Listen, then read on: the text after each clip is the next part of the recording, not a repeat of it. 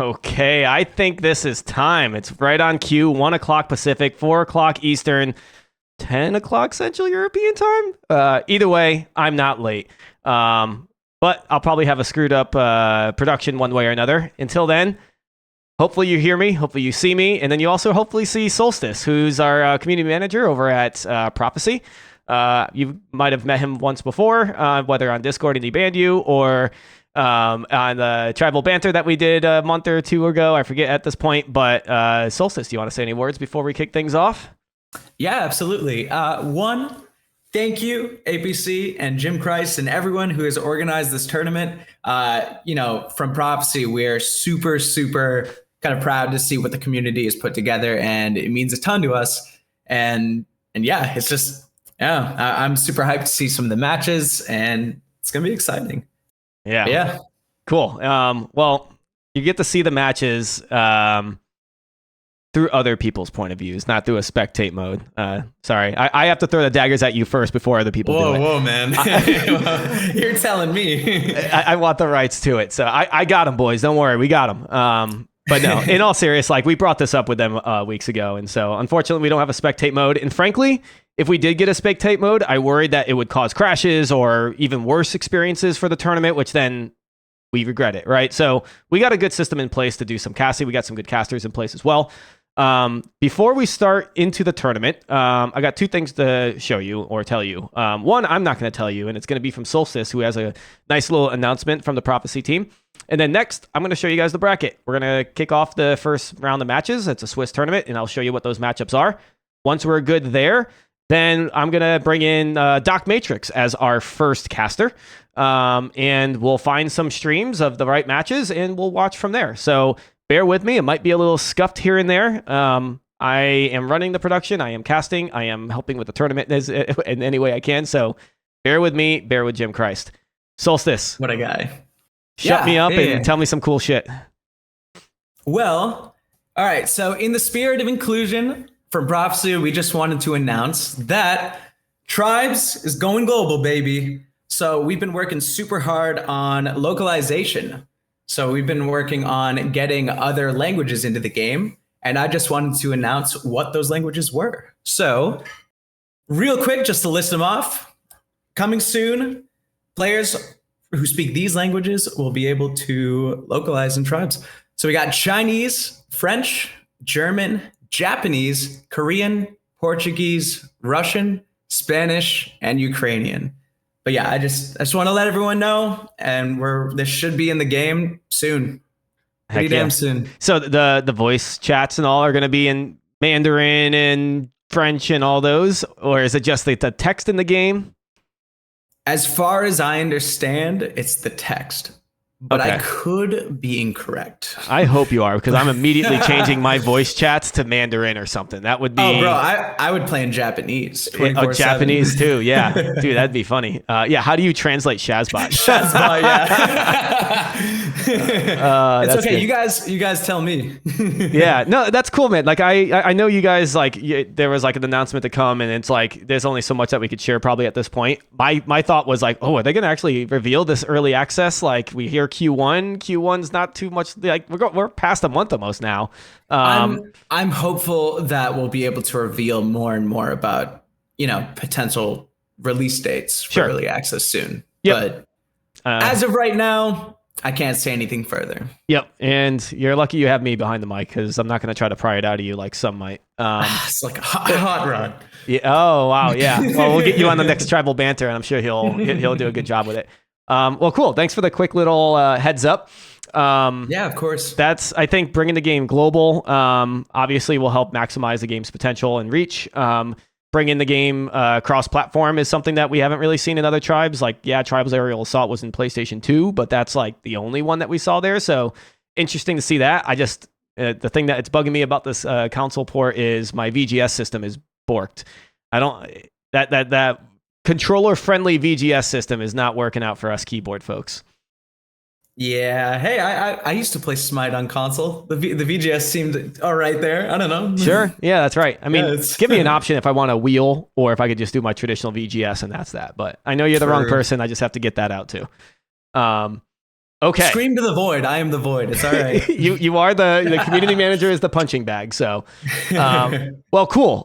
Solstice. I don't want to keep you too much longer because we're about to have matches played, and I don't want to miss much of the action. So, kind of want you to skedaddle, relax, Awesome, man. and enjoy your time. Let's get ready to Rivals Rumble. All right, right. catch you later, man. See ya, Solstice. Take it Thank easy. you. All right. So we're going to get Solstice out of here. I'm going to push him up to there. Not sure what you're going to see right now. Oh, you're going to see this. There is Doc. All right. So like I said, guys, it's going to be a little scuffed for me because I want to change things up as we go. But let's get rid of Solstice's name. Let's get rid of Solstice over here in the first place. Let's get Doc in the frame. Hey, man. Guys, ladies and gentlemen, Docmatrix. When was the last time you guys seen Doc? Doc, what's up, man? Yeah, it's great. I mean, I'm in a different country now, so people that may have heard my voice before are probably used to me coming in through London. I'm in Sydney, back to my home country, although not my home state, but that's okay. And it's really great. It's really great to be here. It's awesome to be casting some tribes in whatever capacity we can. So really looking forward to the games, and yeah, it's just awesome to be back. You are a big part of Tribes, man. Like what you brought to the table for Tribes Ascent in particular was, it's ingrained in a lot of people. You brought a lot of joy to me, a lot of good, banter or even just like info. You got good interviews and all. Like I kind of felt guilty doing my own podcast without you involved, right? But having you here to cast the first tournament for the first set of matches, I think is the best possible way to go about it. Yeah, I'm happy with that, man. Life's changed a lot for me since then. I don't have, I've got 2 kids and all that, even though I think I had my first around blue plate, but, babies are way easier to take care of than young kids. So you fly that flag, man. You take the banner. I'm happy to pass the torch there and just be involved in any way I can. And this is a great way to start. Heck yeah, man. Well, when if I start having kids, I recently married, so I got that's the next hurdle, I guess, if anything. Hurdle. I'll be asking you for advice because Doc actually helped set me up with all these the production scenes. How's the guy helped us out with the draft spreadsheet.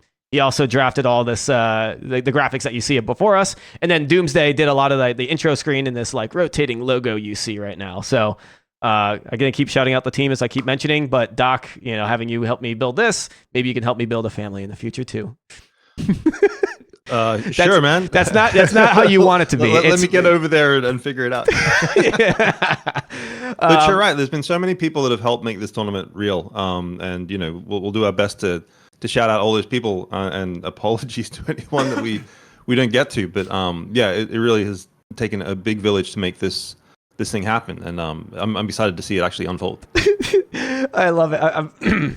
Excuse me. I like the comment I made to you. I'm just waiting for people to be like, wait, did I just hear he wants to have babies with Doc? It's like, hell yeah. Everyone does, man. You heard it right. All right. So here's what we're going to do. Again, I don't want to hold up the action too long. I'm going to show you guys the bracket. I don't know if it's been made public yet. Jim Christ is at the helm. If you guys have anything with the tournament, him and Hybrid are driving this thing. But I'm going to switch the scene. And I'm going to show you guys what the bracket looks like for round 1. So just so you guys know how this tournament is built, this tournament is based on a Swiss tournament. Or at least the first stage of the tournament is a Swiss. We have 18 teams, which then will play 4 rounds of Swiss, I believe. Jim can correct me if I'm wrong. We'll go by whatever the tournament has here. It looks like 5 potentially. But what that means is each team will play 1 match in round 1. The winning team goes up a rank. The losing team goes down a rank. So when you get to round 2, all the teams that lost will be matched up against each other. All the teams that won will get matched up with each other.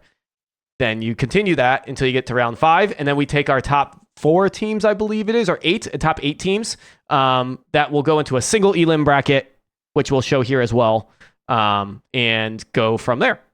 So we can start thinking about what matches we have ahead of us. You guys can go to rivalsrumble.com. You could see the teams and the players on each team there. And you could probably figure out what matches you think will be a banger or maybe that won't be. Doc, I'm going to have you kind of look through it as I'm showing the bracket. And if you see any teams that stick out or any matchups that you think we should really focus in on, I'd love to see if we have a stream available for us to jump right in. Yeah, for sure. I mean, I was watching most of the draft yesterday, at least the first half of it. And there's some great teams out there, man. And well, I mean, I guess that remains to be seen to some degree, but like hanging out in the pug chat and playing, you do start to get the sense for like the players that are really making waves. And some of these teams do look pretty stacked. I think, and some people in the chat were saying this as well, but I think Fire's team looks really good. Yep. There's some names in there that really stick out to me. I think JP's got a pretty good cross section as well. That he's got a few Europeans in his team, as you might expect. So he may be at a slight disadvantage over there. I mean, I've always had a soft spot in my heart for Shaz, so his team looks pretty sick as well. So anything involving those guys, and obviously everyone wants to see Jiggle, so maybe HotRod's team.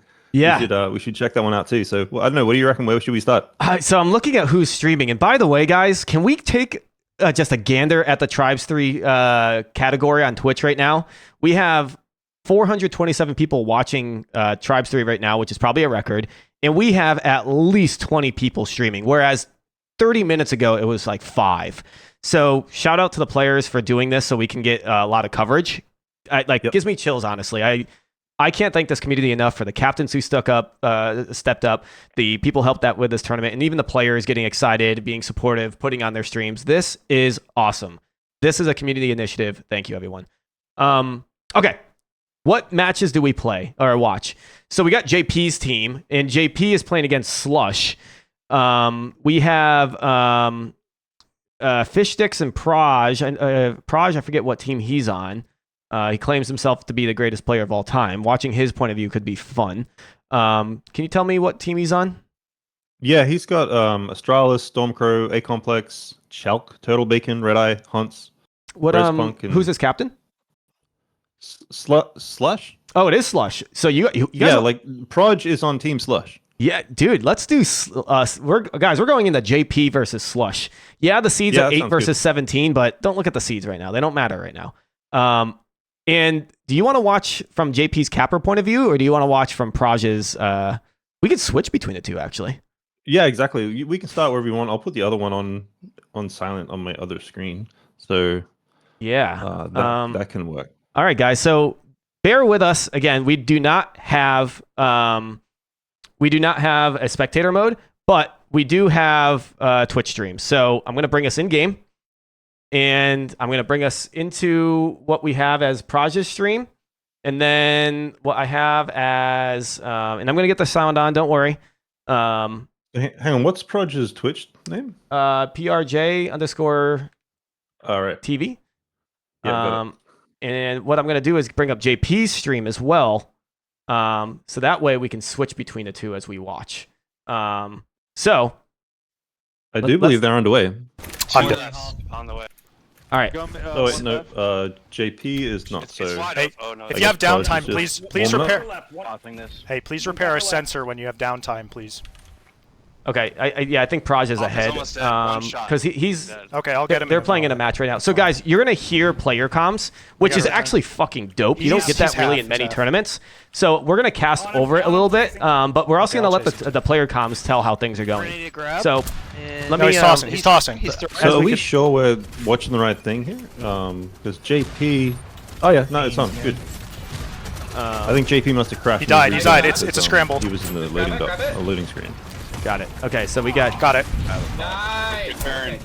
And we're out. So we got Team Slush versus Team JP, ladies and gentlemen. Guys. I'll update the D-up and repair our sensor. things here. They're chasing. Yeah, somebody on D repair. So we're 2 minutes in. Yeah.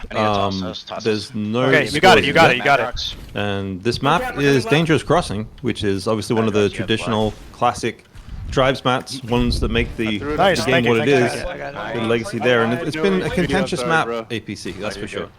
Yeah, I mean, it's got a nice little buff, I guess, for the offense with the widened paths. But if you see right here what Praj is doing, if you go invisible and then try to catch the flag, it actually stops you from getting MA'd before catching it. So that's a great technique with the abuse of the new phase pack where you can turn it on and off at will. He got me. He's dead. Yeah, and so at the moment, actually, there has been some scores. So there's 2 caps on Proj team, so they're ahead of JP at the moment. out of the gate pretty early there. Let's hide it if That must be 2 very quick caps. Yeah, I mean, the game starts JP's at coming 15 right side minutes. if you can chip. And if in 3 minutes they cap twice. Hey, But the what's- thing with what's Dangerous Capper time? Crossing is LeBron is right. it's LeBron is right as well. honestly the map can get off the stand in like 5 seconds and then back home in another 10. So you can cap real quick. So if you're on the other team, you're not sweating it right now. You know what's confusing me? If you have a look at JP's screen, his HUD has 3 flags on it and 2 generators. Base. I gotta. There we go. What's that about? So when you crash, you sometimes have this They got a issue, capper coming and so in. whenever someone grabs they a got a flag, discap, it's gonna discap look like right. a friendly. They have 2 It's gonna on look like a stand. friendly Right, grab. Right side JP. Right. Right side JP. So I don't think JP's capping They have today. 3 on stand. If we look at him, he's like looking like some kind I'm dead on of stand. disrupt. Pop off. He's trying to clear the offense There- for his Cover our stand at cappers the to come moment, in. guys. We got 2 heavies and a medium coming left. And There's a where's right Prodigy? capper setting up. We'll be there in about JP's 7. on. Right. And you're probably just doing the same. Like, so I don't see either of these guys running routes at the moment. So maybe they're just trying to get their offense synced up. Yeah, I'm more in this top. So you can hear when we were listening to Slush's team's comms, and they were chaotic. They were yelling, screaming, celebrating. You hear Team JP, it's a lot more calm. And his team right now is out with a flag. Their flag is home. JP realizes he needs to drop back to support. He's going to try to catch this flag, which, can he do it? Oh, it went right over his shoulder. Praj, the other guy we were watching, is trying to get that return. It's bouncing around. That flag bounces around a lot, but JP knows he had a good reaction of, my flag is safe. My team has the flag. I need to drop back and help on D. Yep, and I mean this sort of goes in with a lot of the great work that Fishstix did, explaining how the roles will work. So in this sort of cluster mode of play, when you're trying to keep the flag around, although I mean they're trying to catch it now. Yeah, you're gonna have at least 3 guys hanging back, passing the flag between each other and keeping it safe, while the rest of the team go back on offense and try to recover the other team's, or recover their own flag so that they can make score. And it is busy, man. I mean, this is Dangerous Crossing, especially in Tribes 3, where it's just busier. Oh, that's a nice return, but both flags seem to go back home. Oh, no, one's captured. So that puts it into a 3-0. I want to go back to Praj's stream because it's his team that's ahead, but also we don't have a janky UI that's broken. Right? That was very confusing. But as you saw there, it was a standoff, and Praj's team, which is Team Slush, was able to get the return and get a really quick cap. And now with that, his team grabs the flag. Yep, They're gonna come in and try and get number 4 on the board. I can see the flag. It's coming in pretty slow, actually. Hey, I'm gonna make a llama. I'm making a llama here. Hold on. Because the flag got Oh, cover me. stuck on I'm it. out clean. Maybe they, I'm out clean. got cleared out pretty quick.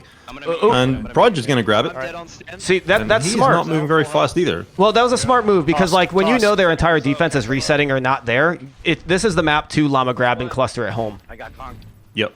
We're gonna need a grab. E-grab. And that's working out for them so far. You can see that flag. I don't think we have anybody over there.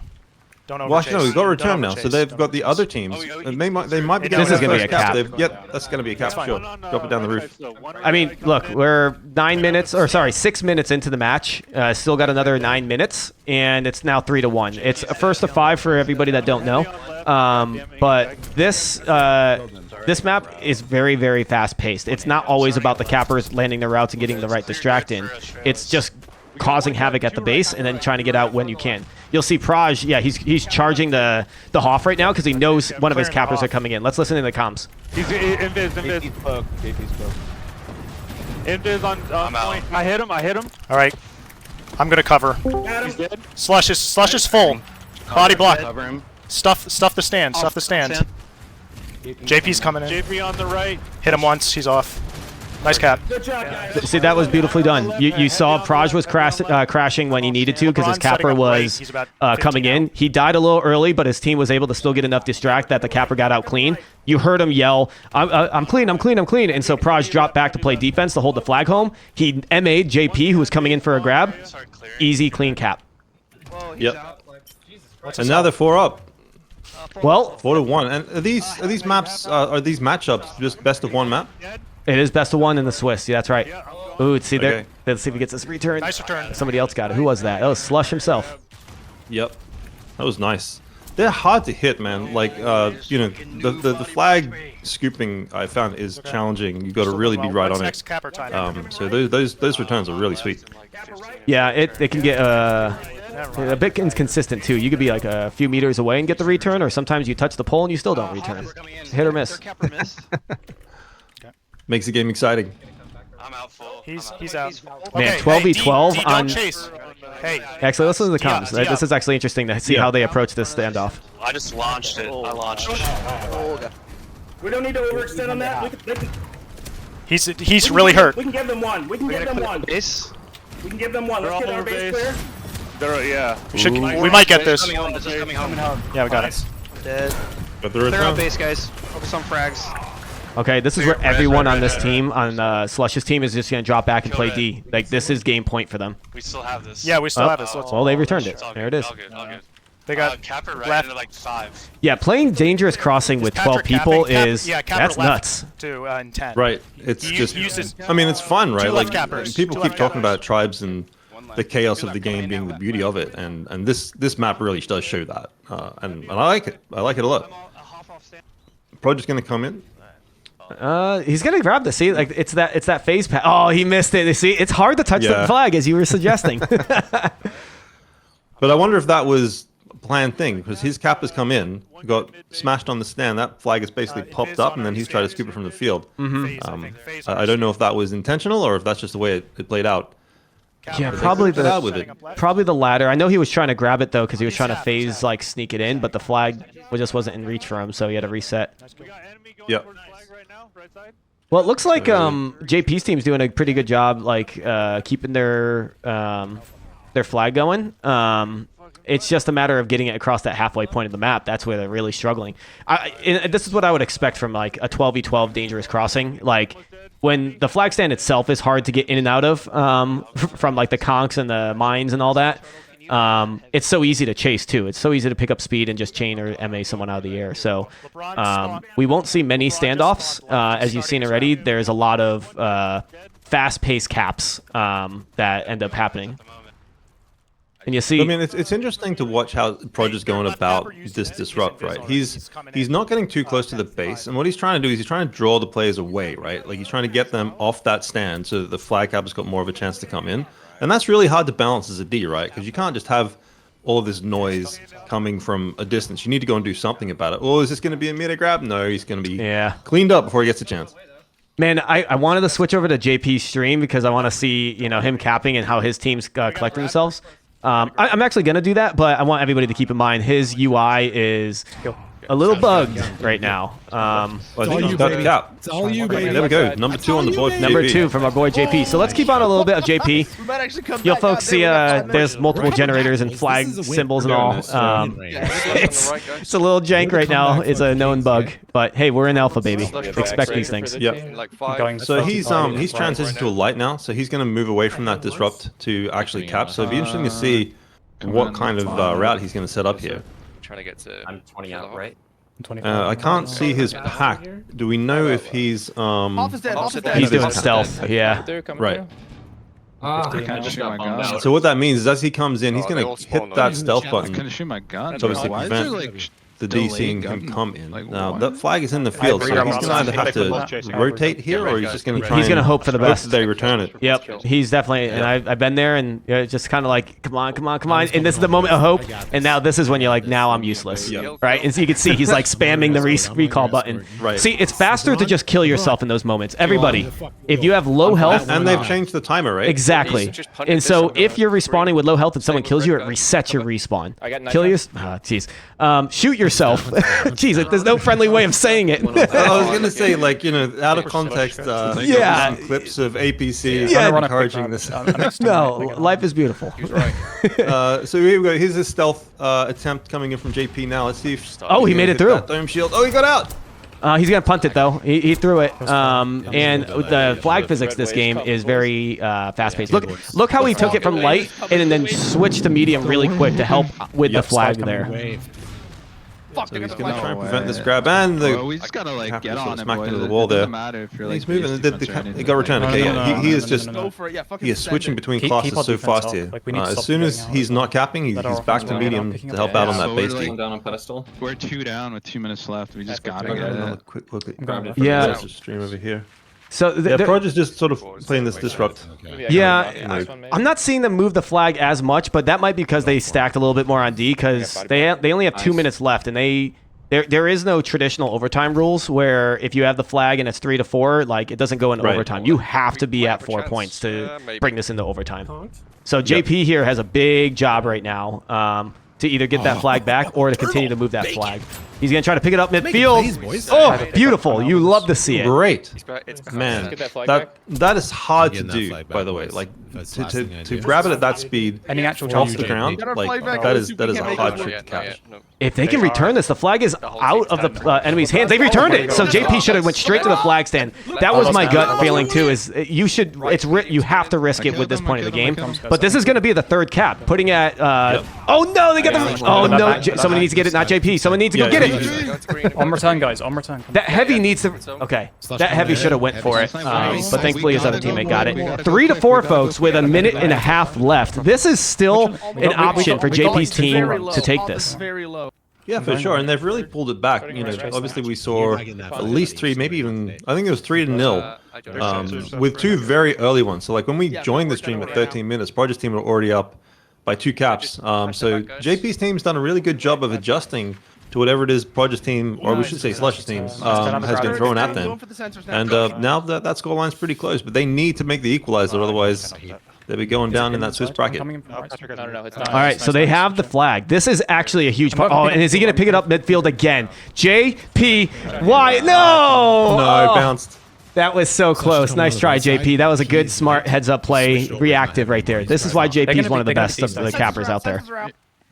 They should be these. And you only get that good putting the hours in, man. This guy plays the game constantly. I don't think he sleeps. He's actually a robot. We need to keep flag home because we can't extend it. You So- actually need to just get return reddish if you can. They got the flag. Their flag is still home, and as JP was saying, we need to keep the flag home because it doesn't matter if they have the flag; they have to keep it home too. So this is 17 seconds left. The flag is off the stand for JP's team, but they have the control of the enemy flag.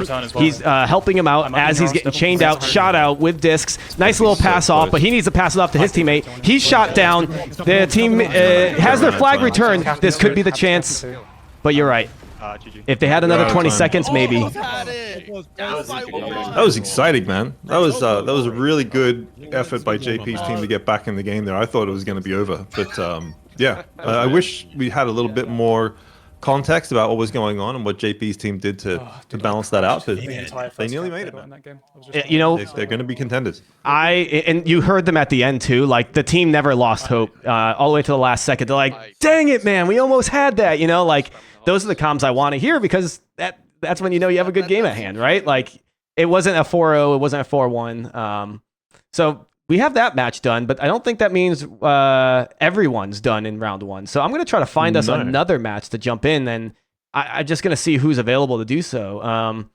I could see that there's a match that is farther along with Vaxity. Yeah.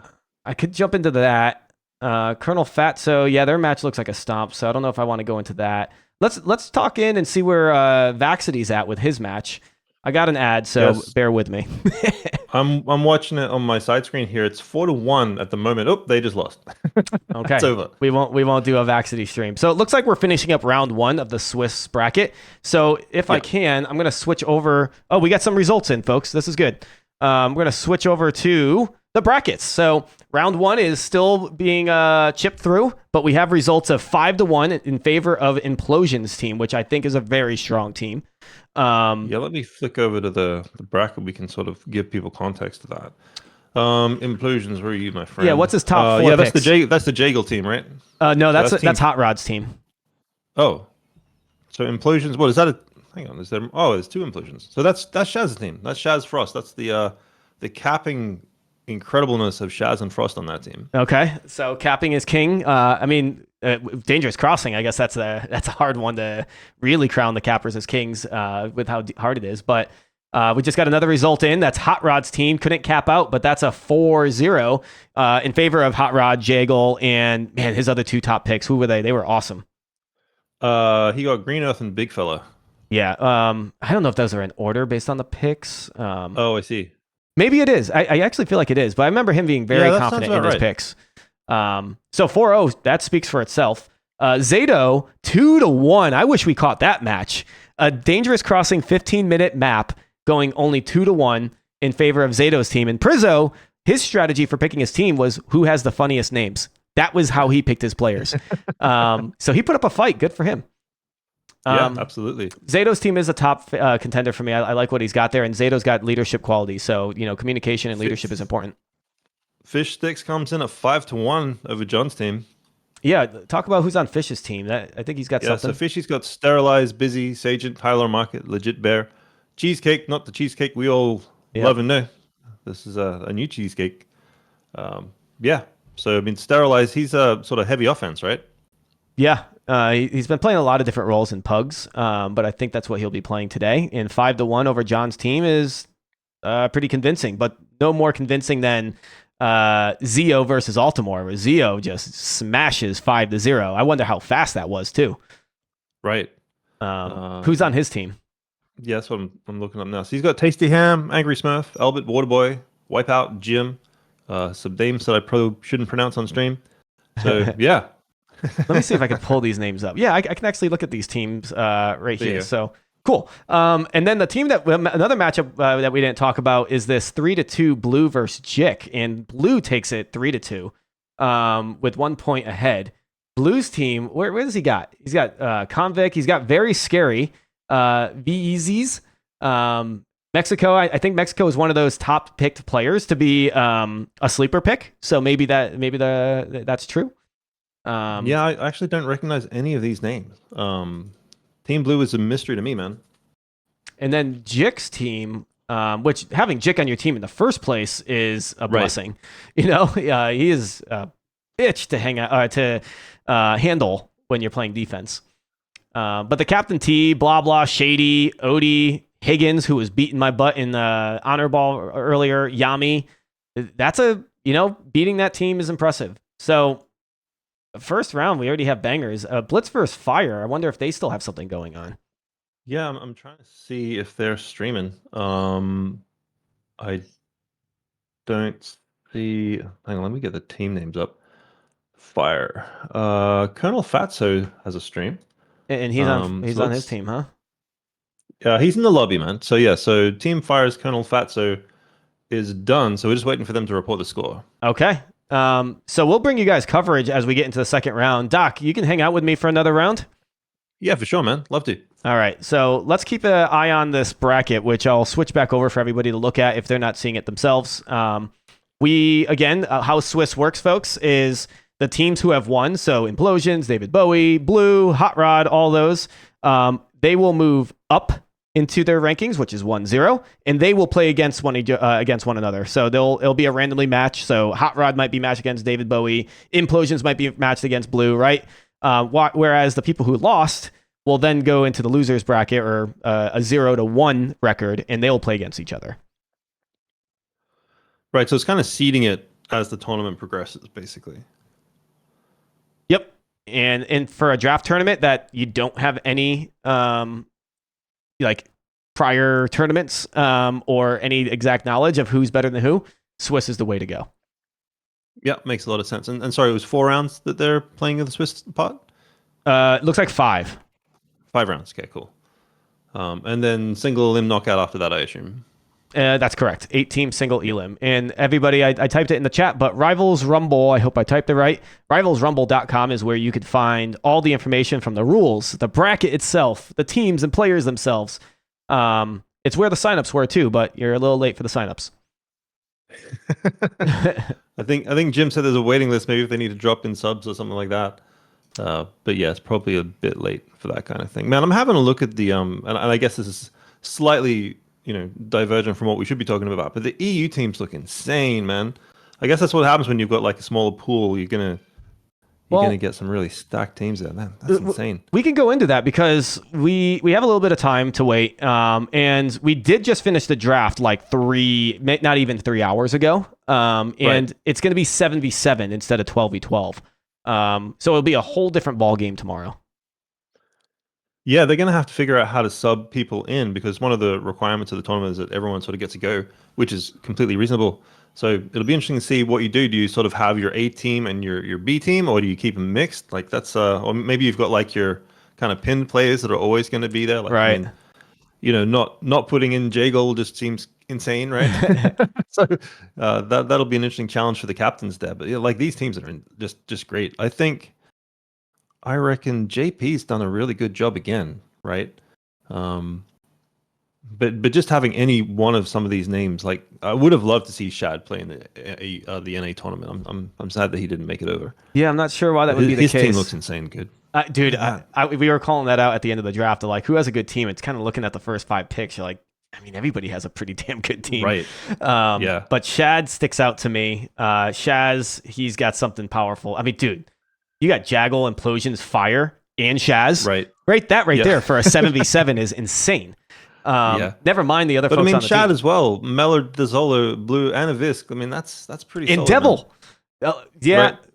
Shad's got it going. Dude, it's Shad versus Shaz in the final. Sorry. Oh, dude, look at Captain T, though. You got Matt and Jick and Evil. Jick and Evil on the same team. Right. Yeah. So this action will be tomorrow, folks, the EU teams. But we did just pick them. And yes, there's a lot of teams for a lot of players for a 7v7, but not everyone always shows up. Last minute things happen. It's easier to add people now versus adding people later because then you add someone like Blitz to the team and it's like, well, you just traded the last pick for what could be a first pick. That's not Right. fair. So admins will be doing their due diligence there. So I mean, here's so the EU players are somewhat used to playing on NA because that's where a lot of the comp pugs happen. I'm not sure if the NA players have as much experience playing in the EU servers. So do you reckon that's actually going to favor the EU teams a little bit? A little bit, and I think a little bit is like that little I stress because Tribes 3 in its current phase with the faster projectiles makes latency less important. It doesn't make it negligible. It does make a difference, Right. but faster projectiles does make it easier for Tribes. And I've seen, like you were suggesting, where EU they're used to the ping, they're used to play with NA pugs, so they probably have that upper hand. But I don't think it's going to be too hard for folks like Fire or Implosions or any of these NA folks to get used to it. Yeah, fair enough. I'm just giving Jim a ping. Oh, there we go. Finally. See, you got to ping him sooner next time. He responded to you real quick. Okay, so folks, we have our second round, and we're gonna start looking into who might be the team that we can listen in on and watch. But for our second rounds, we have, let's see, Zato versus HotRod. I would love to watch that match. That one would be good. Prizo Rynex. Implosions Fishstix is another good one. Or Zeeo versus Fire. Yeah, I'm curious. Like, I need. Can you send me the link to this bracket? I wonder if we go by because I mean, obviously for the first round we were very interested in just the makeup of the teams, right? Whereas now we've got some results. So I mean, HotRod's team absolutely smashed it. What was the score for? So Zato 2-1. I guess it's hard to tell like just how close they really were, right? So Fire Zeeo. I mean, Fire Zeeo, they were both pretty heavy stomps, so that could be a good one. Yeah, I'm gonna send you the link, but I can't really open up Discord because then it ruins all my screen stuff with you. But that's cool. You've got it on the screen now. It's fine. I think you should be seeing my program feed, but also I linked it to you, I think, in DMs. Yeah, perfect. Thanks, man. So yeah, I know I'd be tempted Zeeo Fire. Okay. Well, I'm gonna put our faces back on here because god damn it, do you look good, Doc? Thanks, man. but let's see if we got any matches that we could pull up right off the bat. So we said Zeeo versus Fire. Who do we got on those teams? Just they both really killed it in the previous round, so they might be interesting to watch. We'll see who's actually dominant. Yeah. So Colonel Fatso could be someone that we could pull up. I'm gonna queue that one up. Who else is streaming? God, I love seeing all these people stream. Oh, this warms my heart, folks. Not only because you guys are doing it for the stream itself or for the tournament itself, but this is getting the word out for Tribes. That's why we do what we do here with this tournament. Why can I? Oh, there's Colonel Fatso. All right, so I'm gonna queue him up. And then who else do we have on that matchup? That is streaming. Maka. Yeah. Trubba. Let me check out. Was Was it Zeo's team or Zeto's team? Zeeo, right? Zeo, okay. Zeeo. see, I think- Hold on. Yeah, Zeeo. Zeeo versus Fire. Who we got? Who we got? So I'm just trying to find some people on Zeo's team. Baka, Swiss, Tritium, Matin, Vax. Good job, Dino. Sweet Kisses, Busy. Shaz, Gunna, Plain Insane. Yeah, look at all these people streaming. Blah Blah. Is Blah Blah on one of them, I felt like? Yeah, Blah Blah's on Jix's team, not Yeah. Zeo's. Tasty Him, Albert, Waterboy, Jim, Fucks. We might have to Tasty watch. Ham? Yeah, Tasty Ham. We got Tasty Ham. He's streaming. He is. Tasty Ham. I see it. I see it. And they just started their match. Ladies and gentlemen, we got ourselves a match. Let's go. Play in my position. And So All we're right. going to go between in Fats Sweet's and position. Tasty. And then we have Fatso isn't in his match. That's weird. So how's the It's work? It's really Maybe weird. he's subbed Oh, out, maybe? Or maybe they're just warming up. Like, how's it work? Maybe think we Tasty Ham's just played warming up. all Yeah, the I think he's rounds just. and then- all the rounds and it's ranked. Yeah, he's running routes, So man. the fact that we won. Okay, cool. So we are not in match yet. Do we know what map is next? Can we find out what that is? And then I'm going to update the overlay so we can. We're doing Team Fire versus Team Zeeo. I don't know where we're documenting the maps, man.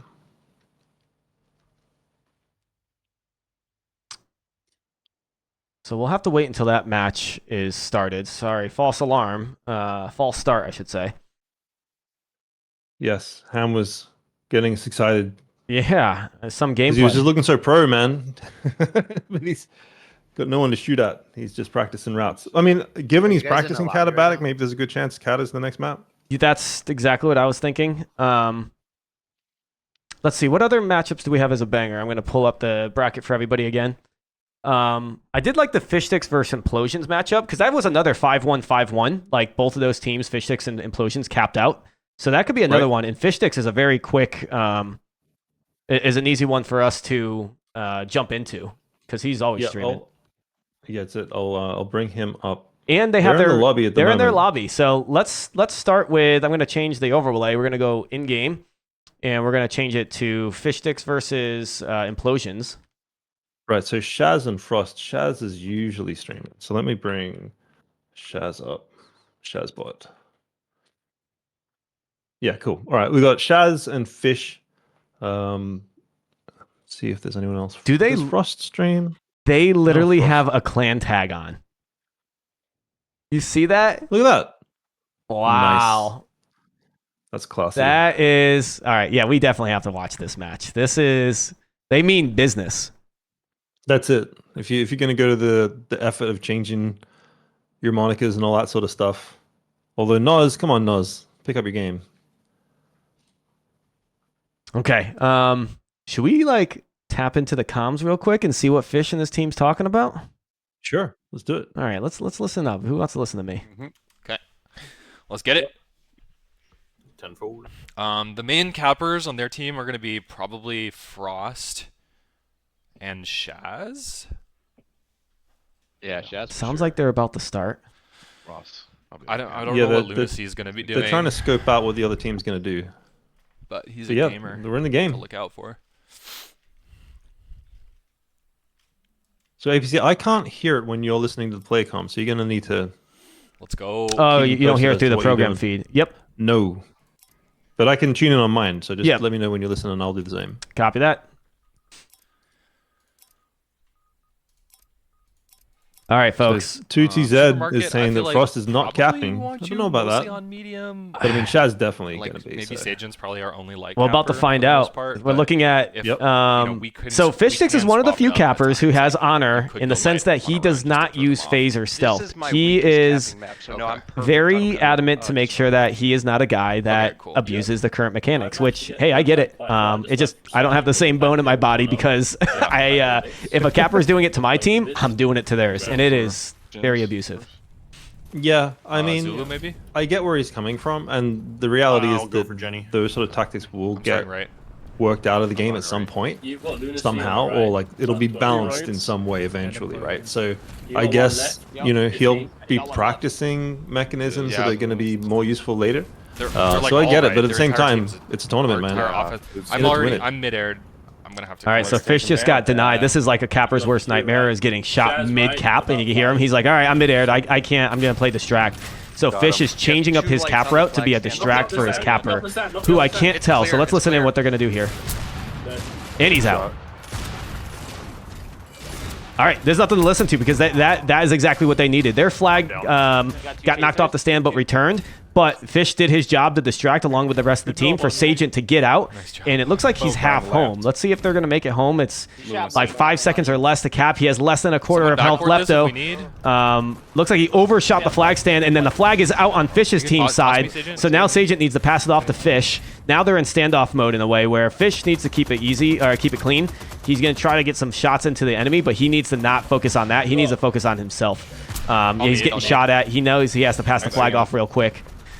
He's down to 15 health. He's panicking. He's going to toss it to the respawn of his team in hopes they pick it up before the enemy can pick it up. Yeah, I think he tried to do the handoff pass, and I think the guy who was going to pass it to just popped out of range just before he got the chance. So, yeah, he just kind of taken the risk and thrown it towards the back of the map, basically. Thankfully, there wasn't a lot of crash coming in at the same time. Yeah, like there is right now. They're panicking. Like this was a bad standoff for them. Luckily, they were able to bounce the flag away. Nice MA by Fish to deny the guy that was going to back up the return. But yeah, they need to pass off that flag sooner. When you have 3 people coming at you and you have half health, your first instinct should be, guys, I need a pass. Yeah, and I would say, from Shaz's team, they need to sync their crash a bit more. They had like guys just sort of coming in single file, and that's not likely to work a lot of the time. And there's the first cap. They got a return just as Fish stopped helping the flag carrier. They got a Nitron return is all I'm going to guess because that was quick. Just try to get the E-grab and couldn't get there in time. Implosions' team is up 1-0. That's it. I'm going right. And Katabatic, like, they can set up chain. They haven't this time. There's a back right. The caps can come quick. Like, some of the routes in this There's a stealth cap right. Very fast. So we can see Fishy setting one up right now. And we've got Shaz coming in pretty much on the same timing. I'm chasing. Although his flags, both flags are in the field now. So we've got one needs a return. Yeah, and Fishy's team are going to have to do something, otherwise they're going to see themselves going to... Fishy's going to try and pick it up on the return, I think. Yeah, he's going to try to get... E-grab here. Well, I think he's going to try to stay close for the E-grab just in case, because it is not in a safe spot right now. But he's going to also try to get some shots onto the flag carrier. There's a lot of defense on their flag carrier right now. But this is good coordination. Like, you have... Yeah, this might be a return for Fish's team. It's like a 3v3 right now. Nice thrust into the flag for the return with Fish. But I believe... Fishy. Who... Biz OW just got the return for his team, but actually we got another grab. There's going to be a lot of grab in here. It's 12v12, but it didn't look like he didn't get far at all. Yeah, I mean, Shaz is coming in, and he is on a good route. Although, again, like, someone else on these teams just grab it. I wonder if the comms on Shaz's team, or I should say Implosions' team, are quite where they'd like them to be, because I've seen Shaz coming in on good routes to just see someone basically llammering it up the field. Yeah, that's the last resort. This might not be good for Fish's team. That's a return for the enemy team, and it looks like that's a clean cap out. He has more than half health left. He's going to touch the ground one last time and then do the last swoop to the flag stand. Nice little grab. Who is that grabbed it? It looks like sterilized. That's definitely an E-grab than it is a route, so that's chaseable. But Fish is going to get some shots on him, which might knock the flag out of him. He should have passed it. Now it's dropping straight to the ground. That makes it easier for Fish to try to grab it. Close to the return, but he gets denied. But the flag is bouncing around still in the field. Yeah, and the flag physics can be fun, right? Like, the thing will just pop right over your head. It is hard to pick up. But that flag, both flags starting left return now. So 30 or 20. Scrappy stuff. Ain't that the classic tribes? You could be in a standoff for 20 minutes even, and you know what? The flags always seem to get returned at the same time. Yep. So Fishy's setting up on another route. He's 15 out. There, he's looking pretty good. He hasn't been scratched yet. No, but I don't see much back to front. I don't see much distract for him though. I see like 5 triangles and 1 blue. So I don't know if there's much coordination here. He might have to divert and then distract, unless there's enough distract for it. he can probably get out with this. And like, look at that thrust. I need Look to how much toss speed it. you get with that thrust. Yep. Go front. It's funny. I was going to say, like, if he's all the way coming home, it's into past a pretty base. heavy base, you know what's useful there? Invis. Yeah. Well, he refuses. Yeah, he's gonna try and return. But that was a good play, Fish. He got Lucy's it coming in the halfway back. and then tossed it. He's gonna get his own toss almost. Now I it's think- the nope, desperation mode. Yeah, and there's an E-grab coming from the stand for Team Implosions, Okay. and he's pretty much home. So Fish is going to choose to elect to stay by his flag carrier, and Fish is going to play defense this time. Yeah, Recall, that was no longer have one on that was a one-man distract for Fish to get out. It looked like. Right. So at the moment, both flags pretty well protected. Can see should the. probably sync up on So O this a is little interesting, bit, right? Like I can see keep going if you Shaz can. coming through in a light. So most of the time, what you'll see. Okay, Shaz can try and do the invis conk here. Where are they? Let's see if this works One out on the for right. him. He nearly got it. He missed. So you You got the second one. The Frost conk is is in the field. Frost is in You got Viz. Twitch's stream, Yes, Shaz's stream up. Yeah, I'm just looking to the left. Is it see what- SH4Z I dropped it. Yes, that's right. right, Shaz I'm gonna- bot. with a 4? Oop, that's angry All smoke. right, we should Need a hold. pass going to spawn. Yep. No, I gotta. I want to pull up his stream, Right. and I got an ad. So we'll stick No on worries. Fish, so we can switch over to Shaz after Kind this. of dicey. We have. But it's looking- I'll They're need low on that. sterilized. It's looking good. Fishy's got it, Wait, I'll do- and his I'll team do is it. doing well. But like this is true on both sides, so you know that standoff time is ticking down. This may just turn into a score for both teams. Right. So for anyone that is new to Tribes 3, when you're in standoff mode, which means both teams have the enemy flag, after 2 minutes, you can go to your own flag stand, even if the flag's not home, and you can capture it for a point. And that's available for both teams to do. So Shaz has just managed to get the conk return onto his stand, so they may be able to turn this to a conversion. Might be. One Yeah, incoming, Shaz one incoming. is happy about that one. So let me go back to Shaz's stream, which is stuck on a freaking ad. What the heck? We go. And now I got Campbell's Nope. soup. I So we can can't. pick busy I up can't and load just spawn in Shaz's front of you. stream. What the? That's fine. This is We'll with- stick with Fishy. All right, jeez, man. Sorry, Shaz. I want to see what you're doing over there. Dude, that's So chase bug, yeah, like dude. there's a lot of Driving me activity nuts. over at Team Implosion's base. Look at that punt, man. Yeah. Fishy's team managed to get Someone it have out, red? grab, Somebody punt it call down red? the field again. Fishy's going to go on offense. He's going to try and get the return. Ooh, did he just get I think sniped? he's going to get drilled out. He got hit hard with that snipe. See, this is when you do need the cloak. Like, the most effective way, if you really want to play to win, go into that. And there he is. He's switching to phase right there. If you're going for a return, you have to come in as a phase. Or you don't have to, but it's in your best interest. If I'm Fish right now, I would stop. I would stop going to the enemy base. You got no health. You can't. You won't be effective on offense, and you need to stop and help your defense. Yeah, I guess he's going to try and get that, you know, face conk right. Nice. Although, oh wow, he's flags turn. There we go. Okay, he's gonna return. Yep, the disc to himself to help him do that quickly. Go. Tied it up. Reset. Yep, there's And that was a return for them. Oh, they capped it. They capped it. Okay. See, this is when I wish I had a spectator mode. Starting to left. Anybody on route at all? So good, we're doing the best we 25 can. out, or 20 out. And so Fishy's going to set up on another route. So see if he can get out a bit cleaner this time. Okay, so let's take a deep breath here, folks. It's a little lull in the action. 1-1, 6 minutes left. Team Implosions versus Team Fishstix, who 5 both out. won 5-1 their God. first round. This win will put the next one team 2-0 in the tournament. Here comes Fish for a grab. He did not grab it. No, he missed. He must have missed it. Yeah. And that's a problem because Shaz is coming in. The other team has the flag. Return. Returning. And Fishy's team, like, back. I don't know. Shaz is going backwards, man. Yeah, well, both flags are back home. Yeah, this is a full reset for both teams. I don't think there's a reason. Like, even the Fish's team, they just grabbed the flag and tossed it. They weren't doing anything once Fish missed it. All right, let me see if I can. Right. Well, still they had to, 25 man. out. Shaz was coming in with that flag. He was quick. There's a so Shaz is on the back right, guys. Can I stop? Like, why One is coming in from above? when I watch Shaz's I am stream, now it doesn't. out. It gets into an ad and then it pauses and then it doesn't let me rounds on. watch his thing. Now I Right. clicked on the freaking ad. All right, I can't watch you, Shaz. Sorry. This is ridiculous. Should be clear. All right, this is a good grab by Fish though. Not right Yeah, now because that's dude, very- Fish is out at 270. That is fast and furious. He is out That is clean quick as it gets. 100%. I'm totally clear. I'm clean. I'm clean. Shaz And needs then, yeah, a toss. he's He tossed. gonna try and do some flag returning while he's out there. Yeah, Why I mean, not? I'm 100%. When you're just hanging, gonna got some wrap hang it, time, guys. you might as well Cover launch fish, some cover fish, discs in their respawn, cover direction. fish. Don't actually worry about me. But what this kinda means is just going to go grabbing into for now. another standoff. So I think pretty much every grab has been equal on both sides. I don't think we've seen just a sail home yet for either team. Down flag, down flag, down flag. But gonna punt. Fishstix' flag is back home. Yeah, and he's going He to try goes to to punt punt. it. Yeah, he's going to punt it in hopes that someone can pick it up. That's probably the right move. For what it's worth, it probably would have been better to toss that flag to somebody else that was thicker than him, We need people watching meaning the- not a light holding the flag, green because as you are well. squishy as a light. Going for it. Everyone red. And This might be big. unfortunately- This might be big. Fish's team has the flag, but the Implosions team took the flag off the stand, which they're in standoff mode. If you're Fish, you need to back off real quick. No one's got Yeah. the chase. It looks like. So Shaz came in there. That wasn't an end of his cap route. So you know, Fish thought he was there, and Can we get then a return? Shaz basically took it right out from under his hand. Oh, they got the return. They had the chase, Go, and that boys. puts Fish's team 2-1 with 3 minutes and 45 seconds left.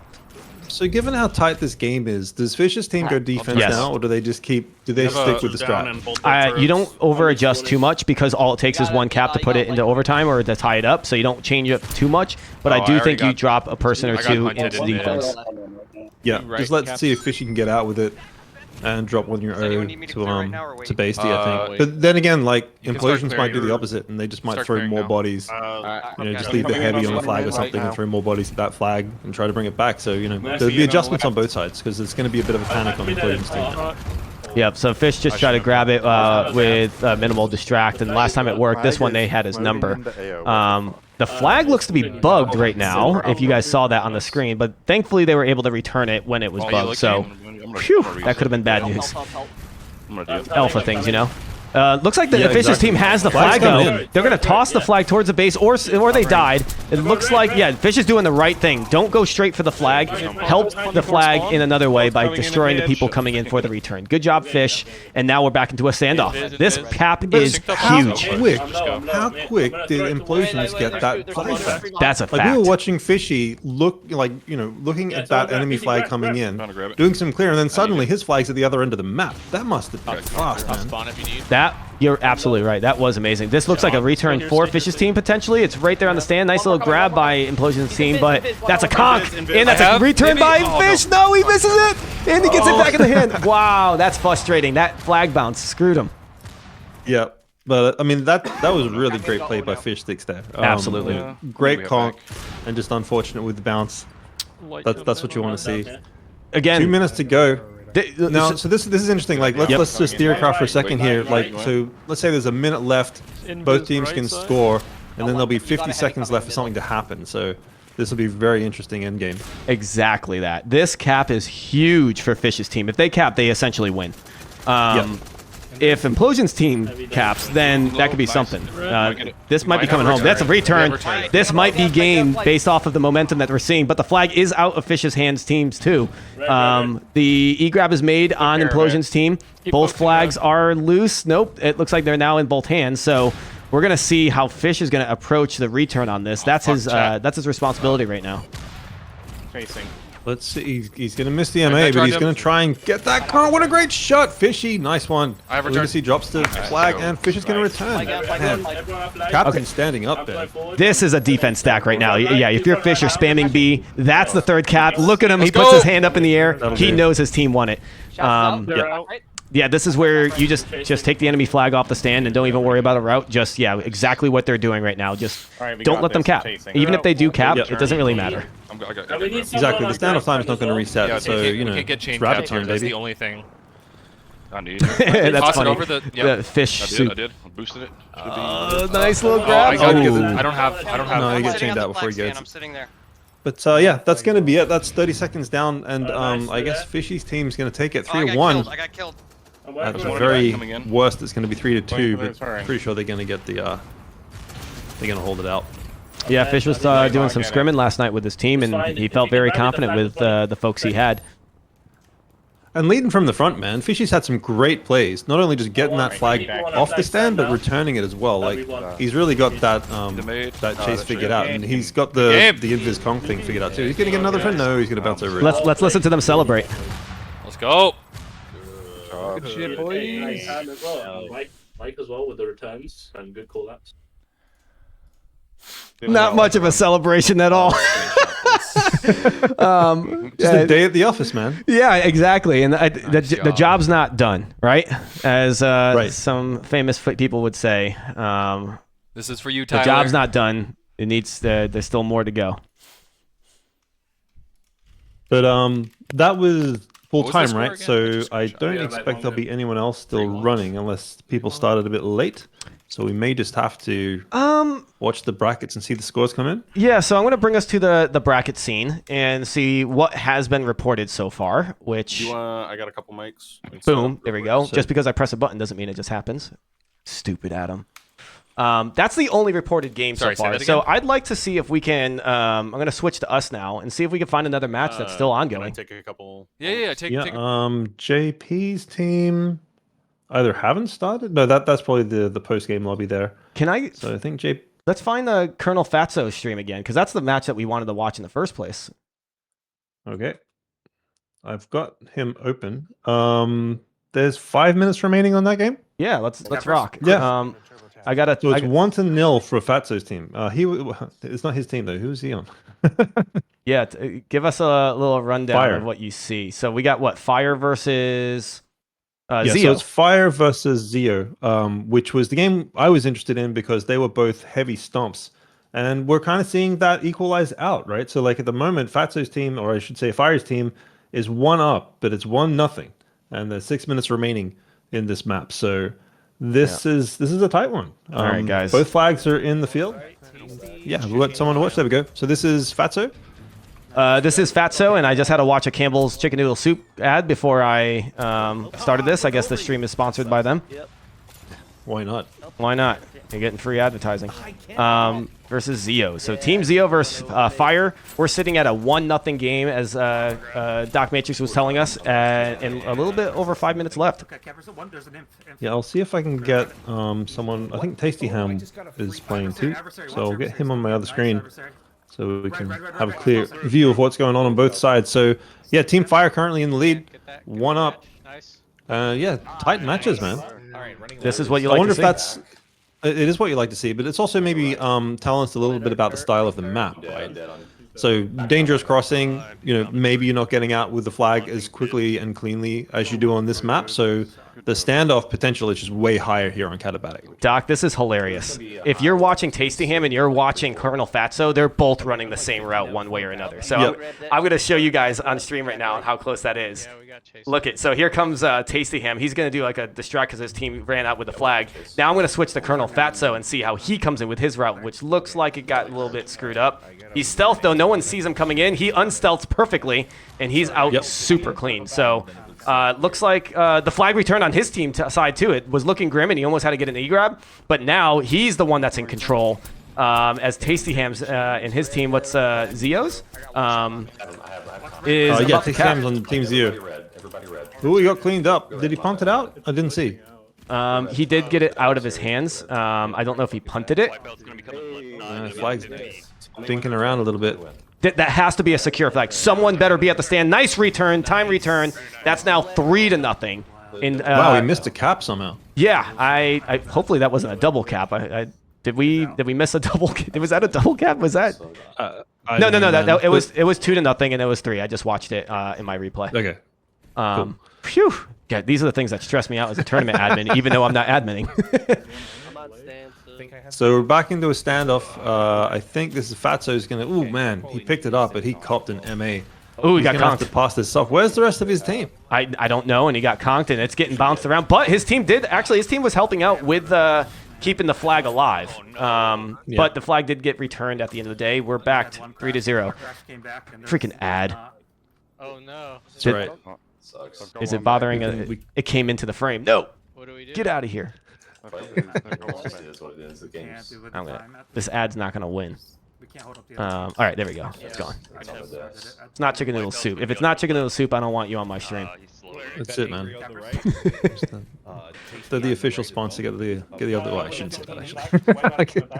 I guess we're not on the official tribes. Now you can do whatever the heck you want on this Bit of channel. latitude. Don't break the Well, terms in of that service. case. That's all. I had to say, don't give me the green ticket, man. I'll All right. take it all the way. Fatso with look, he has no distract at all, but he came in completely blind because of the stealth. Unstealths immediately. He's in light, so he's flying real fast. He's got the capper perk, no resistance. He's coming home. Let's listen to the comms on how they're going to finish this. I think I can dunk it. He thinks he can dunk it. You got it. You got it. We got a guy coming from the right, 5 seconds out.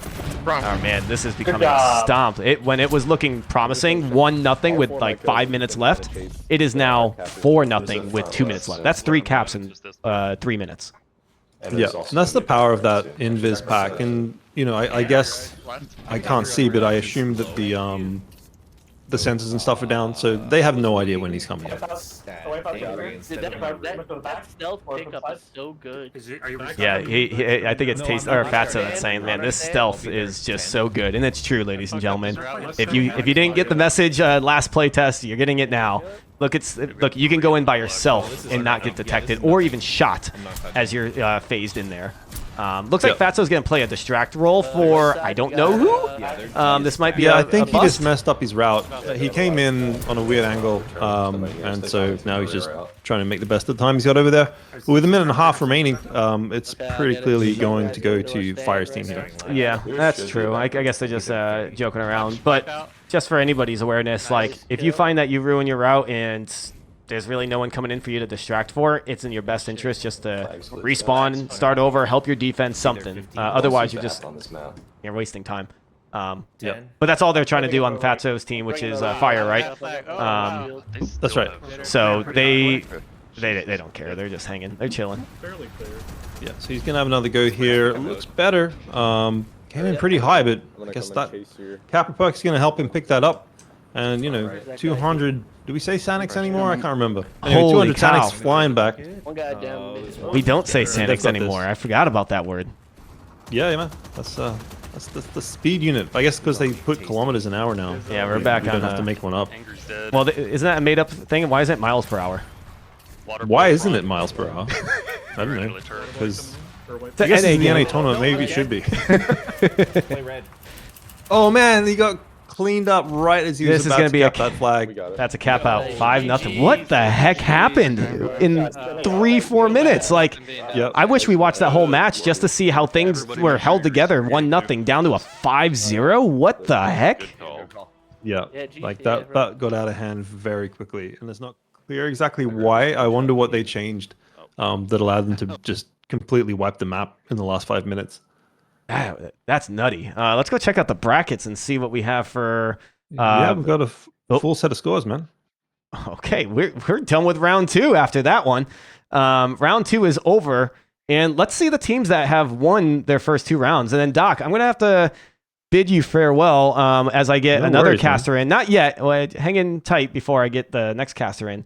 But let's see. So it might be worth scrolling down a little bit, and if you refresh the page, we'll get the table. Thank you for teaching me how to use a challenge bracket. So at the moment, Fire's team, well, I guess they're all the same, but I guess if the points difference matters, then Fire's team's looking pretty solid. But these is this the result we expected? I think, you know, Fire, I said out of the gate, had a pretty strong team. HotRod and Fishstix, I think we said the same.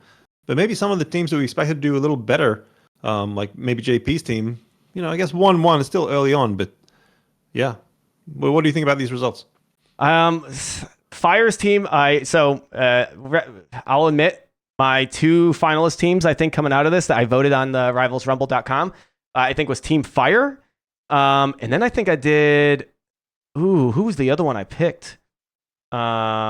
Team JP, maybe? I forget my second one, but I'm not surprised by Fires. Hot Rods, I'm not either. I mean, you got the first pick, you got Jaggle. Fishstix knows what he's doing too. He's a good asset to his team, along with who he had.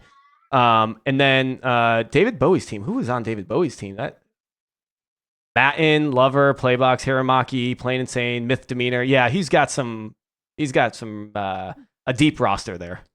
Yeah, there's some firepower there for sure.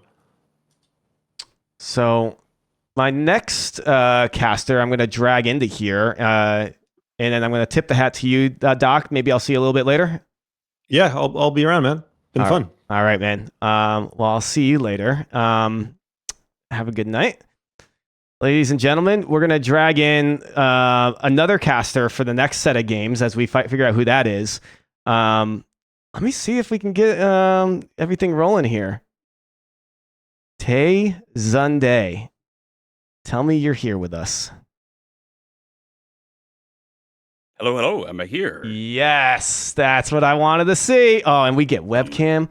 This is what we're doing. And yes, I love it, man. You look good. How you been? I'm good. Wow, this is awesome. So what's awesome is how much of a Tribes fan you truly are, not just Tribes 3. You go back. Oh, dude, yeah. OG. Like 99, 2000. Was playing Tribes 1 and Tribes 2. And yeah, I'm an old man now. I feel like I grew up with you with how you went viral when I was at a younger age. I'm 35 myself, so I think when I first digitally met you, I was like 10 years old, 12 years old. Oh, wow. I'm not that old, but... No? I'm 41. I'm 60, yeah, so it's got to have it somewhere in there. Okay. But man, these are some awesome games. It's like, this feels like the beginning moments. I've always thought, like, I've been waiting for Tribes to just, like, blow up as an FPS. Like, you think Tribes 1 and Tribes 2, and, like, this is going to be the time. Like, Tribes 3... We've got this. Yeah, and that's what we're trying to do with this tournament. We saw that Tribes hit its 25th birthday back at the end of December, and we're like, we should do a community initiative. And Prophecy came in saying, hey, we'll support it. We'll throw some money in there. What do you want to do? And this draft tournament came to life. We got a lot of great people from the community getting involved. And then just having a draft tournament is the right way because there's no true teams right now. The game's still in alpha, right? We're not competitive yet, but we're trying. And having these teams get put together the way they did last night and then this morning is just like storylines in the making. Oh, well, dude, yeah, you're doing an amazing job. I mean, thanks, man.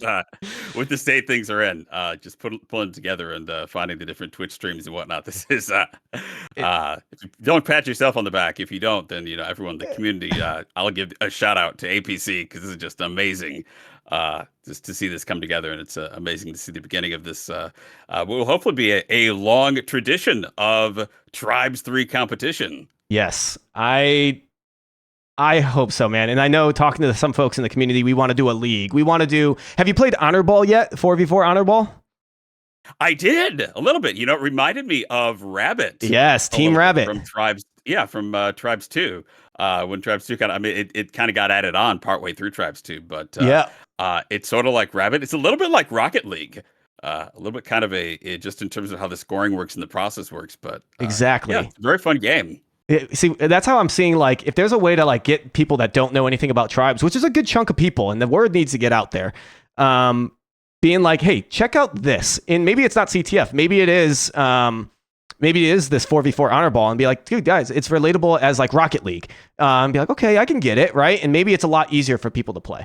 Yeah, it's a little bit, it's intuitive, I mean, that's what I was thinking about Hunters too, because it's a little bit, it's maybe a little bit more intuitive for onboarding new players than the standard capture the flag. But yeah, it's great to see all these game modes. Yeah, I'm glad to see Hunters in. I think it needs a little bit more work still, and it's hard to get into a Hunters mode too because like it's a roll of the dice if you actually get in or not. But okay. Tay, it's awesome to have you here. It's an honor for me to be able to speak with you and meet you. I know you're a hardcore gamer. Awesome that you're a hardcore Tribes player, but we got some hardcore Tribes being played. And we're in round 3. It's like I'm going to school. I'm looking at that. I'm like, whoa. I never thought of doing that. I'm taking notes. Is there a team that you saw, whether it's the roster and you recognize some names from the early days, which I'm sure you do, that you think would be a good matchup for this next round? Dude, I was not super familiar with a lot of the names on these teams. Okay. I have seen on the Discord, I've seen some old school names like Veer, who's on Team 5150. And some of the older community names on the Discord. But I'm excited to get to know some of these teams. All right. Well, let's see who is about to start their match. as we all know, we're waiting for a spectator mode to do this a little bit better. But I think it's working. I think we got some we got some good games to watch from some good streamers. Again, shout out to the cast or the community to feed us these streams. I want to find a matchup that is against the teams that are 2-0, which looks like we have Fire versus David Bowie. That could be a banger. Or HotRod versus Fishstix. Ooh, those are both really good ones. Well, we got a good stream from Fishstix. I'm not sure who we have from HotRod's team that we can watch, but I would like to watch how Jaggle is. Have you heard about Jaggle yet? I have not. Oof. Be thankful. He was the number 1 pick in the NA draft and the number 2 pick in the EU draft. And wow. All right. He is a menace. Hot vibes. He is a menace. He knows how to frag. Wow. So watch out for him if you see him in the game. You better hope he's on your team. Definitely. Let's see. I see Legit Bear, Colonel Fatso. I might want to pull up Fishstix stream to be able to see where we're at on his match so we could see from his perspective again. That's a nice clean stream. If anybody in chat has a link they want to share with me that we should watch between either HotRod versus Fishstix or Fire versus David Bowie, I will greatly take that help because I can only do so much. I like HotRod versus Fishstix.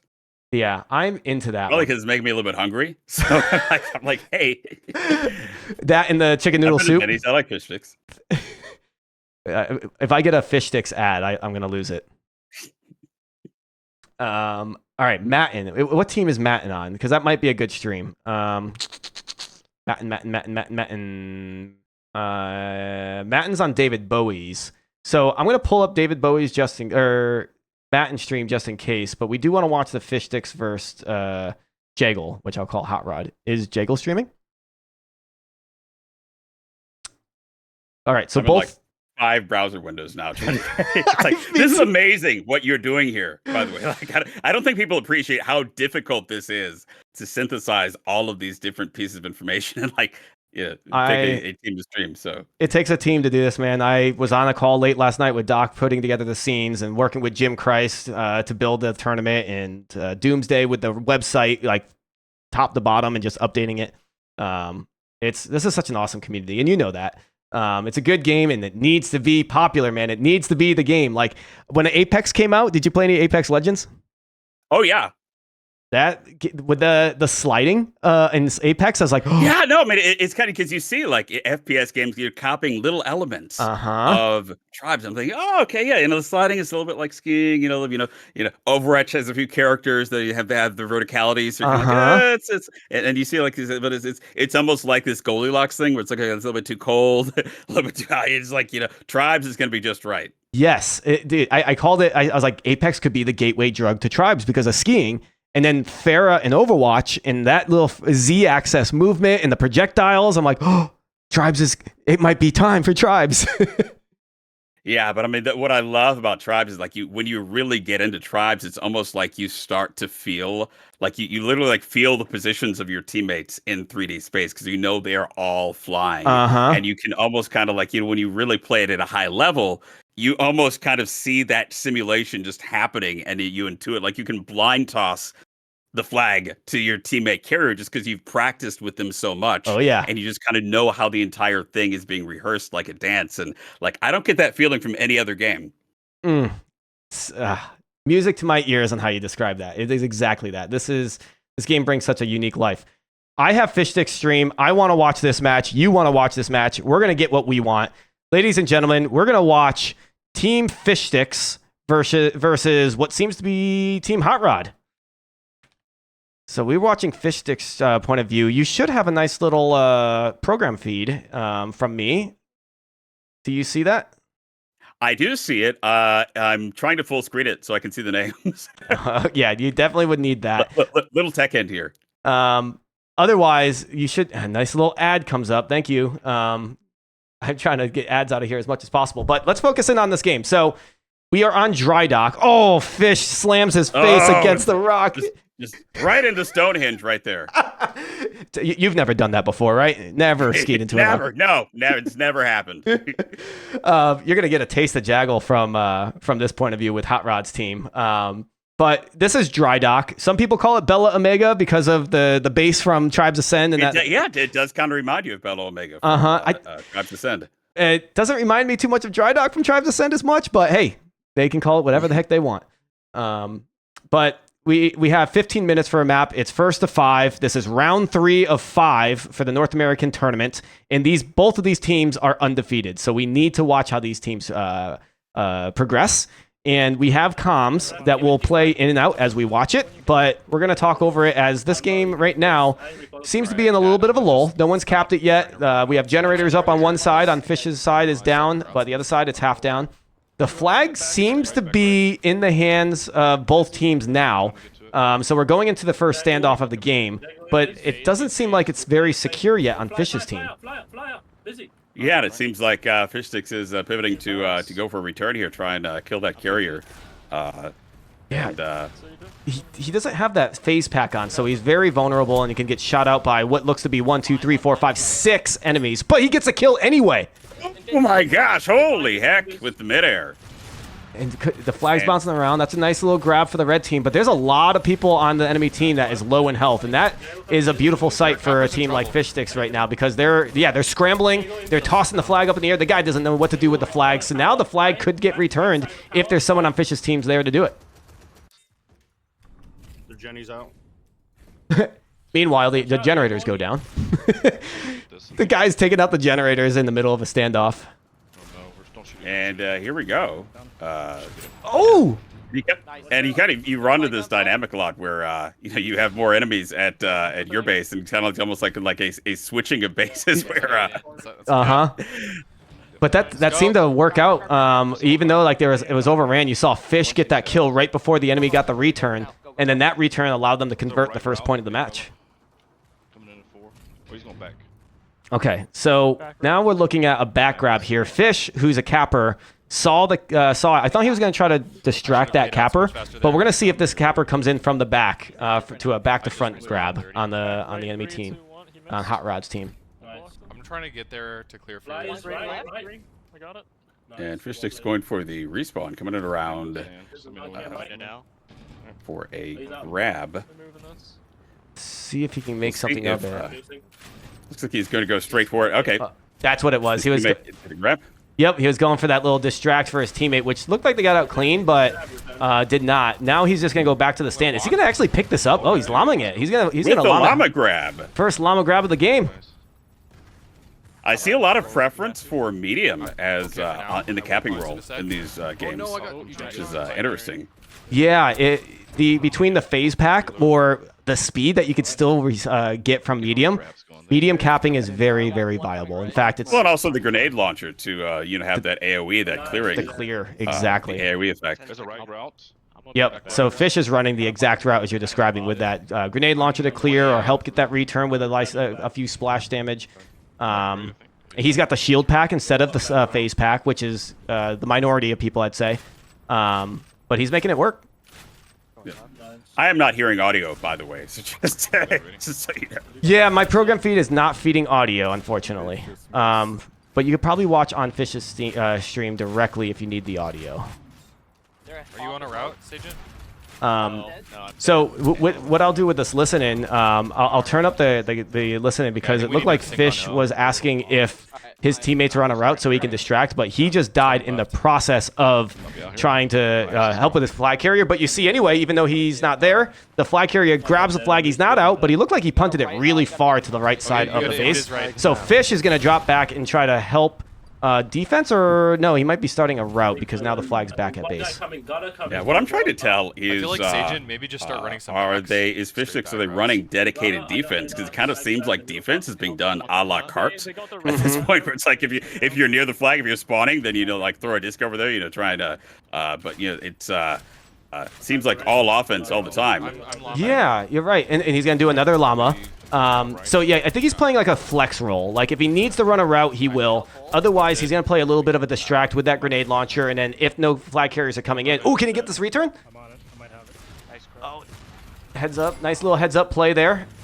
His team does get the return, so this might convert into a second point. They're passing it back to the flag stand. But Fish is playing like kind of like a cleanup duty role, it looks like. Ooh. Yeah, definitely a flex role with the midfielding and kind of adjusting what the situation is. They're panicking on comms right now. They're like, oh, he's 1-1-1-1-1-1. He's got the flag. He's got the flag. You know, he's going nuts. So it looks like we might go into a standoff here as the flag was passed off by HotRod's team, and now it's in control of their hands. Nice, dude. Fish is landing all these. Yeah, he is just like Fishstix is. Don't stand in the middle of it. I mean, I know there are lots of midders in this meta, but he's doing it at the right moments. Heavy going O. Heavy coming. And going for the recall. Yep, he just said on comms he's going to go O. So it looks like he feels confident in his teams. I don't know if he should be disc jumping there. Maybe he forgot to turn. Oh, and he went into a tree. Oh my gosh, bro. You hate to see it. Yeah. Well, he's going to keep going forward. He's just not going to have the speed he has. He still has the shield pack available for him to go for this return. His team seems to be going after it pretty consistently. You got one person there, two people attacking, a third one coming in. So let's see how this turns out. Yeah, they are definitely in a turtle formation. They're, not from their carrier. Yes, the good old turtling. You got it invis coming. You got it invis coming. Okay, so the flag was punting. They're waiting for the timer to run out, so both teams get Our on the base is board. kind of Yeah, for the standoff. I think you're absolutely right, actually. I think both teams are just playing it safe until they can see the timer come closer to 10 seconds, and you'll start seeing both carriers march their way to the flag stand, which Fish right now is in a good position to maybe cut that off. Yeah. And then when that timer gets low, that's an opportunity for, either team to make mistakes that can create opportunities there for the return. Oh, Fish, you need to get this play. You need to get this play. Scoring is now available for both teams with the standoffs. The flag is out of HotRod's team's hands. It looks like it might still get capped if they they get the return. Huge return. Everyone to stand. 2-0 in favor of Fishstix team. Man, that was a 2+ minute standoff. Almost a double cap for both teams there, but then HotRod's team could not hold on to it, making it 2-0. Yeah, that's always a strategic consideration, the Sage and timing. Because they had a lot of people turtling that defender for them to not win that exchange. So, yeah. And just in terms of numbers, Fishstix is coming out on top. Yeah, and like they have the #1 player on their team, like #1 pick on your side to hold down that flag during a standoff. Like you would think if there's one team that's going to hold on to it, it's them. But Fishstix's team knows how to turn it around on them.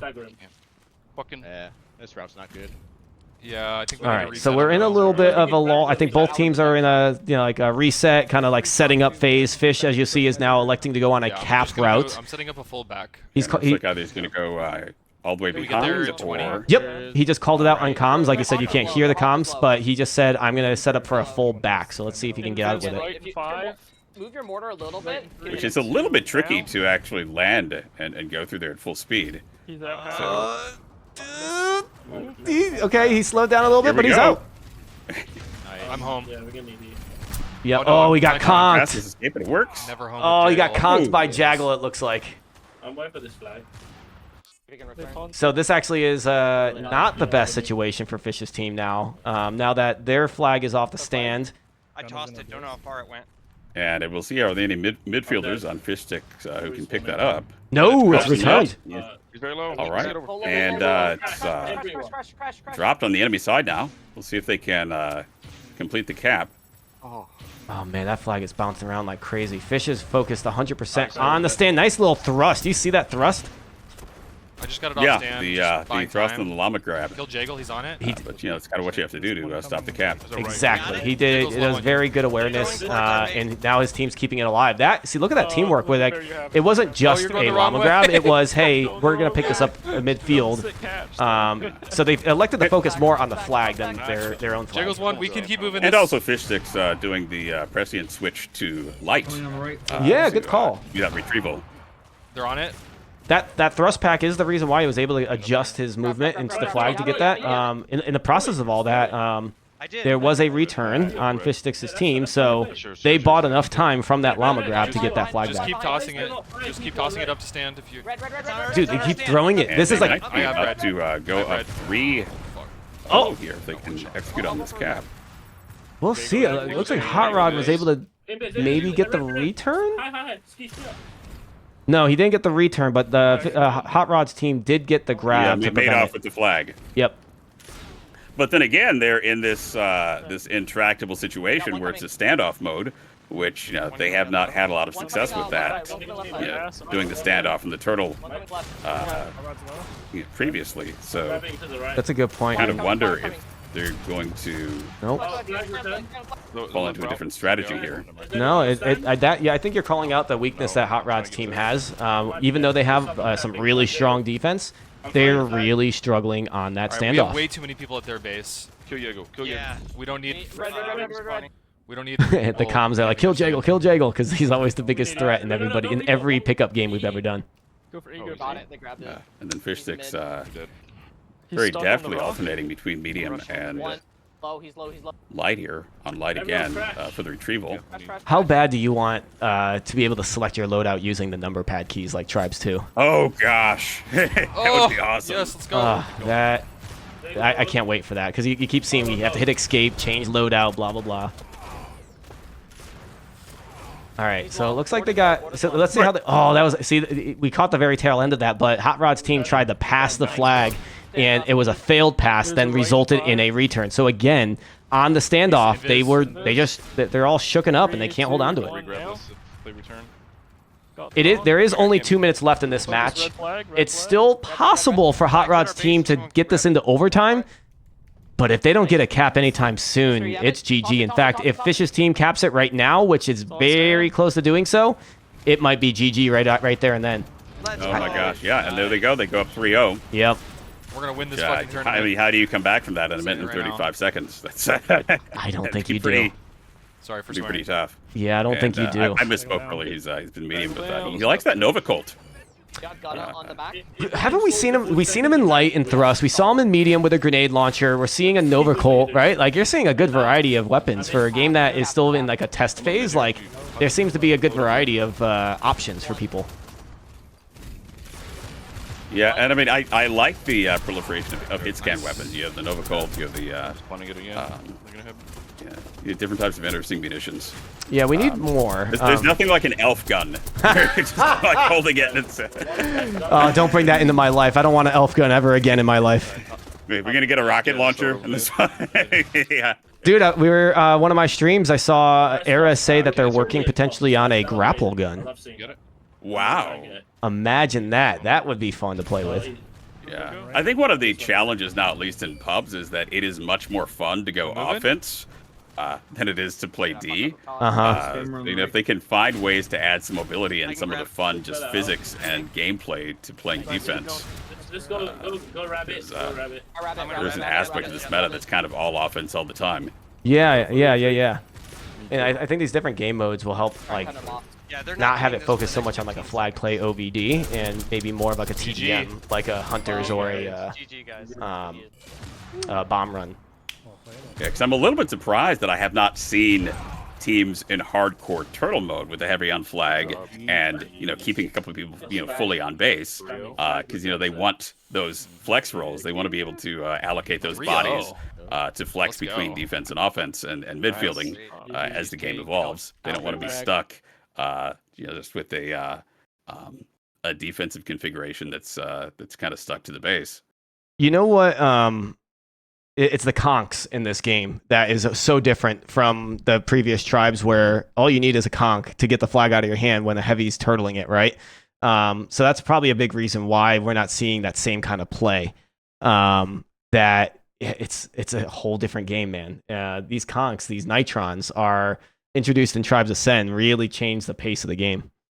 Yeah, and I mean, and the heavy kit has, I mean, like the dome shield and whatnot that's supposed to mitigate that. But there's a question at this point: is that kind of like a paper tiger? Is that not really counterbalancing? And again, I mean, with the open points, obviously, heavy on flag, it's a little bit more viable with a closed point like dangerous crossing. Then something that's completely open. Yep, it's all. See, I love it. We were talking about it after last playtest, where every map has its own dynamic, right? Like Dangerous Crossing, they're close bases, they're open bases. It's a pain in the butt to get a flag cap when someone's nitroning or hoffing with mines on there and all that. Whereas if you have a map like Kata or something, there's a lot of routes for cappers to come in and easy to get out, as we saw in the last map. So all of them seems to be very. Every map brings something different. Dude, do you remember Minotaur in Tribes 2? Oh, gosh. Yeah. How about a map like that in Tribes Ascend where it's indoor, a flag that's indoor? Oh, gosh. Yeah, I mean, of course, with Tribes 1, you had what? Scarborough, you had Broadside. You had, they really thought it was kind of going to be like a hybrid of an FPS like Quake, Quake 2, Quake 3, and that you'd kind of have the indoor and outdoor when they first designed Tribes 1. And then, it obviously ended up being, favoring outdoor play a lot more. Yeah, it's interesting. The other thing that came up on the Discord was map asymmetry, because some of the maps are much more symmetrical. You have maps that are very asymmetrical, like Dangerous Crossing, whereas there are maps that are much more symmetrical. And how does that work into just kind of calculating the dynamics of making sure the sides are equal, making sure Tribes 1, it was all asymmetrical. You always had completely different routes, completely different opportunities to cap the flag on either side of like Canyon Crusade or Cadvatic, whatnot. And now there's a lot more symmetry with the maps in Tribes 3, but you have like you say, there's varieties. So there's like Dangerous Crossing where it's like, well, do you have a personal take which one you would rather want? Ooh, I mean, I think if there's a way to make asymmetry fair, it can lead to more interesting games and matches, but it is also kind of difficult to, how do you balance that seesaw? Right. How do you do the analytics from a game design perspective with an asymmetrical map to really, say that, hey, this is equal opportunity, equal win opportunity for both sides. So it's kind of a tough call to make. It is. I feel like, right now the asymmetrical maps like Dangerous Crossing are kind of an homage to the way Tribes has been because people want them. But it's an interesting question going forward.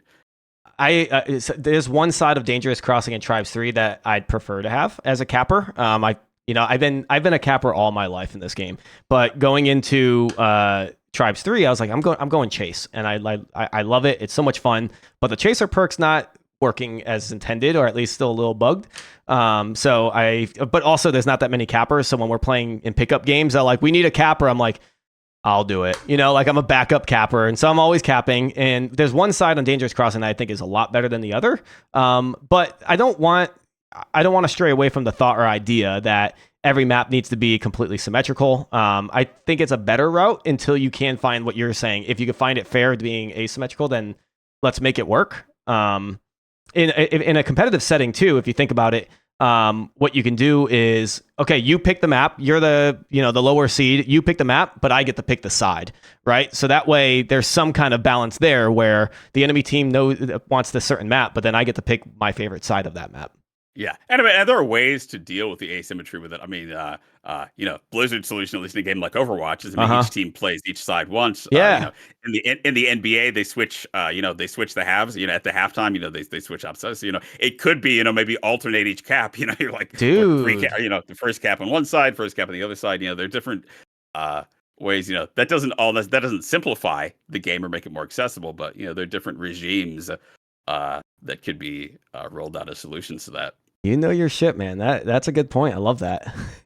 Let's look at the scores since we have most of them on. And I did just get a text from the head admin, Jim Christ himself, reporting that JP seems to have issues right now, so they're delaying a little bit. Issues that are out of his control.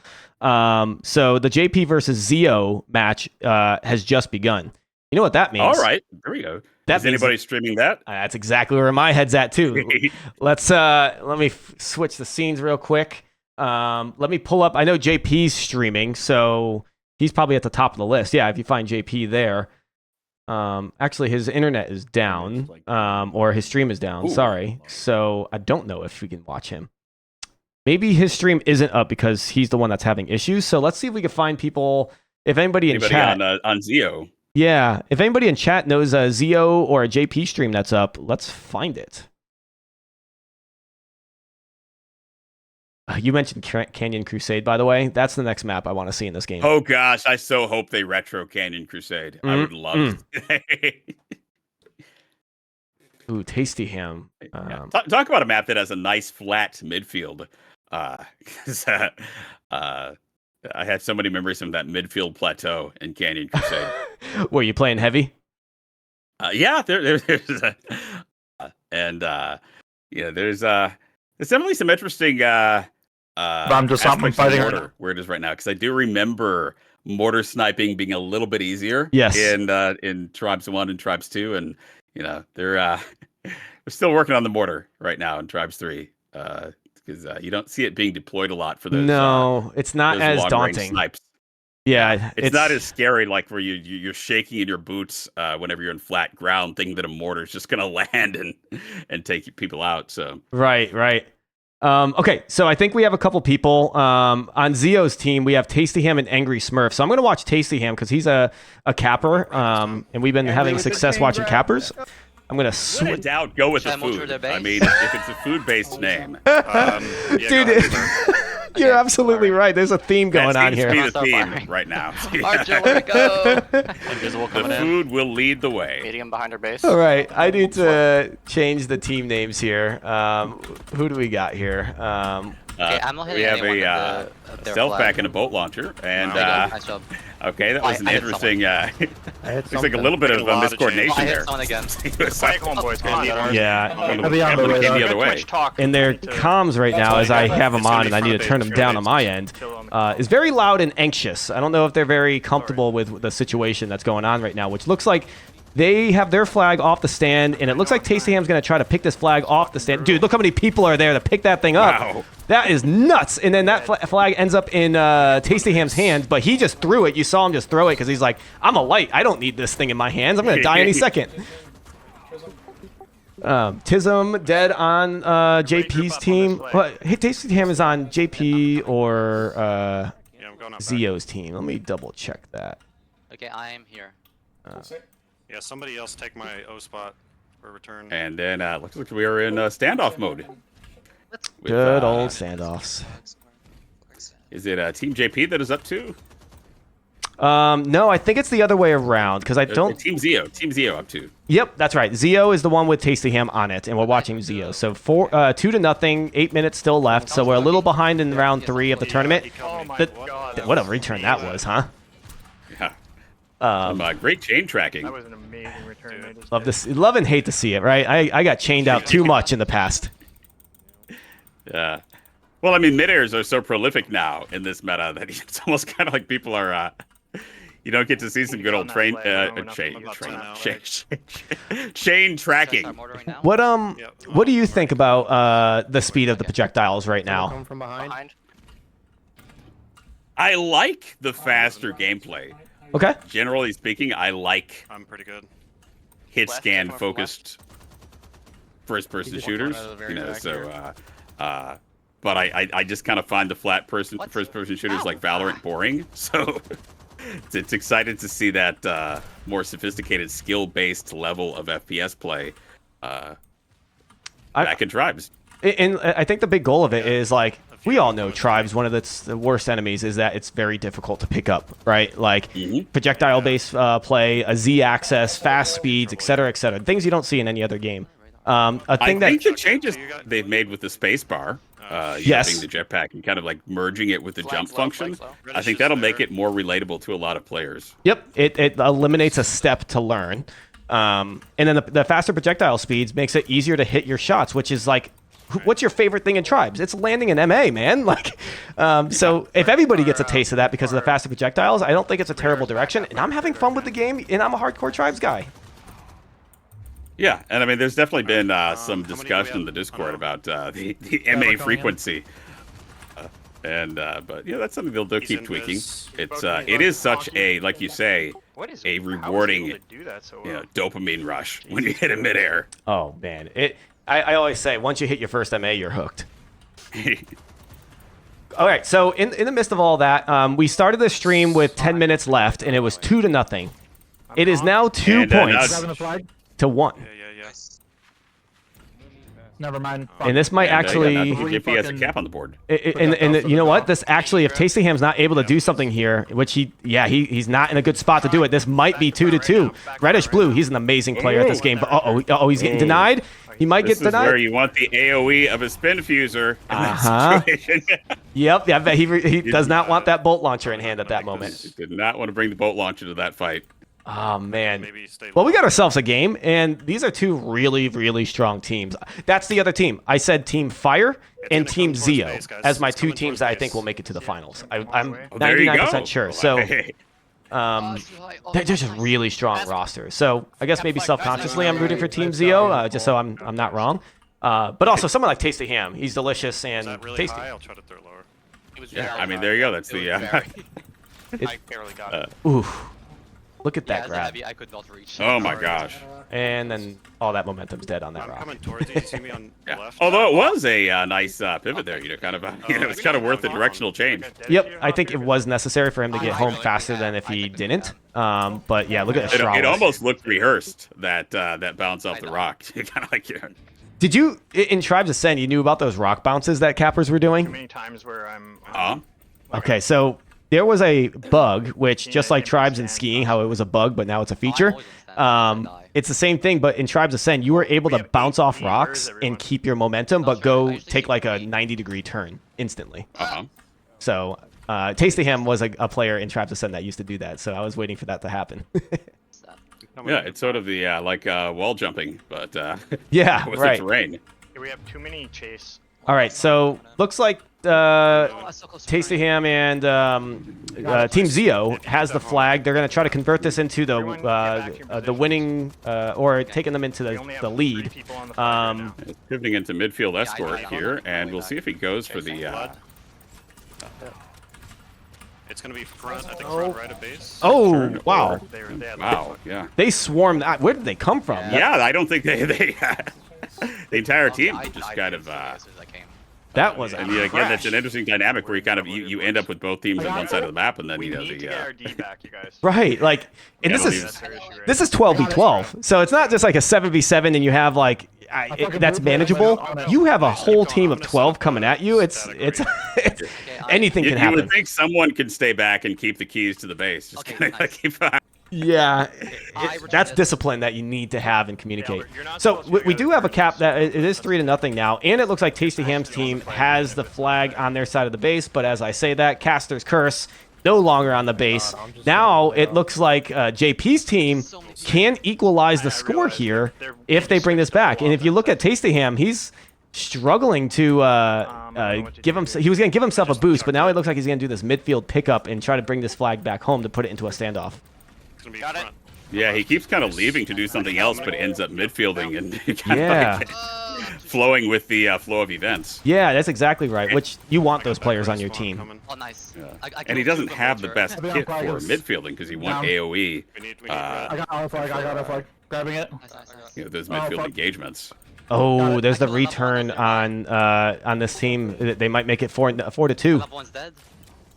And there it is, 4-2. There you go. Are we watching all the teams that end up winning? Are we like the blessing to all these teams? I think you're Nostradamus, Nostratribesus here with AP. I want APC casting me. Yeah, I think we're 4-0 on the stream of the people that we watched. It's the APC buff. Well, if I can't play, then the best I could do is give you the buff. Yeah, if you can't play, then you can say. Yeah, I'm calling the games literally. I'm dropping. You got a back. All right, Tasty Him. I love how he plays this game, man. He's always been a great capper in this game. See how he can. That is some fantastic skiing. Yeah. I don't know if I can turn this. Ooh, and so in the comms, his capper's like, oh, I don't know if I could turn this, and he did exactly what Tasty Him did last time, where he bounced off the rock. Now. Look how he's escorting his teammate. He could have turned around and chased the flag, but he saw the need for him to get this grab. Unfortunately, he did not get it, and Devil returned it right in front of him, which then I think is going to turn the game 3-4 if they can get this cap. And there's 50 seconds left. If JP can cap it, and there it is, they capped it. They need this cap now. It takes you about. Need some overtime. It sucks that it doesn't go into overtime if you're holding the flag like it did in previous tribes. I'm sure they'll change that in the future. Yeah, it only goes into overtime if it's or sudden death. Really, is what technically with when it's 4-4. Exactly. And you know what? With the flag, even if they grab the flag off the stand, the flag needs to be home for them to cap it. This looks like a win. Is gonna shut it out? They're like 18, 17. It might be. I don't see anybody else able to stop this. Oh, yep. All right, another win for APC stream. Okay, so this ends round 3 of the Swiss. I'm gonna bring us to the bracket real quick. Voila. Doesn't matter. And we're sitting at every match being done but this one, which will be reported. Yeah, please. Let me turn off the stream. Sorry for the bad production, folks. And this is amazing production. Fantastic job. Thank you. So much room for improvement, but it starts with a spectator mode. Round 4 matches will populate immediately when it happens. But let's take a look. I'm going to refresh the page. You're going to scroll down to the bottom, and you're going to see we only have 2 teams left that are undefeated. And it's Fire versus Fishstix. And you better bet I want to watch that match, because someone must lose. It's also, I mean, it sounds like a barbecue too. I mean, it's just like it's making me hungry. The fish sticks on the grill there. I was about to say, what do you mean? And now, yeah, it went right over my head. No, I was just like, you're absolutely right, though. You have a cup of Swiss milk with that too when you're at it. There you go. Do we have any other food names going on in this? No. We got slushy. I don't know. Yeah, you gotta get this slush. Okay, we got our matches. So just so everyone knows, again, is round 4. It looks like this might be the final round. I remember seeing 5 rounds. Jim, if you can text me. No, I see round 5 now. Never mind. Don't text me. Never text me again. We have one more round after this. And round 4 will be where we see one of the Titans get taken down. There is a slim chance for a tie. That is a thing in tribes. It can happen, but it's unlikely. We have a boatload of teams with a 2-1 record, which is Blue, David Bowie, Jick, HotRod, Blitz, and Slush. 3 of the 6 of those teams will go 3-1, which then whoever loses the Fire versus Fishstix will also be 3-1. And then there'll only be one team on top with 4-0, which I think at that point you automatically qualify. So whoever wins this match, I think automatically qualifies for the group stage. So we must watch this match. That is required. Now how do the ties work? If we have a tie? Yeah, because I mean, doesn't it go into sudden death if it does for 5 minutes? Even okay, so there's a cap on the sudden death. Yes, and if it's no one caps, something new every day. we had some banger pugs, and if you're ever looking to get a little sweaty, you could join us in pugs. And there's some good matches. There's some stomps, but at the end of the day, we're all having fun. We don't queue up in the pubs anymore. Okay, so let me refresh the streams. Let me bring it to the caster scene. You want to join me for one more match? Hey, sure, I'm down. It's a pleasure. Hell yeah, I would love to have you. Sam, I'm going to school. I'm in tribe school right now. I'm taking my notes.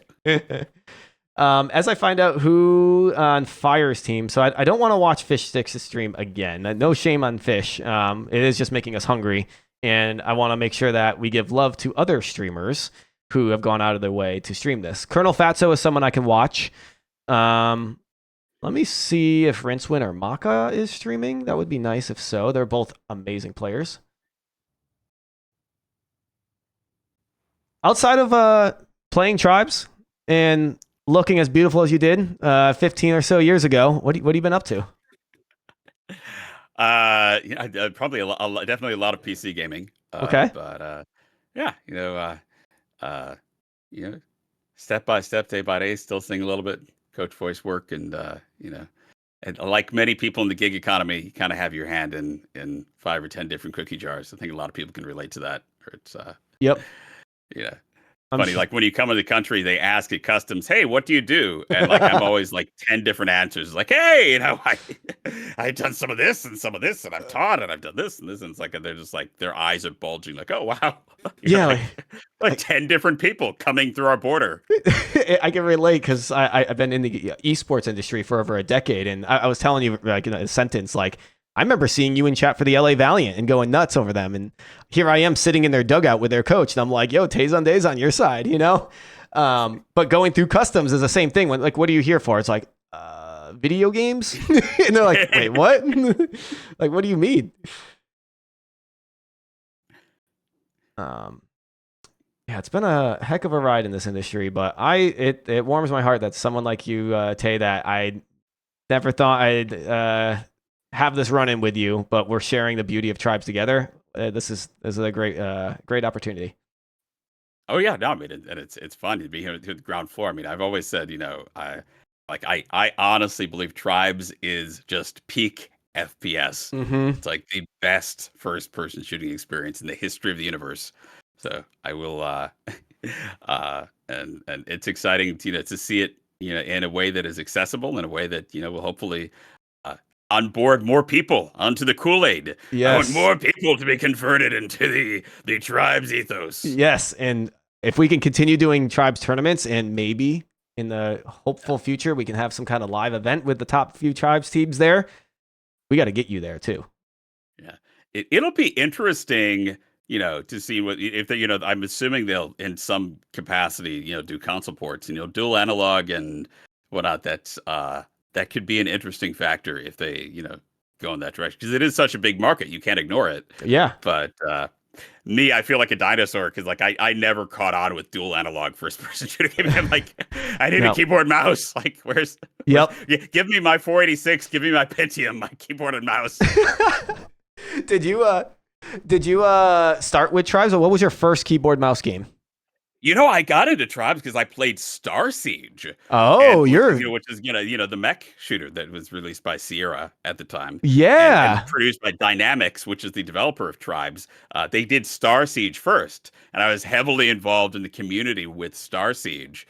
And before that, I played a little bit of Mech Warrior, so I was always very much into kind of robotic combat, science fiction franchises writ large. Always a Star Trek fan and whatnot, so it's kind of this natural evolution for Mech Warrior to then Star Siege. And then, I pirated Tribes. Please, I hope the statute of limitations on it. I got a CD from a friend when I was 17 years old. He when they could burn those CDRs, like, hey, here's this Tribes game. I'm like, no, you didn't. Sure.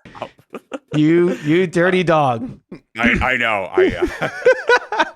Well, but then I played it and have been a very passionate customer of Tribes products since then. So I have more than you're paying your dues right now.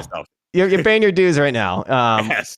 My quick story of Tribes. It wasn't my first keyboard mouse game. I think something like Quake at my aunt's house. And yes, I'm one of the few that say aunt, not ant.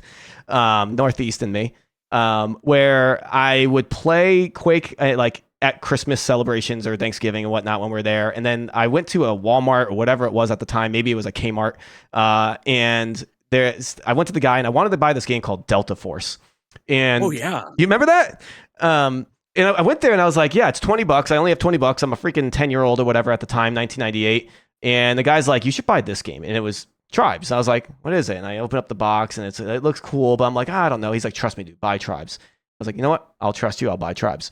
I bought it. And then when I went home and I played it, the first thing that got me hooked was I went up to somebody and I waved to them and they turned around and waved back. I was like, oh, This is so cool, right? This is like early gaming. This is like way ahead of its time by far. Can you even do that in Halo? No, right? Like you can't do that. And so yeah, that was before Halo. Exactly. Like 2 years before Halo. So yeah, and some people even say Tribes helped influence Halo a little bit. I don't know how much. You know what's funny? I still have the muscle memory of the Tribes 1V menu. Like I'm playing Tribes 3 maps, and I'm really wanting to go like VFT or VEG. You know, I'm wanting to type those commands in. I'm like, oh gosh, they changed the V menu. Yeah, right. Why can't it be like it was 25 years ago? Here, Solstice is here. He works at Prophecy, and he was here earlier. And I yelled at him for the VGS system in its current state. We need the true VGS system. Bring it all the way back to Tribes. I thought it was very simple. I think the Tribes won one. I mean, it works. You know, if it ain't broke, don't fix it. But exactly, that's just my take. Yeah, I think it's like with that focus of council in mind, and that wheel's probably better. They want the spin wheel thingy so that it's compatible with people who are not playing on a keyboard. Yeah. But give me an option, right? Like, let me go to my options, and just like everything else, let me say, do I want a VGS system or do I want a wheel? Either way, I'm sure it's early. These are small fish to fry. There we are with the food again. Hold on. I'm getting lost in the sauce here, telling you stories about my childhood, but we're here for a reason. Yeah, do we have some streams? We have some matches. I got a match for you. It's Legit Bear. I'm going to watch their stream, and Legit Bear is on Fishstix's team. I also have Colonel Fatso, who's on Fire's team. Both of these teams. Holy moly, we've got the Fire versus Fishstix. That's right. We got both streams. So we're going to go into the action right now. And we're going to start with watching with someone on Fishstix's team. But this time, it's going to be in the viewpoint of Legit Bear. Let me update my lower thirds. And, all right. What are you seeing so far? Around for a cap, apparently, thinking probably the back cap route, or it looks like teammate going in to soften them up. Yeah, he's doing a little disc spamming, which is effective, especially from a distance. Like, as a defensive member, you're like, can someone please take care of that gnat? I keep calling them gnats. They're just like, get them out of here. I don't want to deal with them. Yeah, and it's sort of a pincer movement to have like 3 cappers from 3 different sides, disc spamming, and then you eventually kind of make the call of who's actually going to do the approach. Yep. That's absolutely right. Those coordinated caps that when I used to play. Oh, he just. Oh, I've never done that. I've never disked. No, never. I believe you. But we're watching a different dynamic. We watch a lot of cappers up to this point, but this is nice to see like a dedicated distract, and it's not just the distract who crashes the stand. Ooh, I like this too. It's not only let me disc spam from a distance, it's let me disc spam from the distance, but escort my carrier as he gets home. And the point isn't even necessarily to hit targets with the disc. It's to be a prima donna and get them all looking in that direction while your teammate comes in from the other direction. Absolutely. Exactly. But it doesn't look like this is not a good spot for the flag to be. There's 2 or 3 chase on that flag. Yeah, you kind of wonder if the capper should have taken a more direct route there. I think so, but their flag is not home, so it's not in their best interest to go to the stand at this point. Either way, they lost control of the flag. Well, and so does the other flag. It comes home. So we're back from having flags off the stand and almost a standoff to right where we started 3 minutes ago. That happens a lot on this map, where it's kind of like it's an intractable standoff, and then boom, they're both returned. Whoa. Simultaneously. Oh shit, you see that? Rincewind with a midair pickup or return. There was a long punt, but Rincewind, he's a top player. I think he was first pick for Team Fire, and just gets that midair return, because otherwise that would have been bad news. Let me make sure. We're watching Legit Bear on Fishstix's team, and Rincewind is on Team Fire, correct? And there we go. There we have the dome shield out with a heavy on flag. We were talking about that earlier. This is definitely a full-on turtle defense we're beholding here. And then the fact that he was able to, this is like Overwatch, where you want to try to get the support to pop their ultimate, right? So they don't have it anymore. They did the same thing with the heavy on flag there. How can you force the heavy? Ooh, that's embarrassing. How can you force the heavy to pop their dome shield early so they don't have to worry about as a capper 10 seconds later?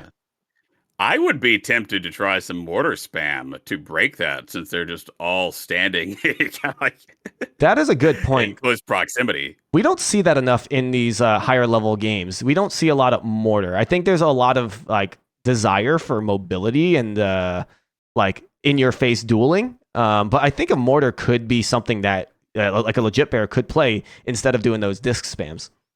Yeah, just for the RNG factor of, because it scares them. Mm-hmm. They don't know where the mortar's going to land necessarily. It makes them disperse. And if there's one place you want enemies to disperse, it's off that flag stand.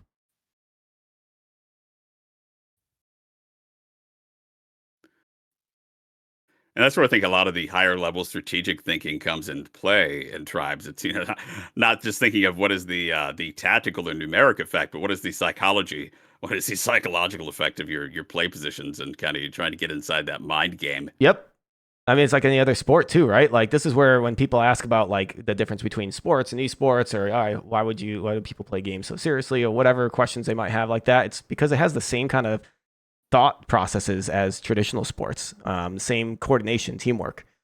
In the midst of all that, we did see a cap go through on what is it, the opposing team, and if we're watching legit bear, that means that was the fire team. So fire's team taking Fish's team down by 1, but still plenty of time. Team Fire up 1 right now with 10 minutes on the clock. Yeah, and this map, it's not like Dangerous Crossing, and it's not easy to get across the get across the map with a flag easily. You do see that Fire's team might convert another point. That is 2. So again, Caster Curse, I could say one thing and the exact opposite happens. But this is a more methodical map where you have to coordinate your caps. You need to have have a lot of teamwork to get that flag across the stand, or what you might see here is a punt or a throw like you see right now. Because in this meta, in this patch that came out this week, that flag can fly. Yeah, and they are avoiding that midfield like it is lava. Nobody wants to cross through the middle.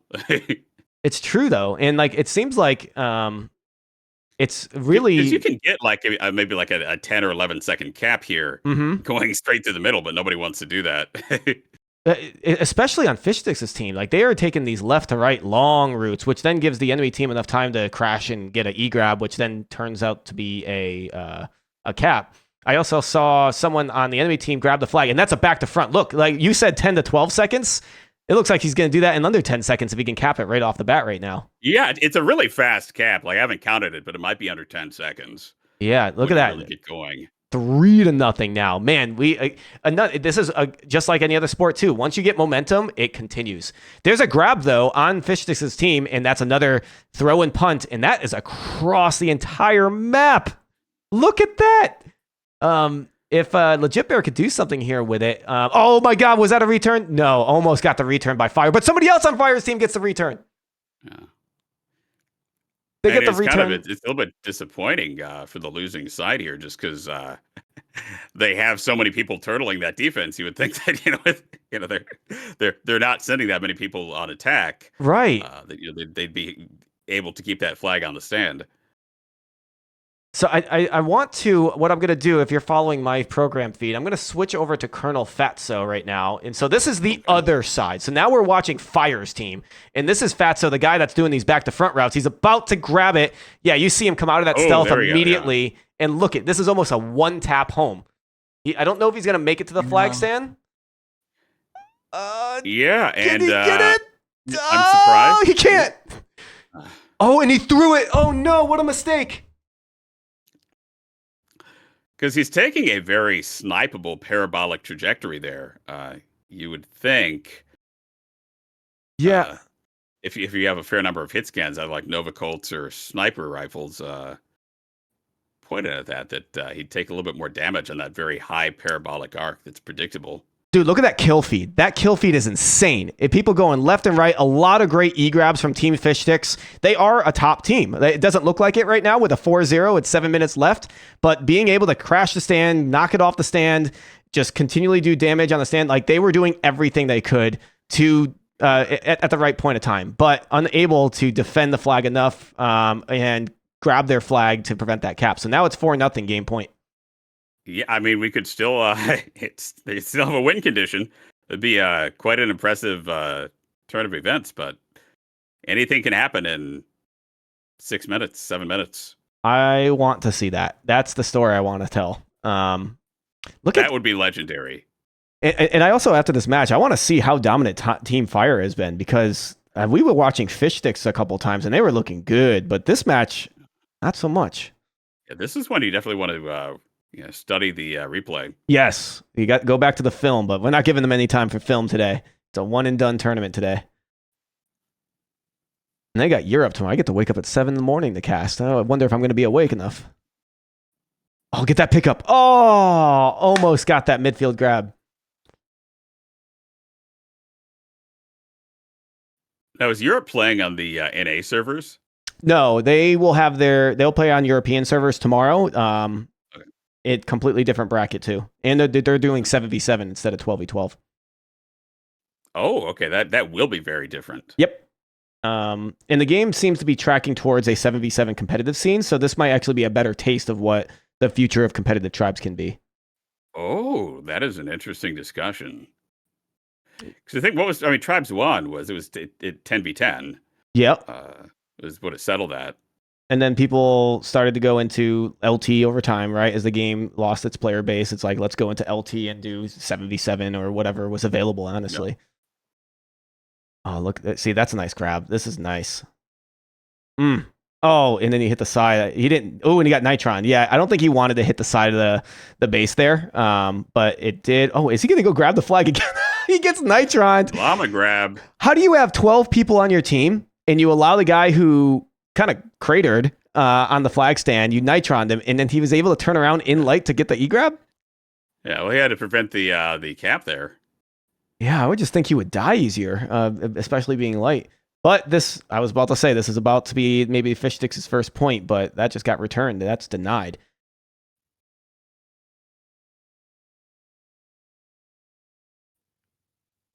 And then I think Tribes too. Did it settle at 16?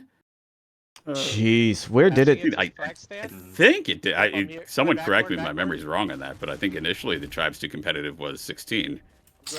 I don't recall. Well, there was a 7v7 ladder and a 14v14, I think it was. I think it was 14-14 for CTF. Yeah.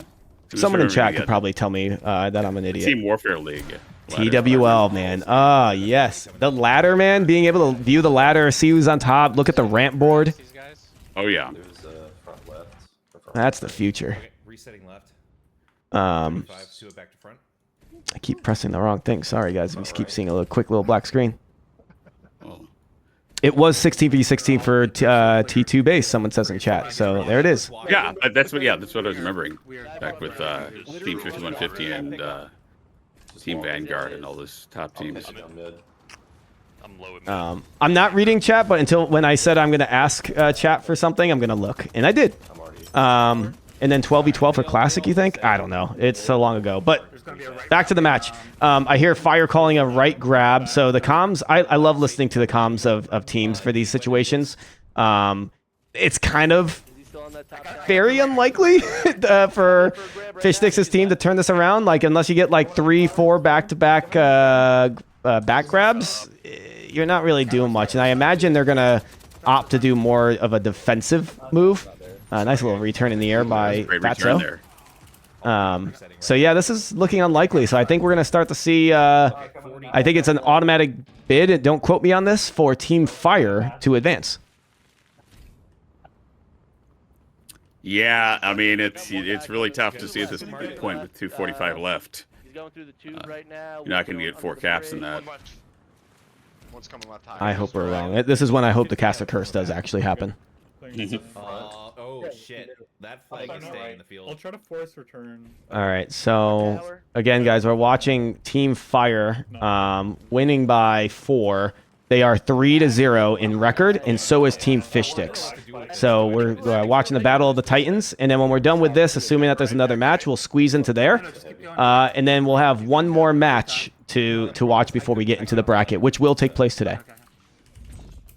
So we're about 2 hours into the tournament, and I think this is what we forecasted, is about 2 to 3 hours for the group stage. So we're pacing well.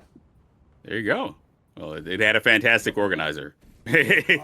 Yeah, It's a fantastic team of people organizing it. yeah. Jim Christ in the behind the scenes hopefully is doing having a good time himself too, because it's been a stressful week for especially him. From a back. I'm about to come in. And I'm kind of curious, just a tactical deep dive with the bolt launcher versus the spin fuser, because a lot of these cases where I see the bolt launcher being deployed, I'd prefer to have a spin fuser. Dude, this is a cap out right here. That was the easiest cap of his life.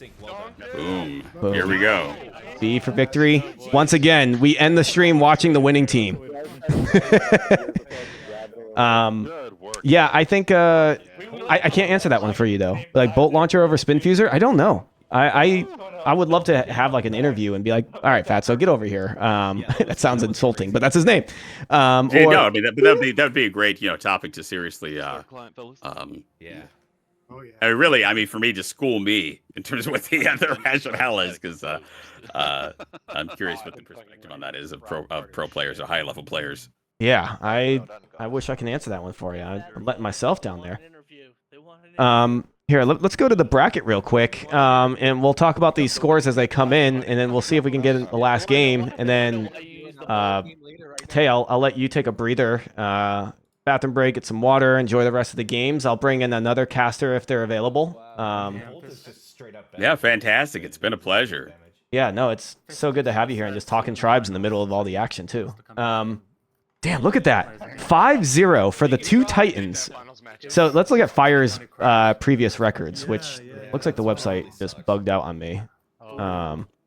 So let me reload it, ladies and gentlemen. Boom, boom.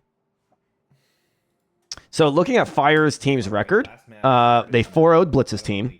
They 5-0'd Zeo's team. They 5-1'd David Bowie's team. Holy cow. Yeah, we're looking at... But Fire is on fire. Yeah, there's no better way of putting it than exactly that. Team Fire OP. Looking at other top teams, so Team JP came up on top at 5-2. Now they're sitting at 2-2 as a record. John's team 5-0 against Rynex, which looks like Rynex is the only team that's 0-4 right now. But John's team was also 0-3 going into that match. So that was the first win for John's team. Nice little boost of morale. Let's go take a look. I'm going to bring us to the caster scene here so you can look at us for a little bit. Hello, everyone. And see if we can find another match that might be active. And then from there, doing a caster call and seeing if there's anybody else. LeBomba, I would love to have you cast. Hell yeah. LeBomba, come into the waiting room. Let's see. What do we got here, man? ISO, Shaz. Okay, let's see what the Shaz stream's got, because this looks like it's a 4-3. But I don't want to be watching I don't want to be watching like a practice map, you know? What if he's already done? I see TritiumJones, it's a 2-2 match. So I think we're gonna tune into that one. Yeah, I'm gonna drop out to let the other caster if they're in holding. But it's been a fantastic time. Yeah, absolutely, man. Thank you so much for making the time today to do that. I'll get another caster scooted in here real quick. But any last words before you dip out? Anywhere we can find you or you want us to find you? I'm just Tay Zonday everywhere, but definitely it's fun. I love tribes. It's very exciting to see where the game is now, and you're doing an amazing job. So shout out again to APC and all of the organizers behind this. Fantastic outcome, exciting day. So thank you. It means a lot hearing that from you, and thank you again for being a part of this game, this tournament, and tribes. We'll see you in the future of it. All right. Take care, man. All right, man, that was freaking cool, huh? Look at Infinite Me over here. So I'm going to bring you guys over to this stream that I have pulled up here. I got to find out who it is. I'm not going to watch the Shaz one because that's about to end. But TritiumJones is going against, let's find out. You guys are going to walk through this with me. TritiumJones is playing against Slush. So let me update that.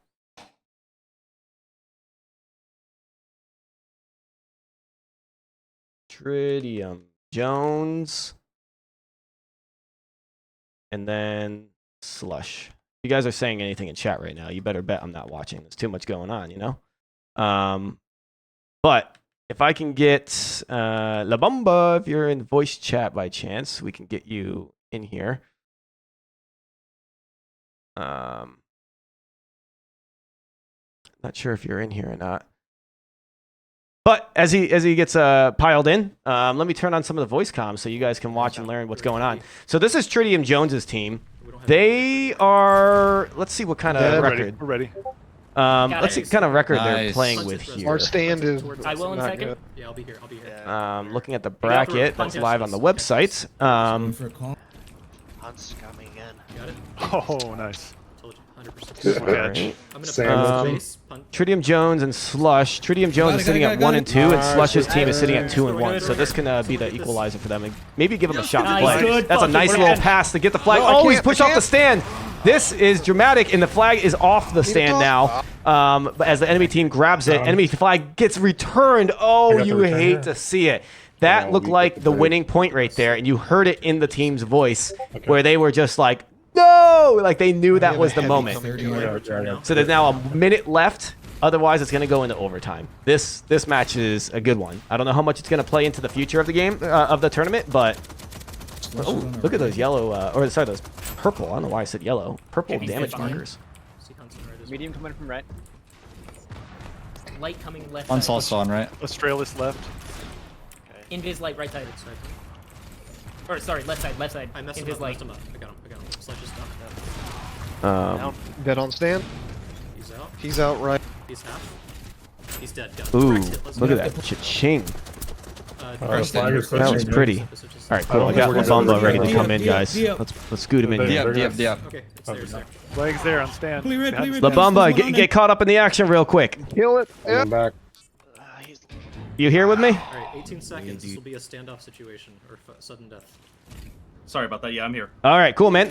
Welcome aboard. If you could view my live, you can see the program feed. We're watching a game that's 3-3 in round 4 of the Swiss bracket, and He got out. it's next point wins. So this one's a banger. We're in overtime right now. Oh man, over sudden death. This is actually really scary. I've been watching these two teams over the course of the past hour or so.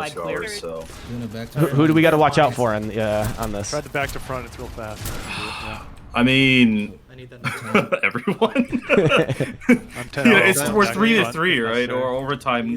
So I haven't seen an overtime round yet. Is it first to cap, or is it most points within the next 4 minutes?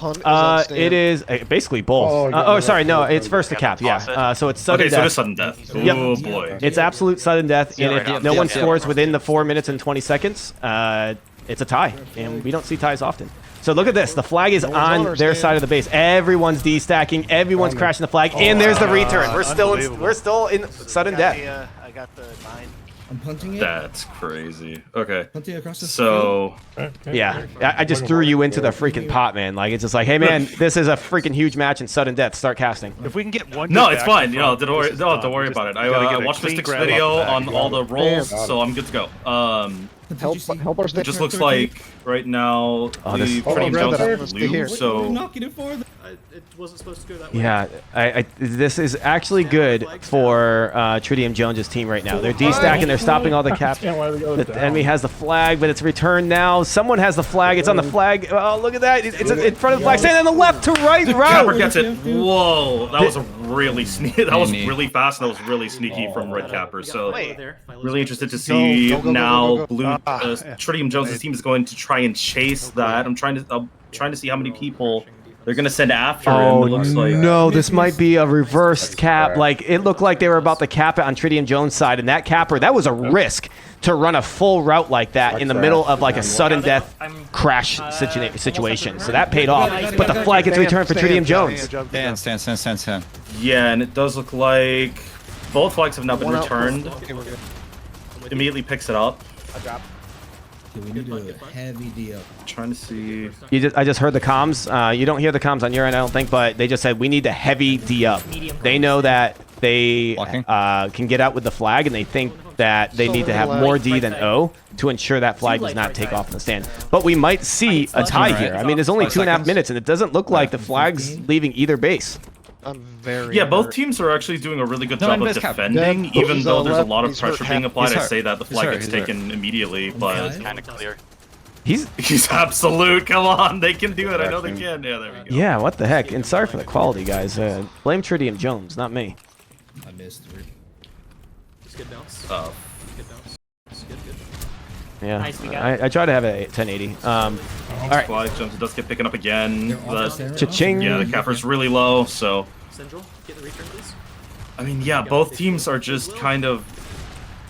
It's just a giant brawl for this one flag. It's just TritiumJones' flag that they are just absolutely annihilating Horde. Really trying to push that overtime. So it does look like are both flags reset? Yeah, both flags are reset. So this is a near clean slate here. It does look like Slush's team is gonna try and make an attempt.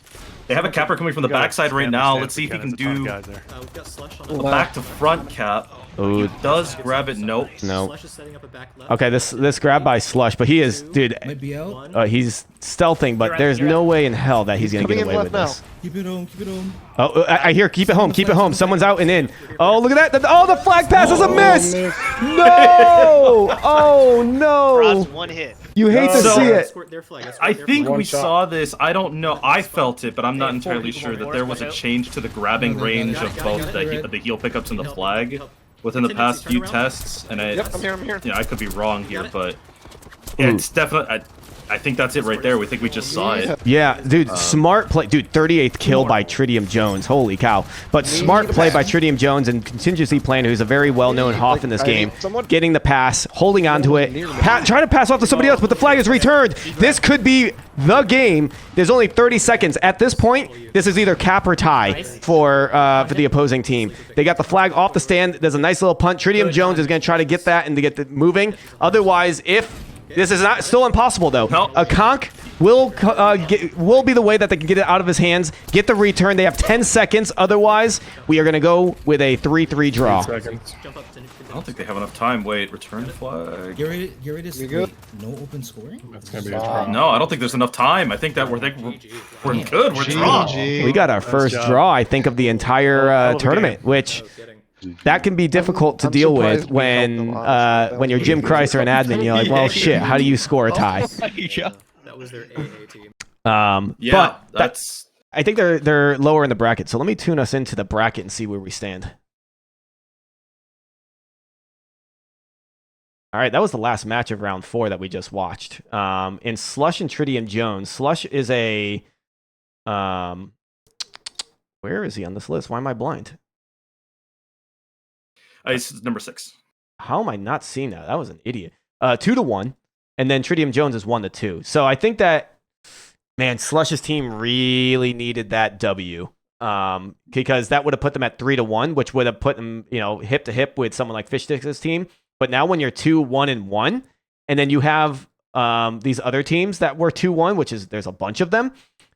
Half of them are going to be 3-1-2, and only 8 teams, I believe, advance to the next round. So that could be that one missing cap could be the reason why Slush's team might not make it. So what does a draw do here then, if it's even caps? I'm not sure. So this thing called the buckle system is a way to help break ties. So first you go with the match win-loss record, and then you go and see, your head-to-head, how many wins you have against tied opponents. So there's this whole complicated system with challenge Swiss, but it works a lot. It works well. Okay. Well, once we so let's do this. Once we have round 4 in, we'll know what the final round 5 matches are. I don't know if you do have your camera up, so let's go see what we got here as we switch over to the caster scene. It is not you. That was my fault. That is my fault, because when Tay left, I switched things up, and now I could see you. There he is. There we go. Ladies and gentlemen, LeBomba, not Tay Zonday. I'm going to take that down and put the right name tag. Sir, thank you for joining us. What's up, man? Yeah, good. Happy to be here. I mean, It's Tribes. You know, we're back. Right? Tell us a little bit about yourself. Well, so I am really new to Tribes. Actually, I have never really played. I sort of played just a little bit of the beta of Ascend, but I'm just completely fresh. I'm completely new. So, but I've casted in other games before. I've competed in other games before. I have friends who are currently participating within some of the teams. So I'm just really happy to be here. You're safe to say what games. What games are you comfortable casting or playing these days? So, I mean, I play a lot of things from Quake, PlanetSide, okay, Gundam Evolution, which is now defunct, but you know, just about anything, any shooter that shows up. The finals is one that I've been touching a lot recently. That's a good one. Yeah, it is really fun. I'll admit, and I don't mean to be cheating on Tribes, but I've been enjoying some finals in the off days of the playtest. It's actually a lot of fun. I've been also helping beta test EVE Vanguard, which is EVE Online's extraction shooter. Okay. So so just all over the place. I'm really passionate about FPS. So well, I'm so happy you were able to join us. The caster call. There was a forum that went out a month ago, and we're like, whoever wants to play, come join. NA or EU or both. And then there was the other forum called the Caster Forum. And you know how many people signed up for that before last week? 6. Six people signed up. Very small. Yeah, but I saw the opportunity. A friend of mine said, hey, look, they're looking for casters. And I'm like, well, I just got fresh off of managing a league for Gundam Evolution. So I'm like, all right, let's, Oh, cool. We should catch up offline on some of that stuff. Yeah. We'd like to get to know you more on that, but I don't want to bore everybody else here if they want to be here for Tribes. Yeah, we're here for Tribes. You know? So thanks again for joining us. Thanks for everyone who's watching. I'm going to show you the bracket where we're at because we did just get an update on the final round of who's going to play who.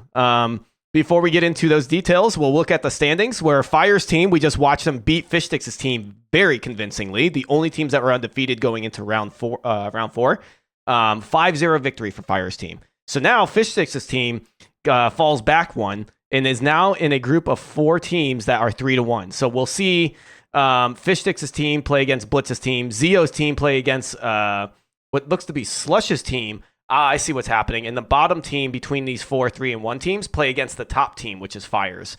So the Fire versus HotRod is going to be a dope match. I'd love to see that. I wonder if any of these are actually rematches because that is possible in a Swiss.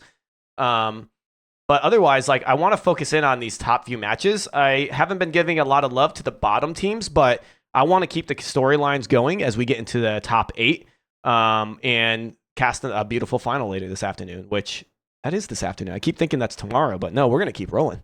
Yeah, we're all doing it in one day. Yeah, I was watching a lot of the you guys. I was intentionally watching on the side and slightly streaming the other lesser known matches that you guys weren't looking at. Cool. So I wanted to see. I saw that 1-2 in the first round. That was I forget whose teams that was. Let's look. The 1-2. I remember seeing that was Zato. Yeah, Zato Prison. Yeah, that was. That match was actually going really well for Prizzo's team, really well early on. They were doing really well with their cappers, with their clearers, and then midway through something shift, and then it just completely went against them, and it came out 1-2. And it's tragic, but sometimes that mental game, it gets into you, and you can turn a really solid. You can turn a really solid defense, a really solid attack into oops. Yeah. I mean, when I saw the standings, that's the one match I was like, damn, that one, and there's another one that was close. The 3-2 Blue and Jick. I missed both of those. I'm like, damn, those look like they could have been bangers. Anything that's not a shutout or 5 whatever will usually be pretty good. But I see as we get further into the tournament, these matches are becoming more and more convincing, except for that last match we caught the end of, which is 3-3. We're not going to see another tie, I don't think. If we see a tie, who knows? You never know. Right? If we see a tie in the single elimination bracket, that's going to be such a pain in the butt. Which I'd imagine, Jim. I'm not going to speak for you. You're the god here of making the rules, but we'd probably play that map again, and first person to score wins. Yeah, definitely. And there's, I definitely think that because we're moving on and you were seeing these larger deficits, it's just showing that incremental skill gap between the teams more, and we're seeing that 5-0 start to become a little bit more common. But this is round 5, right? So who knows? Maybe we'll start to see a lot more even this time around because there's a lot less skill disparity, I guess I should say. Like, air quotations, right? Between the top teams that are now going to be fighting each other because of the bracket. So who knows? Right. No, I exactly that. I do want to jump into a game if we have one. I'll continue to solicit options from people. I see Implosions streaming. Is he a match that we want to watch? His team fell off a little bit. They're 2-2, so maybe not. It's an option. Let me pull up the list here too. Yeah. I mean, do you have a fan for, like, I think you were talking about having a fan favorite. Well, I think Fire and Zeo's team were the two teams that I was saying they could be on top. And we're looking at Fire's team being there. Zeeo, oh yeah, Zeo's there too. Fuck yeah. My brain is big. Yeah, being new, I don't recognize a lot of the names, but I'm just going to trust that, Fire, Zeeo, number one, Yeah, so I'm going to solicit chat. Please give me people that I should watch. And whatever match you guys want to watch. I mean, this is half for me. Look, I'm going to be guilty and say I want to watch the matches I want to watch. But at the same time, if you got something that I'm missing out on, let me know. Just jumping through some of these here too, trying to find. I feel like we have to watch one of the top matches, whether it's the Fire HotRod or Fishstix Blitz. I want to watch a Blitz match. We haven't seen a Blitz match on this channel yet, and we need to do that. Jazz, Clout, Lon, Idmark, Carbon, Crash. Is anybody streaming from Blitz's team? All right, we got watch Blue's team, watch Fire's team. We got 2 Fires. We got 3. Well, your vote only counts once. Last of Spades. You want some underdogs? I do too, but let me ask you. The lobby. It looks like Prizzo's lobby is just finished up filling in. So, you guys want to watch an underdog? You want to watch an underdog? Do you want to give some love to the folks that were going to get eliminated? Let's do that. That's the right thing. Who said that in chat? St. Michael. You're right. Let's give love to the people. St. Michael, let's go. Let's give love to the people that probably won't have another chance to get casted. And maybe I should have done that a little bit more, but we still have a chance. So who's somebody that is someone on Prizzo's team, Canuck and Zato's team, We got, okay, let's watch Canuck. Nakatama 1 is, that's Prizzo's lobby. I'm not entirely sure which side that is. Okay. I see Jick is streaming. Jick's team is lower. We haven't watched him yet. So we could potentially have that one up. Do we want to do Zato's match? I think let's do Zato. I'm done. I'm throwing it in. And Canuck could be really, really fun to watch because he's been sniping. I mean, we don't see many snipers in this at all. Love me a sniper, so let's do it. Fuck yeah. Okay. Jick I would love to watch Jick stream too, but we'll get there. I'll leave him on the side, and then we'll figure it out from there. I'm gonna move us into the in-game scene so I can get us into so I can get us set up with what we need. Canuck is on Team Zato, which Team Zato is playing against Rynex. All right, I can update my thing with that. Team Zato versus Rynex. All right. Oh, this is cool. I'm having a great time today. Everybody, thanks for making this possible. Watching the people helping with the tournaments. Again, Doomsday, the website, supporting us in motion graphics and all the things that in between from the Discords and all. How's ya? The draft sheet, the assets that we're looking at and using today.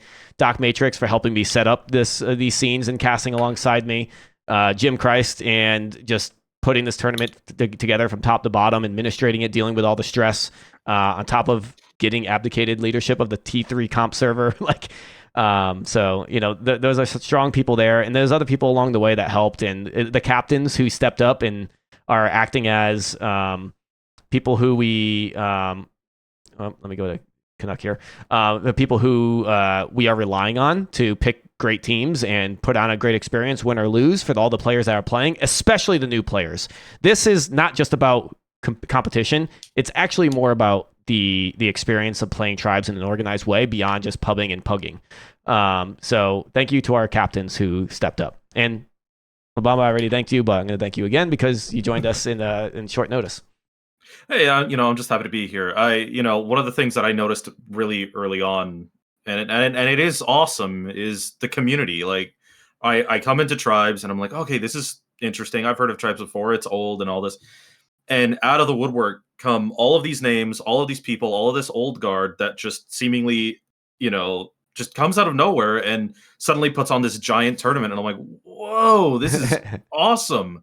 It reminds me of the old days of FPS. It reminds me of the old days of esports that, I felt were long gone. And now here we are. So do you see this right? Is that 2 Rynexes on Team B? Wait. That is interesting. And let me actually listen into comms and see if they're commenting on this. Or they're not saying anything at all. That is interesting. But yeah, I was playing the pugs. I was talking with everybody and learning a lot as much as I could, before the tournaments here. Cool. One Wing Moogle, some person I saw, one of the people I've seen in pugs before, and cool. It's just really awesome community, really to see coming out here. Let's see.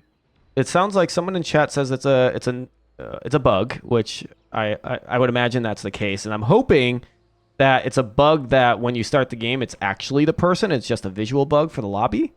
I wish I was in lobby, not because I want spectate, but I want to be able to type and say, hey, we good with these double names? I'm sure Jim's Christ is sweating a little bit, making sure that there's no issues with the game. And we're watching. Sorry, but Torment, I just realized, is the final map, and we have not seen this played. Obviously not today, but there's only been like 2 days of people being able to play this new map, so this will be fun to see how it comes together. Well, I think Steam names, right, let you change it to whatever you want, so there could be multiple people with the same name. Someone trolling, you mean? Ooh. we do a little... it wouldn't be, it wouldn't be online FPS community without just a little bit of trolling, Yeah, I guess so, but come on, we gotta do it for the... you got to do it for the game. It's funny, but then at the same time, when you're casting it or you're trying to put on a show and you see 2 Rynexes, that takes it away. Do a little trolling. All right. So again, being someone who's very inexperienced to Tribes, tell me about the map. I know nothing of this map. Is it new? Is it old? This is a new map in Tribes altogether. We've never seen it until maybe 48 hours ago. Okay. And there's lava. And the lava, if you go in it, does significant damage. So are you saying the floor is lava? The floor is literal lava. Yep. So there's that to look out for. It's not too troublesome, but it's there. You have to be mindful of it. The flag stand is very open. But it's open enough where there's not a lot of hills to block cappers, like the line of sight for cappers. So as a capper, it could be difficult, but we have this beautiful thing called stealth or phase that makes you invincible anyway. So once they fix that, I hope they fix it. It makes this map a lot harder for capping. All right, so we're looking at Canuck, and again, he's going to be the only person that we're going to watch to be a sniper. So this is going to be freaking awesome. This is a nice, unique point of view. I just saw Smirk capping, or going on offense, which Smirk is usually a Hoff. Yeah, and there's the first Rynex coming in as a light. Does get it, but immediately gets taken down. Ooh, that was a nice snipe. Smirk, yep, also being cleared off. Nice. Yep, and then the other side, it looks like the flag is dropped. Ooh, he's playing Blink Snipe. That is freaking classy. This is going to be fun to watch. It's going to be like a spectator mode in itself because he's zooming in on all the action. One of the things I'm thinking about with this map is how effective clears are going to be, because you can see like a lot of it is going to be side pathing. Yep. As opposed to just direct front. So I'm wondering just how strong. Misses one shot, gets one. Really low, does drop it. It gets reset? No. Yeah, I don't know what happened to the flag there, right? I think I saw the same thing you did. But look at all these cappers just grabbing it and tossing it. And that might be the move on this map, because that flag can fly. And if you just have someone from the base just like move forward and cap that or grab that midfield, that's half the battle, right? Getting off the stand and getting it halfway.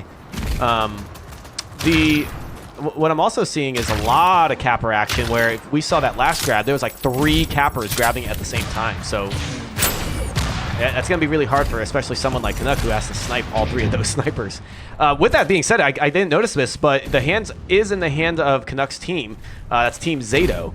And they're going to get the first cap if they can get it to the stand. There's someone on the stand that's waiting to grab it. Not quite yet, but it's who is that? The old Jibs? Is that his name? Yeah, old Jib or old Jibs. The old Jibs. It does get hit with a nade though, and it does. No, it hasn't been turned yet. You know what's nice about this stream too is we're not getting comms, so we actually get full. Oh, you don't because you're watching my gameplay. Maybe if you tune into the stream, it doesn't really matter actually. They're just we're not getting comms from the team, so it's not overlapping the caster comms. Yeah, but I am noticing what you're saying with the cappers constantly juggling the flag around. I think the verticality of the map is also assisting a lot with that. There's just so many tall hills here to just gain a lot of verticality from, so you can just really toss it left, right, and center, and not really care. Yep. About where the flag goes too much. That's right, and look at it. Look at Smirk again. Like he's usually a Hoth, and I think his name is like "Free Me from Hoth Jail."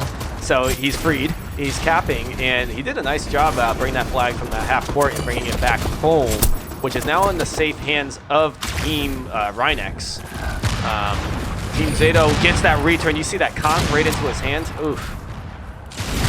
Always feels bad when you get comped. What's interesting about Canuck is that he's gone from playing like a more midfield defensive side into a more aggressive, chaser role with his sniper, and he's just so comfortable with it, and he doesn't really care. He's just like, hey, you know what? I feel like being a chaser right now. Yep, and he's got the chaser perk on too. You see him like he's using blink, he's dashing. It looks like what is he trying to set up on this hilltop to be a menace? I just know when I was pugging against Canuck in a Catamap once, I was like, this is freaking annoying. I went on what I called Canuck duty. I just bothered him the whole time because he kept sniping our cappers. Sometimes that's a strategy you need to win. It's just that there's this one guy who's putting a lot of pressure on your team. Just designate a person to, get in his face, make him a problem. Yep. Looks like though they're gonna try to keep the flag on their side. Flags returned on Team Zato's side. This could be a way for them to get a good bounce. Point. Ooh, I don't know. There's too many people on Rynex's team to get that return, and there it is. Yeah, it does look like his defense was just a little bit out of position, but overall, still a really solid defense from Canucks team. I mean, we're, what, 10 minutes, 20 seconds left now, and it's still 0-0. Yeah, and the flag's off the stands pretty frequently, but no one's able to really hold on to it. Like, we're 5 minutes in with a lot of movement of the flag, but 0 standoff so far. This might be the first one, but nope, there it is. There's the return. There's the caster curse. But this might be a cap, though, because it looks like their capper, theirs being a Zato's capper, coming in left to right, might swoop in there with the first point. So there it is. As we talk about how the game is 0-0, what happens? The opposite. Yeah, well, these kinds of events happen. The chasers from both teams are doing a really excellent job of making sure that the flags never got capped, but it just takes that one lapse of judgment, that one misplaced, maybe even getting caught out and killed in a really bad position to just open up an opportunity, and that's what we saw here. I'm really enjoying watching Canuck play this role, like how he averts danger by blinking away, and like you don't know where ooh, nice shot. You don't know where he blinks to, and so you kind of have to like give up on him, and now he's a sniper and he's gonna snipe you. So I don't know how effective he's truly being. I'll say that much, but he's landing his shots there, but he's able to stay alive and be a little menace. It's sort of the reverse clearer, right? Where instead of a clearer being a menace on the enemy's flag or the enemy's base, he's being a menace at his own base, making it. Oh, this might be a point. Trying to distract. Ooh. Oh no! That's the second time the flag carrier was inches away from capturing the flag, and Pliff with the return in the middle of all of that, and it looks like Rynex's team is going to be able to get this flag back on their side of the flag stand. Now, can they cap it? Oh, if you land these snipes, man, that's clutch. Ooh, and now he gets stopped. Won't be able to get that snipe, so this actually might be a point. So look at that. That looked like a second or a third Zato team point, but quickly turned into a pliff return and a Team Rynex cap. So now we're sitting at 1-2 when it was 0-0 2 minutes ago. Yeah, you know, it was one of those, I think they're called llama grabs, right? That came in there. You had the light just quickly speed in and was ready for that return almost immediately. Yeah, so well positioned.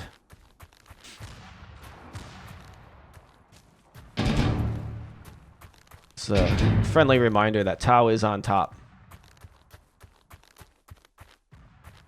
It's just kind of a stalemate right now. It looks like Rynex's cappers are trying to find some kind of angle, trying to find some kind of route that they can take, but there's really nothing. And it doesn't look like, it doesn't look like he... It looks like a little bit of a mistimed play by Rynex's cappers and their clearers, but they managed to get the flag out, and it does get picked up again.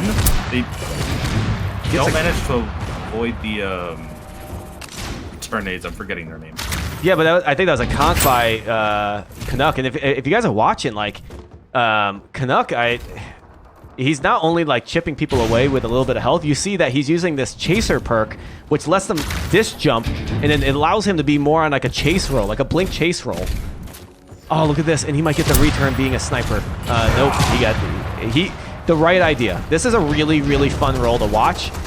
He did not succeed that time around, making it 2-2 now, tie game.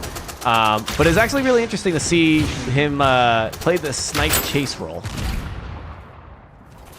Yeah, it's very, at least for me, it's a little counterintuitive. Right? Oh, when we see a tapped FOV. What? The setting that always resets whenever you don't want it to. Oh, it's so annoying. It always makes me feel like I have vertigo. Yeah, I start questioning myself every time. Like, why is it changing? What is going on? And then I see the setting. Oh, okay. It's going to be calling out that there is a capper on his way. There's a second one. I think that's a clearer trying to distract, but isn't going to be enough. Oh. Yeah, I don't think he's going to be able to do enough damage here for those cappers. Like, that's a hard snipe to hit, because these aren't hit-scan snipes. It looks like they have 3. Looks like Rynex has 3 at their base right now. I don't know. It looks like... Yeah, they did get 3, and 1 managed to get onto the flag. Yep. And throw it off, but I don't. There's no one there. Rynex doesn't have anybody. Rynex's team doesn't have anybody there, so it's just gonna get returned. Yep. Well, they keep doing this. They keep. They're playing this more cluster. Let's walk this home type move versus your traditional capping. Now, it doesn't mean they're not trying it. Like you see right there, right? They have cappers being ran, but they're opting half the time, if not more, to walk it off and throw it when they need to. I don't know which one's becoming more successful. They did score twice. I can't recall if it was because of a capper or the cluster play. Yeah, I think it's... yeah, it is really difficult to tell. There goes again, getting tossed. Yep. That was a really good toss. That actually went really far. That toss is good, but it's returned again, which then this might actually be... Oh, nope. Return. Who was that? That was a nice return by Osimo. To be able to... prevent that leading cap. That one looked pretty convincing to me, but that one person, Osimo, was at the right place to get that return. Both flags went back to stand. Now we have the flag taken on one side. Sorry, I don't have spectator tools to see exactly where. It looks like it's, someone on Zato's team. He is home, not clean, but he is coming home quick. There's an E-grab, instant return, coming through the base, and there's the cap. 3-2 with 4 minutes left. Oh, that's a nice grab by Donler. Donler, he was spotted like 10 seconds ago, but he was able to get out back to front very cleanly. Can he land these snipes? Nice try, but no cigar. This might be the equalizer 3-3 point. The flag's in the field. They need that quick return. There's the return, but the flag is now dropped on Zato team. Zato's team picks up the E-grab, but it looks like it's now dropped again. So now both fields are dropped in the field. Team Zato really wants to get this return to prevent the cap. That is not going to happen yet. Donler flag is back in his hand. You need these snipes. That's one snipe. Pass up to the stand. It does not make it to the stand, but it's in the hands of the enemy. The enemy tries to get it. Look at all those flag carriers that could be there. And that is 3-3. 3.5 minutes left. What a beautiful chain of events for Team Rynex. Yeah, it's really interesting. We had this giant gap where there was really nothing getting through. Everybody was trying their best to get the flags, and then all of a sudden, one flag gets picked up, gets returned correctly, and then the other one, a return point capture, flag capture gets thrown in, and it's just, who knows? Maybe we're going to see another 3 minutes of a stalemate.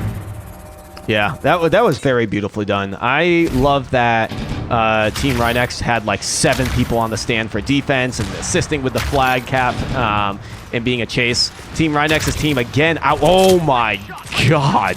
He was murdered on his way out. He was clean 100% and then immediately 0 health. Oh, and this is high level. Look at this. The repairs, Ooh! I don't know about the repairs. APC, I really don't. It's too long. It takes too long. Even with the 6% heal buff? Yeah, I haven't played with it yet. You have to have multiple people. Yeah. You have to have multiple people, and that's just...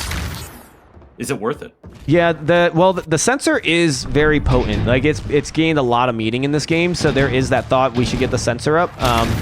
But man, it's really easy to take it back down. So then you have to ask yourself, do you want to risk one person on your team to be a sitting duck repairing something that's going to die? Well, I guess it would really depend on the map, right? Depending on how many defenders you have up who can just jump up there and quickly heal it versus, the amount of, say, cappers or clearers that you're going to need. Oh. I was hoping for Canuck to land a nice shot there. I was waiting for that to be like a me shouting at the top of my lungs moment. Speaking of cappers and clearers, it does look like Rynex's team does grab the flag, but in immediate response from Zato's team, we're in a standoff now. Yeah, they got Zato's team needs to get it on their side of the stand first, which looks like that's not going to happen. Ooh, can he get that nice little snipe? Nope, there's the return. Is this a cap? Canuck, look on the other side of the map. I want to see. Your team has the flag. Okay, so Zato... It looks like it's getting close. Yeah, it's getting close. It looks like Zato's team is able to get the crash into E-grab. It's now dropped. Now both flags are dropped in the field, and there's the return for Team Zato. That is what they needed, but now it's an instant grab for Team Rynex, where they're just going to elect to walk it home. Let's see if you can get any conks. No conks. Nope. Nice snipe, though. Add that to the highlight reel. Doesn't get returned, though. It does not. So it's bouncing around. Oh, now it fall into... Oh, okay, now he's out clean. That's a nice little loop around. That was not an easy thing for that capper to do, to grab it from the front and then have to loop around like that. Oh, no, the flag bounce does not go in Canuck's favor. Rynex himself from Team Rynex is able to take out Canuck, but not enough to keep the flag in their possession. Flags are home. 20 seconds left. We might be seeing another game into overtime or sudden death. What did I say? See? I told you we're going to see... I don't know, but maybe we might see another overtime, and here we are. First game in, another overtime. Yeah, this is the LeBomba curse. If you have him on your team or casting your match, it's going into sudden death. No, don't curse me with it. Don't extend your curse to me. Don't do this. No. You can't transfer curses. I mean, it's happening right before our eyes. So I'm gonna need receipts. I want to return this. Well, this is it. Now you have to really ask yourself as either of these teams. Do you stack D? Do you keep your same setup? Do you push more O? Like, there's options. My personal take, don't break your momentum. Holy shit, we didn't even see someone grabbed it. And that looked like a back to front. And that sudden death did not last long. It says 12v12 catabatic. That's not the case. This is not catabatic. But it looks like Team Zato gets the victory 4-3. All right. That was a really good game. We saw a lot of verticality coming in. We saw a lot of side-based routes. But I think the most interesting part was just this just hot potato they were playing with the flag constantly. Yeah. It almost felt like no one wanted to hold on to it for too long. They were just constantly switching to person and constantly getting returned. Ooh, we got 2-2 Fire and HotRod. I got to find someone from that match. Let me bring it to the caster scene so you're not looking at me scroll through like an idiot. Who is streaming from Fire or HotRod's team? I want to watch that. Fire HotRod. Fire HotRod. Rincewind. Colonel Fatso. I can watch Fatso. Fatso's been like the go-to stream for me, I guess. Yep. Let me turn that one on. Let's bring that over here. I'm not gonna show you the ad. It's not Campbell Soup, so I'm not gonna do anything for that. If there was Campbell Soup on the stream, you guys are gonna watch it because we are sponsored by Campbell Soup, evidently. Are we? Okay. Yeah. Sorry, I don't make the rules. Campbell Soup does. All right. So now we are in a new match. This is Fire versus HotRod. These are the top two teams in the mix right now. So let's give a little watch, a little listen on what's going on here. This. Just return it. 10 seconds left. We're good. We win. And you hear the comms. Of course, when I join a stream, someone's going to win. I'm always watching all the winning teams, and you can hear the comms saying, like, that's it, we win. So that's 3-2, and you just hear them. They're going nuts. Let's listen to them. Good game. Let's go. We don't miss. Should have been 4-2 actually. We threw one really hard.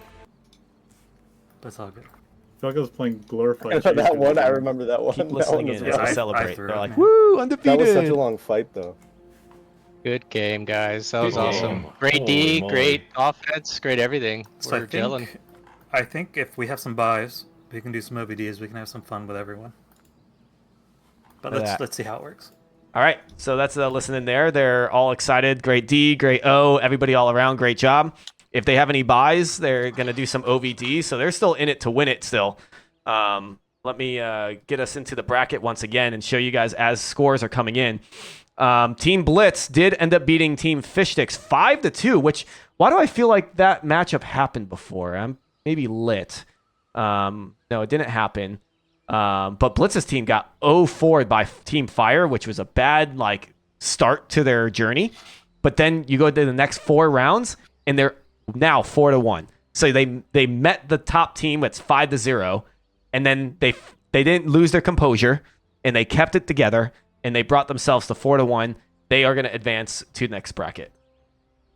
You know, it's one of those things. Sometimes you run into the first seed, and you're like, "Oh, here we go," and you're demoralized. You get absolutely wiped, and then you go, "No, run it back." Yeah, and then you just start climbing through the bracket, and you're like, "No, run it back. I want to see them in the finals." And now here we are. Yeah, Blitz 4-1, Fire 4-0.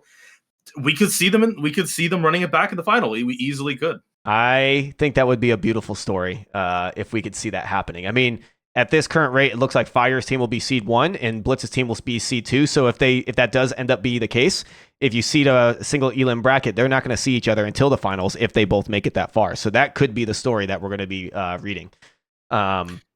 Slush's team is also in the running alongside Zeeo. So Zeeo is now 3-2 officially. Have a lot of teams like Fishstix and Bowie too, who's also 3-2. We're just waiting to see if Slush's team wins or lose to see if that tie potentially hurts them. Actually, no, that is their final score, 3-1-1. So we'll see if that tie hurts them or if they still advanced. Jim Christ, good luck with dealing with that. Yeah, so what are the other matches that need to be cleared right now? It looks like Altimore and TritiumJones. Yep, we only have one match left, which, let me bring it to a caster scene. And does anybody know what match I can watch that can finish TritiumJones? Fishstix is saying, "Thank you, Team Fire, you just saved our butts." I'm assuming that's because if they lost, they would not have advanced, or potentially. So that's how it works sometimes. Sometimes you have to root for someone to win when they're the team that's above you. We definitely had that in the league that I was running, where it was the finals or the last, the placements were decided by someone else. Your match was irrelevant, and it's like, okay. Yep.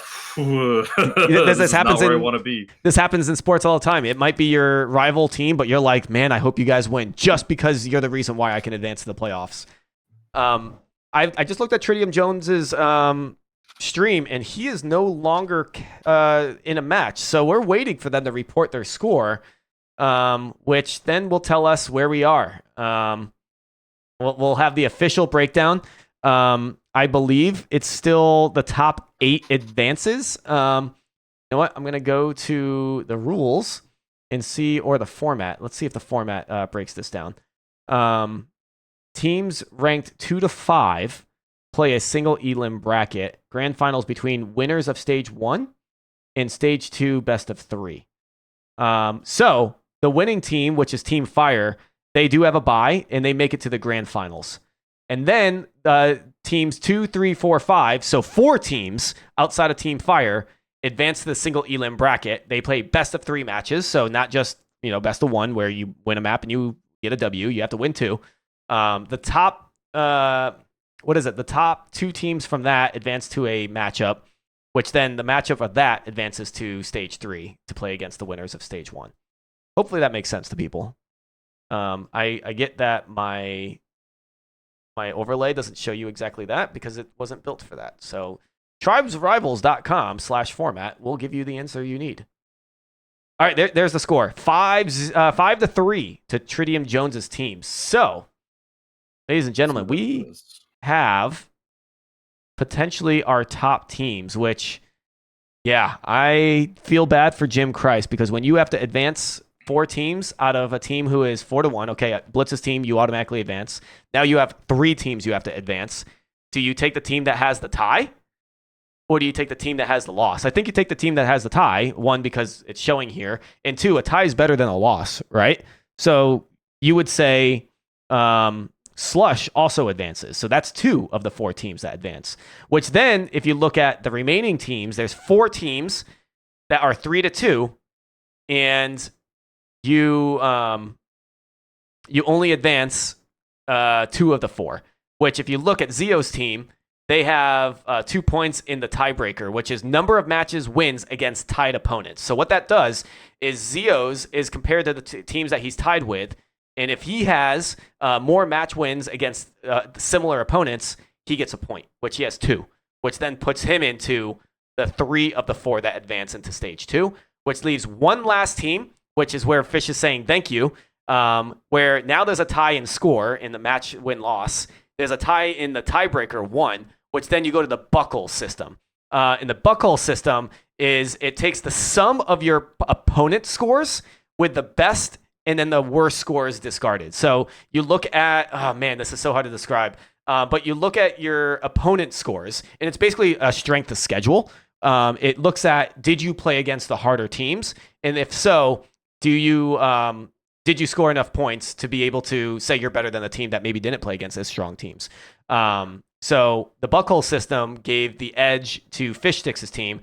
And Jim Christ, if you don't mind, I'd love to pull you in here. Tell me in chat if you're listening and if you can. I'd love for you to talk about where we are with the tournament and how we're going to advance and when. All right, I'm done talking. Any questions or comments on that, LeBomba? Yeah.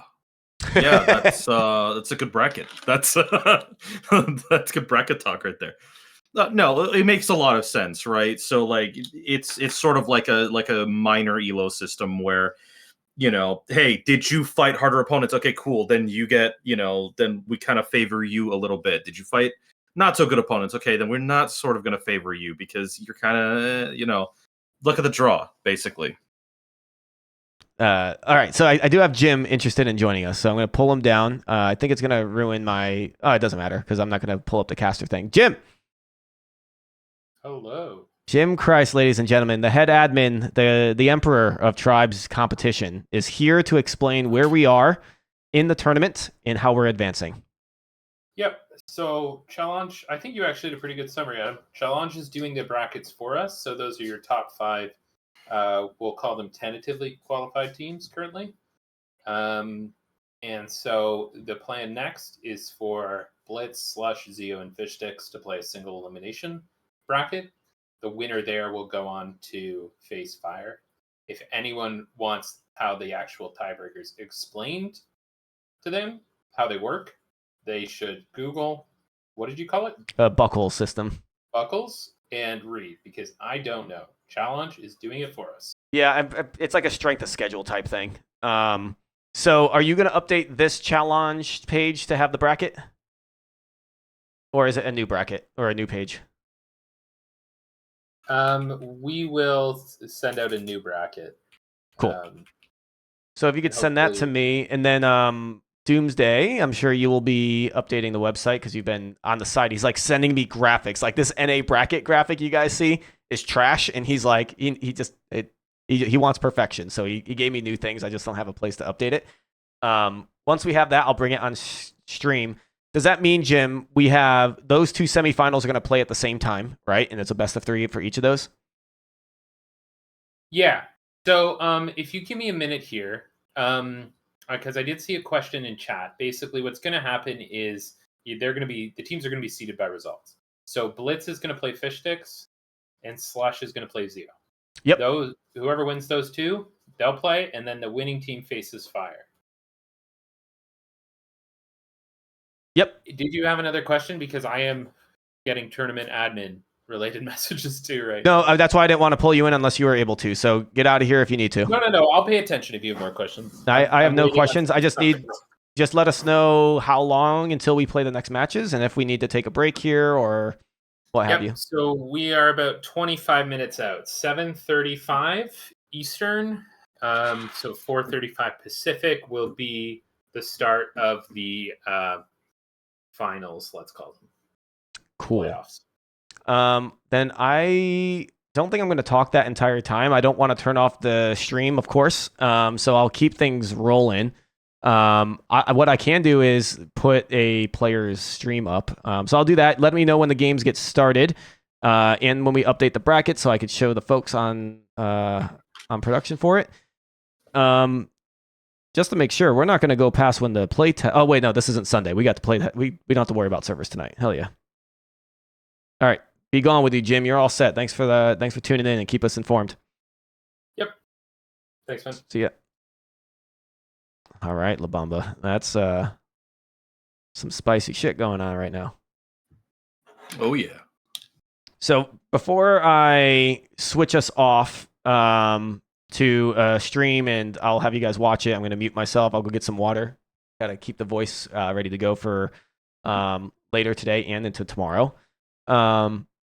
Let's talk about Fire, Blitz, Slush, Zeeo, and Fishstix. So I'm going to bring up their teams and talk about their top players that are probably carrying those teams. And I want to say carry as an insult, but like making an impact, a strong impact. Starting with Team Blitz, since they're the first one listed here. I mean, Blitz himself, great leader, has led successful teams in the past in Tribes, and especially Ascend, most notably. And has been a person that, yeah, like you were saying, LeBomba, like when you go against the first seed in the first round, you're able to just kind of pick yourself up and say, hey, look, guys, we lost that one, but the show's not over. We have time to recuperate. Like, Blitz is that guy that's going to talk some sense into his team and organize things to make it the way it needs to. So Blitz, I definitely contribute a lot of his work on his leadership there. But then you have people like Jazz, Clout, Lon, Eidmark. I recognize Carbon and Crash going further down the list. I don't recognize as much, but that doesn't mean they're not good. I don't have my eyes on you. So I look forward to seeing you make a statement in these upcoming matches. Eidmark says Glem is our surprise high fragging random. That's cool to see. I love to see these new people show up. Any names you recognize on here? No, not on the my friends. At least the ones that were playing, have all been eliminated. So that's disappointing. That's the draft, right? So sometimes it just do be like that. That's right. Okay, well then Zeeo. Zeeo makes it in, and he has Tasty Ham, known player in Tribes Ascend for sure, and we watched a little bit of his stream and his capping. Was awesome to see him perform, and I still want to ask why Bolt Launcher over Spin Fuser Disc. I know Tay Zonday is also asking that question, so someone like Tasty Ham, if you can let us know, please. Angry Smurf, I remember messaging you saying like, hey, are you still playing in the tournament? I forgot why. I asked that, and you're in, and you're crushing it. Albert, I remember when he got picked, and it was during the draft. I was like, that's a good pick. You can go back to the VOD, and I knew Albert would make an impact. Said you always have to have a water boy on your team, and look at that. I don't recognize a lot of the other players listed here. But again, this is where people start to make a name for themselves. I actually have a theory that Jim is actually Jim Christ, the head admin, and he's conspiring something here, and he's trying to he's trying to win money. So there's potential collusion going on here. Whoa, hold on. Those are some accusations. Hold on. No, Jim would be the last person to do that. But there's too many Jims in this community, all right? There's only there. Yeah, Jim must be stopped just in general. Stop with these names. Moving on to Slush. You got Proj. Proj is a very known player in the tribe scene altogether. A known nuisance in terms of fragging and just control of the field. We watched him in the earlier rounds, and he was doing his job on Dangerous Crossing in particular that we were watching. Astralis, very known. Stormcrow, very known. A-Complex, known him from Legions days, which only like 5 people in this entire chat, I'm sure, knows what Legions is. Turtle Bacon, Red Eye, Respunk. Like, there's some good names here on this team that, yeah, Team Slush, top 3 team if I only had to pick... a top 3 team if I had to pick a third one from the voting that we had on this website. Team Fire and Fishstix are the other two. Fishstix, Sterilize, awesome player, very prominent in the scene for the Pugs lately. Busy, known for T1 in his early days. Sagent was making moves that we saw a couple times as we watched with the flag. Tyler Market, Legit Bear, Cheesecake, Supermarket. Dude, that's a beautiful team. That is a stacked lineup. So definitely do not take your eyes off this team. They had a great start to the tournament in the beginning, as we saw, but then got taken down by Team Fire 5-0 and then lost to Blitz. So they were 3-0 going into round 4 and then lost 2 matches after that. So hopefully they don't lose, they don't lose their mentals over this and they don't get tilted. Like, this is their refresh period. And then lastly, Team Fire, Rincewind, amazing player. I mean, these captains I'm not even notarizing other than Blitz, but every captain is freaking solid at this game. They know their players too, and they picked great teams. So Fire, played with him in the past. Awesome comms, great player, very versatile. Rincewind, Makasura, Fatso, he's been watching his stream. Miskane, still don't know if he's playing or not. Phantom, questions on if we know who he is from the past, and he's playing in a different name. Amu, sorry, but I'll say it again. Another great team. So to see these 5 teams in the top 5 is not surprising.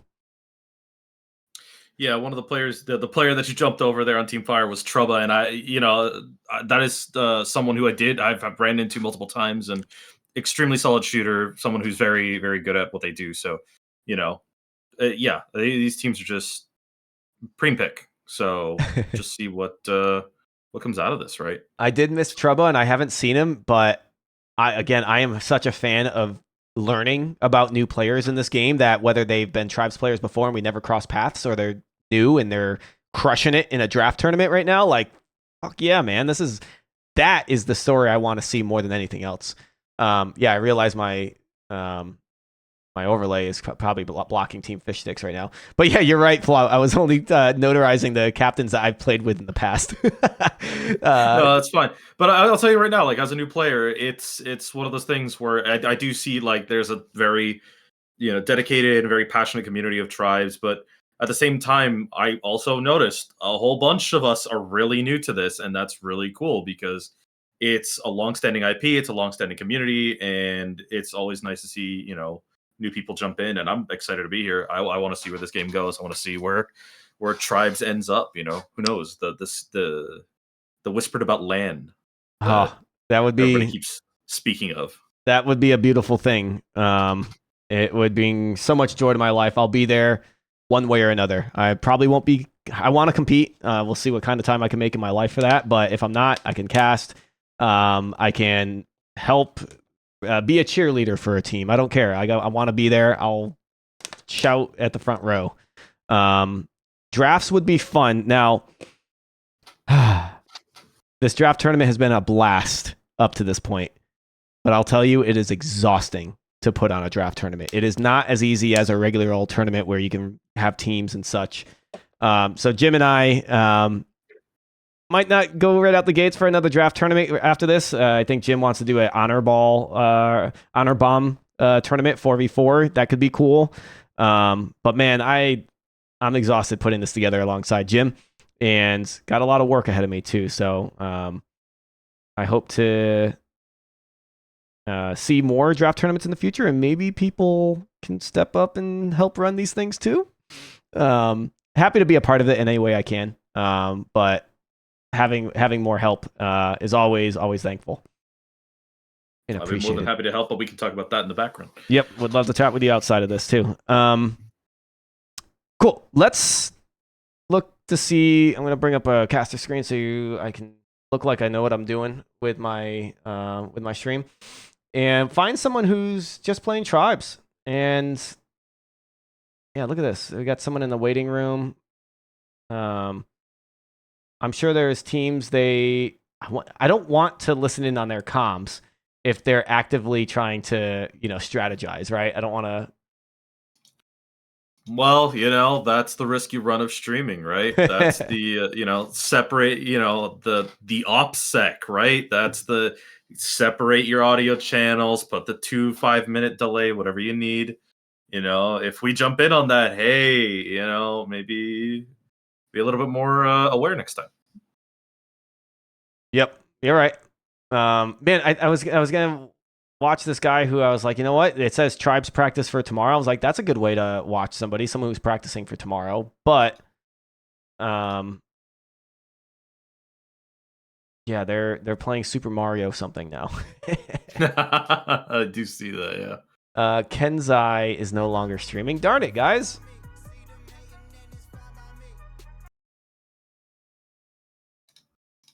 Let's see. Tasty Ham's running some routes. I'm a big Tasty fan guy. Tasty Ham guy. I'm not entirely sure what Legit Bear is doing, but whatever it is, they're running around. Yeah, and I see playing a match maybe. Tasty Ham's doing the same thing. So let me bring up that scene, and I'm gonna take down these team names. And I'm going to add a new text scene to say bracket coming soon. And we'll call this stage 2 starts stage 2 starting soon. We'll call it.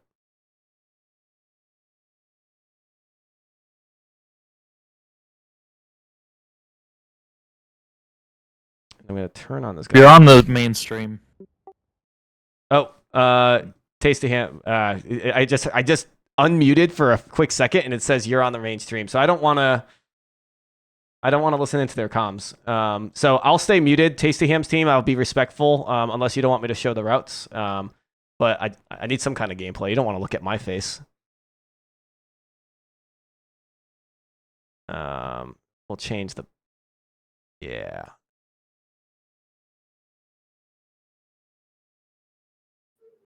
I think Legit Bear is just playing some kind of match. I don't know. Yeah, some kind of match. I don't know if that's pugs or if that's just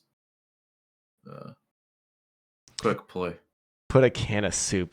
Someone sent me that in DM somewhere. Sorry guys, if anyone's like messaging me, like there's not a good. I'm not looking at my DMs as you can only imagine. I need to focus on running a tournament. If we are sponsored by Campbell's, maybe getting some of the old Campbell's ads from the early 2000s, just as a nostalgia trip. That'd be fun, wouldn't it? Oh man, I mean, I wouldn't be against putting something up.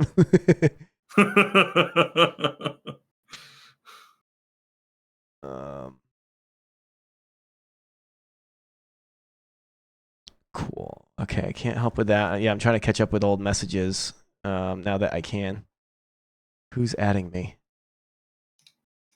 Oh, my pleasure, guys. All the thanks that you guys are sharing and the love, I deeply appreciate it. I'm sure you can relate, LeBomba, but when you admin or cast or run tournaments, you don't always get the recognition. You always I don't know, you usually hear a lot of hate. You always get the shit end of the stick. I had the privilege of having a group of players and admins that were extremely dedicated to what we were doing and extremely passionate, and they would shout me out all the time in the back end or shout the rest of the admin team out in the back end all the time. So it was yeah, you know, it was one of those things that the community was just so passionate about the game that we were very we were just very understanding when it came to these kinds of things. Rooster in chat asked, "What?" So I guess you know, Phil Air. What's your favorite soup? Oh, dude, Campbell's chicken noodle soup. There's no doubt about it. Is that a question or was that like a demand? There's no way you asked. There's no way you asked me that question. Just chicken noodle. Very interesting. I'm gonna have to go with cream of mushroom just because it's really fun to throw on top of pasta. But that's just okay. That's just me. No, if we're doing real talk and we're not memeing here, like that was the question. That was the question in chat. The question to ask: what is your favorite soup? I know where he's going with it though. We're going full soup meme, Campbell's soup meme. But who just said Fruity Pebbles? That's a good one. That's a good answer. If I'm in New England clam chowder, but hands down is the best soup. There's nothing beating that. It just has to be good clam chowder, and I'm biased because I grew up in the Northeast. The outside of that, Italian wedding is good up there. I love Italian wedding soup. Yeah, okay.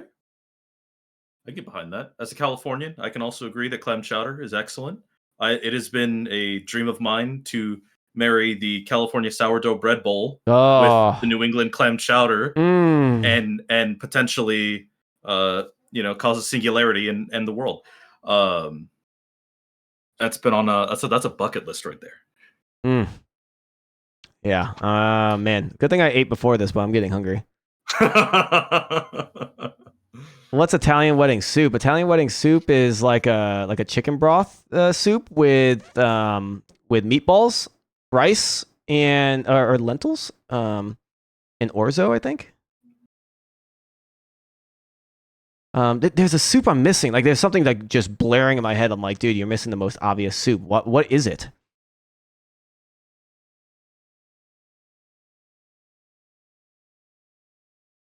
Damn it, what is it? All right, ask me another question because I don't want to think about this anymore. So somebody asked, so semifinals are bomb rush and grand finals are team hunters, right? I don't think that's let me get the itinerary real quick. I don't think that's right. TritiumJones, if chili is a soup, then a hot dog is a sandwich. Well, what about a hoagie? For the record, hot dogs are not a sandwich. It's just Oh, Freaky, I just saw your message. You growing up on the West Coast and you can appreciate a New England style clam chowder. Amen. Yeah, dude, going to like PAX, Boston, I hope that anyone who's flying in as a gamer treats themselves in Boston to a bowl of clam chowder, a lobster roll, like, oh. I have yet to go to a PAX. I still have to make the pilgrimage. One of these days. It's a good time. Oh, man, hot dog. It's a taco? Oh, no. I don't want to have this conversation, guys. No. Whoa. This is getting silly. This is going to get nowhere, and I'm just going to create enemies.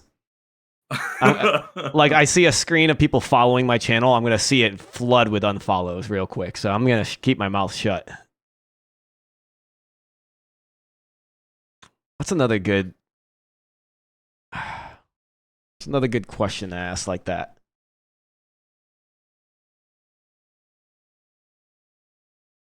Oh, there's the cheesecake question. That's a classic. What is it? Oh, what is cheese? Is cheese a cake or a pie? You know, it's a cake. No, there is a correct answer, but it's funnier to see people debate whether it's a cake or a pie. I mean, I hate cheesecake, so maybe that right there is something that will piss people off. No, see that? Yeah, see that. That could get chat going real quick. Yeah, cheesecake sucks. The best. Okay, the best dessert. Let's talk about best dessert. It's a pie. It's a pie. I'm seeing pies. Is it a pie? Look. It's garbage. That's what it is. But carrot cake, top 3 dessert. Tiramisu, top 3 dessert. Yeah. What about red velvet though? I know it's just chocolate cake, but it's good. No, it's good. I can go out of my way for a good red velvet. It's not a top 3 though. Jesus, I knew here I am worried about getting myself in trouble by saying hot dog's a taco or not, and then I say something like cheesecake is garbage. That tilted everybody off. You got him going. That's yep. Milk steak, nice. What else is controversial? That ice cream Oreo. We're keeping the food trend. All right, what else we got for food? Connecticut has the best pizza. You can't take that away from me. You cannot take that away from me. Connecticut is garbage, and I grew up there all my life. But there's one thing that we have right, and it's pizza. Any New Yorkers in chat? New Yorkers will agree. Gladiatorial comment. New Yorkers will agree. Like, Costco pizza is not better. Costco pizza is not bad though. But I feel like that's the West Coast in me now. I'm stuck with crappy garbage. Price? It's good for the price, and it's not bad. Like, I've had worse pizza, that's for sure. But you can't even speak about Costco and not bring up the rotisserie chicken. So funny thing, Costco is the only place that I truly enjoy like going to. Every other store, God, I hate TJ Maxx and Home Goods. Sorry, babe. I you know that though. But you tell me that we're going to Costco, I'm fucking in. And it's impossible not to spend any money there. I was never a rotisserie chicken guy. Like we always went and never even batted an eye on it. Really? Well, just because we didn't know the truth. We didn't know the truth about the rotisserie chicken. And then you realize, holy shit, you get a full ass chicken for $5, and when those chickens come out of the cooker, there's a line out the door for it. Somebody's pulling up their windows. Oh. Taste of him. What are you doing? Your team warned you that you're on stream. Here, we'll look at us. God. Nope. Do I have? Am I on the caster screen? Yeah, I'm on the caster screen. Yeah, you're on the caster screen. I'm down. I'm like over here though.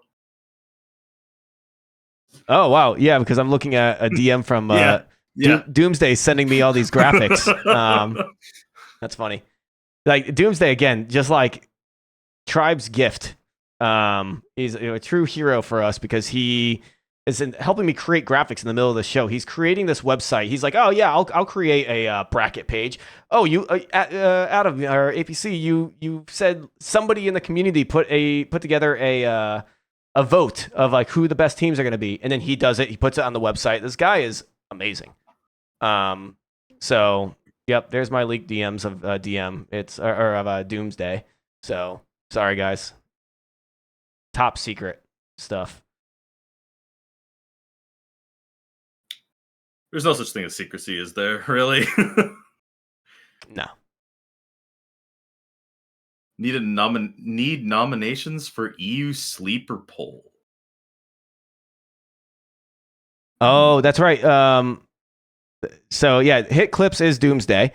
And he's the guy that's gonna probably update the website with the EU pick. So hopefully he's able to. Somebody can help him out to get that stuff done. You gave me some things. My background. I don't know if I'm gonna update my background with that. It might be too busy, but I do want to update with these graphics you gave me for the NA and EU bracket. God, I love good people in my life. Doomsday, you're one of them.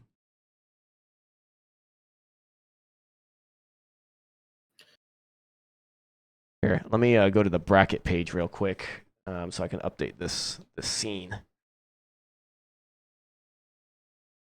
So this NA bracket text, garbage. So as a new player, I guess I'll just ask some general questions, probably more geared towards veterans. So like what map are you excited to see make a return and what weapon that isn't in the game yet are you also excited to see a return? So, weapon and map that's not in the game yet. What are you excited to see come back? So map I mentioned with Tay Zonday, and that was CCR, Canyon Crusade Revival. That map is a faster paced map. It's very open. There is like the only bases are built into a like sand or dirt mound, so there is no like bases that you can really hide or stand on. And caps could come from 360 different directions. And there's a quick path that is flat to the base and back. So it's a lot of fun. I gotta go here. It's the kind of fun that I like in tribes maps where it's just constantly just like banging your head against the stand. Weapon wise, I want to play with the grappler. I just think the physics would just be a lot of fun just to ski around, similar to what like Legit Bear is doing right now, or Tasty Ham earlier. Is like skiing around, and like the freedom of movement in tribes is one of the best parts of the game. So like give me a grappler hook that can make me do things that I've never done before would be fun. But something that's maybe damaging.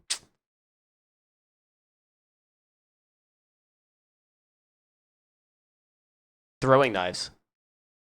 Throwing knives. The throwing knives in Tribes Ascend, and maybe that's somewhat of a hot take, but I really right into the wall. No. The throwing knives was so much fun to play as like an infiltrator. But yeah, I just want to shink shink, like the noise it made, the look to them. The throwing knives were a lot of fun. So I think that would be my weapon of choice. I mean, throwing knives make any game better, right? So, except for the finals. Just like a chainsaw. Those finals throwing knives suck. Yeah. I mean, they have a lot of issues with their balance right now. So yeah, I'm seeing a lot of people saying Merv, MIRV. No, who said the Merv? Get out of here. Quite a. Actually, a lot of people say bring that back. Okay, so the Merv's not that bad. The Merv is basically a mortar, but then at the end of the arc of the mortar, just before it hits the ground, it shoots out into like multiple shells. Okay. So it's like an aerial, like it has a more spread, but it does less damage because it's not a direct shot like a big bullet like a mortar. So I don't hate the Merv as much. It's the fractal grenade that I immediately thought of. If someone said the fractal grenade, that person's banned from my channel immediately. That's a lot of bans. No. The fractal is a grenade that when you threw it, it was not destructible, and it would just stop on the ground and then just start beaming lasers out on the ground. And it was like an AoE damage thing. Alcohol, get out of here. It was stupid. Like you could look it up. Look at the fractal. It was not fun. Don't bring. So I guess that fractals. brings up the. I guess that brings up the next the next question, right? Which is what map and weapon don't you want to see make a return? Okay. Right? Yeah, I like this. Devs, get your notepads up. You know the two first maps that came to mind, and then I said no. You know, there is. Someone said Scarabray, and I thought about it. I was like, I probably don't want to see Scarabray come into this game. But then at the same time, I do want an indoor map. I want to try an indoor map in this game. It would be chaos, especially with a Nitron. But I want to try it. God damn it. But I'd rather something like Minotaur. So maybe Scarabray. Scarabray is just too big. It's vehicle focused. Or at least it needs vehicles to get like heavies to the other side. It's just a long, big map. Scarabray is probably the map. As much as I hate to say it, I just can't think of another map that I hate. Fane is the other map I want to see. I actually would say that over CCR maybe. TWL Fane was my favorite Tribes 2 map. Weapon that I don't want to see, just don't put a sniper rifle that's OP. Whether it's the BXT that we've seen in the past or how snipers controlled Tribes Ascend in the past, just don't make snipers OP. And I guess that leads into the third one. What map? And if there is a weapon, I wouldn't know. But like, what map do you think deserves a redemption arc? Interesting. I guess the first map that came to mind real quick for me was Damnation. I don't think that's really a redemption because I think a lot of people liked it, but it was a map. Like, picture this map. The flag stand is in the middle of a lake. And like, picture a lily pad. Put a lily pad in the middle of a lake. and there's a flag on it. And then you have to, like, to get to the flag, you have to kind of travel over water. If you're in the water, it's like you're sluggish.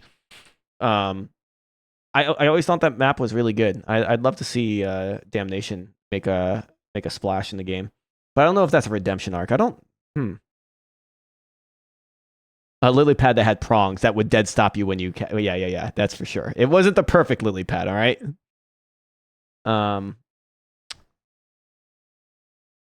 Deathbirds fly. Snowblind. Snowblind could be interesting. That's kind of like that's an old school map from Tribes, one that, people played a lot and talked about a lot. It's an indoor flag, but it's not too indoor. Blood Gulch, get out of here.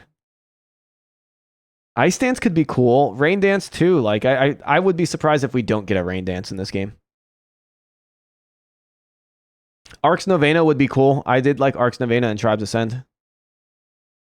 Yeah, dude, Donler, I'm with you with the pipes. So in that map I was describing to you, LeBomba, with the lily pads, there's a base in front of the flag stand. And in the back of the base, in the water, or at the top of the water, were these tubes. And you can go into the tubes as a heavy, and it will take you straight to the generator room. And the generator play was a lot bigger in Tribes 2. So those tubes were always like an interesting way to infiltrate the base. Okay. Yeah, I know like the generator was something that was added recently, and it's just still trying to wrap my head around like, okay, do you go for it? Do you not? Yeah. So I have so many questions I want to ask you. Let me go get some water. So that way I'm through my second bottle of water. Need to hydrate. Someone else said it in chat. I think it was you, Last of Spades. Shout out. I'm gonna go hydrate. But I'll be back. But I wanna pick your brain a little bit more. Or if anybody in chat, if you have like someone who's literally like newer to the Tribes franchise, but is here casting matches and watching what we're doing, what would you ask this player? And also, if someone from Prophecy is watching, we want to pick the brains of new players. This is an important moment. So I'll think on some questions. I'll be right back. Yeah.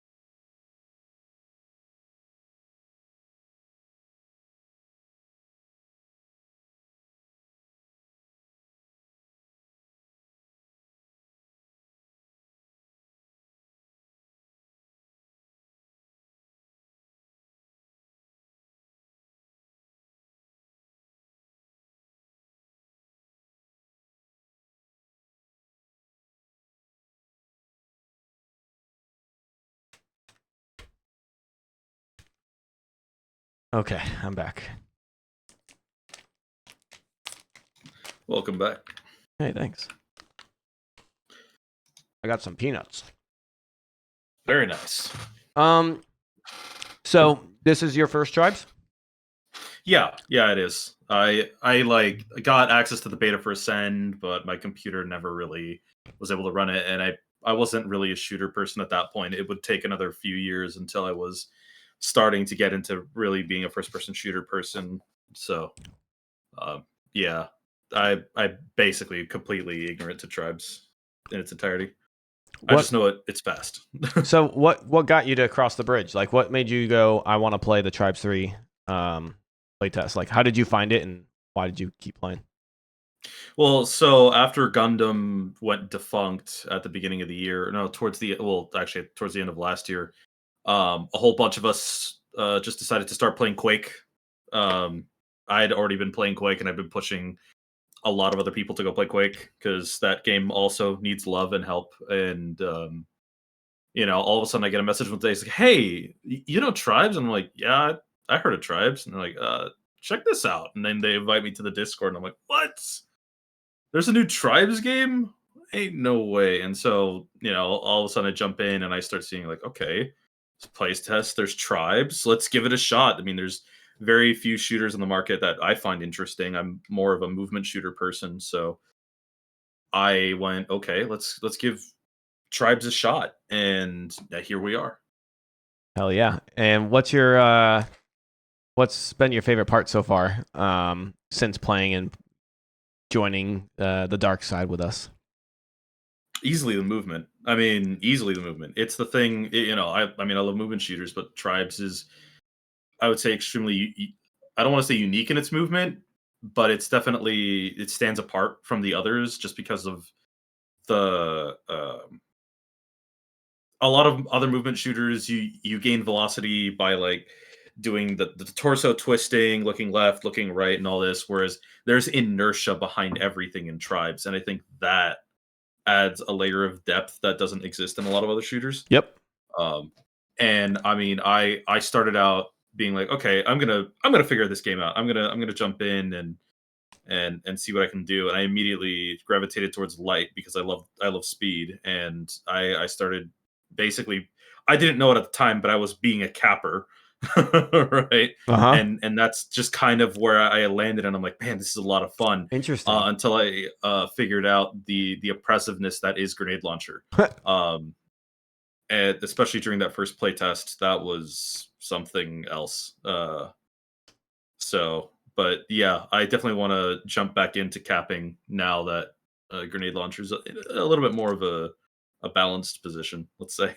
How could your experience have been better when it comes to jumping into this game for the first time? Like you're saying, like, yeah, I love this movement, I love the speed. I guess I found out I'm a capper based off of my interest in what I've been doing. But what like how could it have been better for you? How could it have been? That's I don't really know because I'm so new that it's like I definitely saw people talking about roles and positions, and I'm like, I sort of got it down at the beginning when you had heavy was defender, medium was midfielder, light was capper, you know, stuff like that. So I think, but then there's also like subclasses, air quotations, sub positions that are involved. So I really can't say for certain what, because overall it was just like, okay, I'm sort of getting it. I think the player base decides what a lot of these roles are, so it's kind of hard to figure out just by playing the game what the different roles are aside from the obvious mains that they give you. But, Where did you hear about the roles? You said you heard about roles from people. Like, was it the Discord, like the official Discord, or the comp one, or which one? Both. It was the official Discord. I saw people talking about roles, and then in the comp Discord, I watched Fishstix's video. Okay. You know, and I'm like, okay, so there's positions like in sports. There's positions. Okay, you know. See that's what I'm trying to get at is like, what made you stick? What made you learn? Right. Those are the two main questions I asked, and like you saying, hey, this video that this person put out was something that I digested and it helped me understand the game better. And then it's the movement of the game, it's the speed, it's whatnot. Like those two high level things help a lot. What made the thing is for me is my passion is getting into a game period and then just getting crazy good at it. So for me, it was really easy. I'm just like, this is an old competitive game, so it's really easy. I'm just gonna jump in there, and I don't care if I'm gonna get annihilated left, right, and center for the next 3, 4, 5, 6 months, however long it takes me to get there. I'm gonna get good, and that's just who I am. So I like it's that sticking power of this game has a community. It has a very dedicated competitive group. It has a very passionate, I don't want to say casual scene, because I mean, what is competitive, what is casual these days? But it has a dedicated player base, and it has people who are passionate about it. I'm like, all right, that's good enough for me. That's better than most shooters who last about 5-6 months and then disappear as if they never existed. Got it. Interesting. No, I love this. Thanks for this chat. I think it helps a lot to understand where where your mindset is on it. And it's something that I want to do in the future. And I think you're one of the people I would probably ask you to be a part of. Maybe my next tribal banter show is to get a bunch of new people in the game. The people that are like, I'm learning, I like it, but there's more to be desired, or I wish I learned more of this or that. Just like having a very clean conversation, because I think these are the kind of conversations that like that the developer needs to hear. They hear me all the time. They hear Fishstix all the time. They hear the same people who have played this game for 20 plus years bitch about the things that, yeah, I think we have some, our opinions hold water, and we want to build a tribes game that we enjoy, but it can't only be about us. And they need to hear more from people like you to understand how to build this game in a way that holds new people and brings new people in the first place. Yeah, that was what. So I think one of the things that definitely stood out to me was the magnetism when skiing back in the first test. That was like, I saw every single person complain. I saw every single veteran complaining about this. This is horrible. This is going to ruin. This isn't tribes. This is going to ruin the game. Blah blah blah blah blah. Yeah. And I'm like, what do you mean? This as an air quotations crutch helped me so much, because I went into, I'm like, oh, this is like a skate park. This is a skate rink. I'm skating. I'm at the skate park with my skateboard, and they're all half pipes. Interesting. Okay, and then I immediately figure that out. I use the light thing. I go up the hill. I use the booster, and all of a sudden I hear somebody distinctively in the voice chat at the time go, "Oh, somebody's figured out how to break movement," and I was hitting 200, and I'm like, "No, this is easy. I had no baggage." Wow. So for me, it was I picked it up almost instantly, intuitively, and I'm like, "Okay, yeah, this makes sense. It's just skateboarding."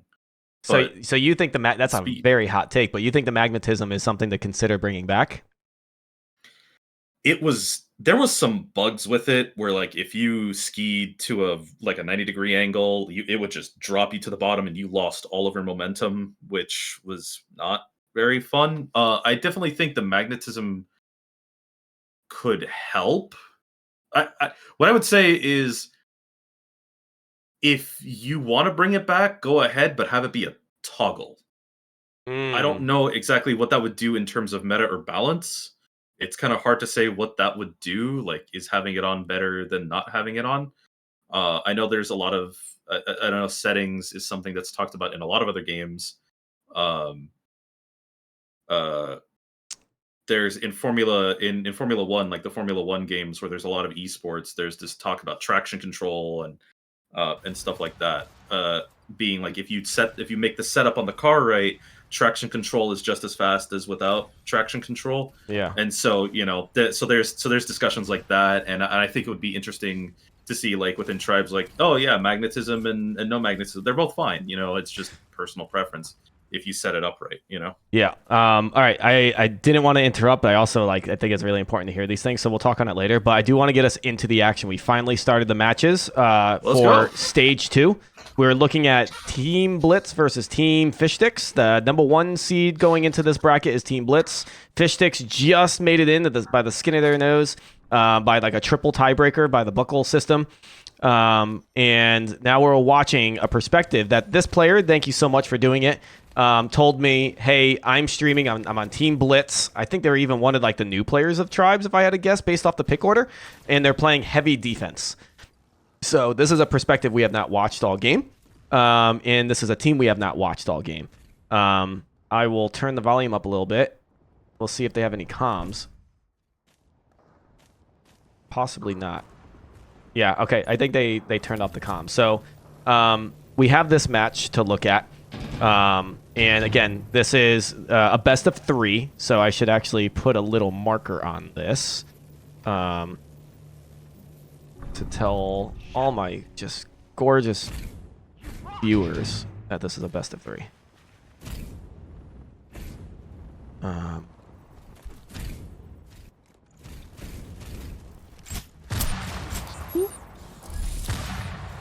Dude, this font makes the 3 look jank. What the heck? I'm sure Doomsday is just gonna hit me up in my DMs. What the heck? Someone needs to. What is that leveling? I just don't. All right. Why? I have to find something else.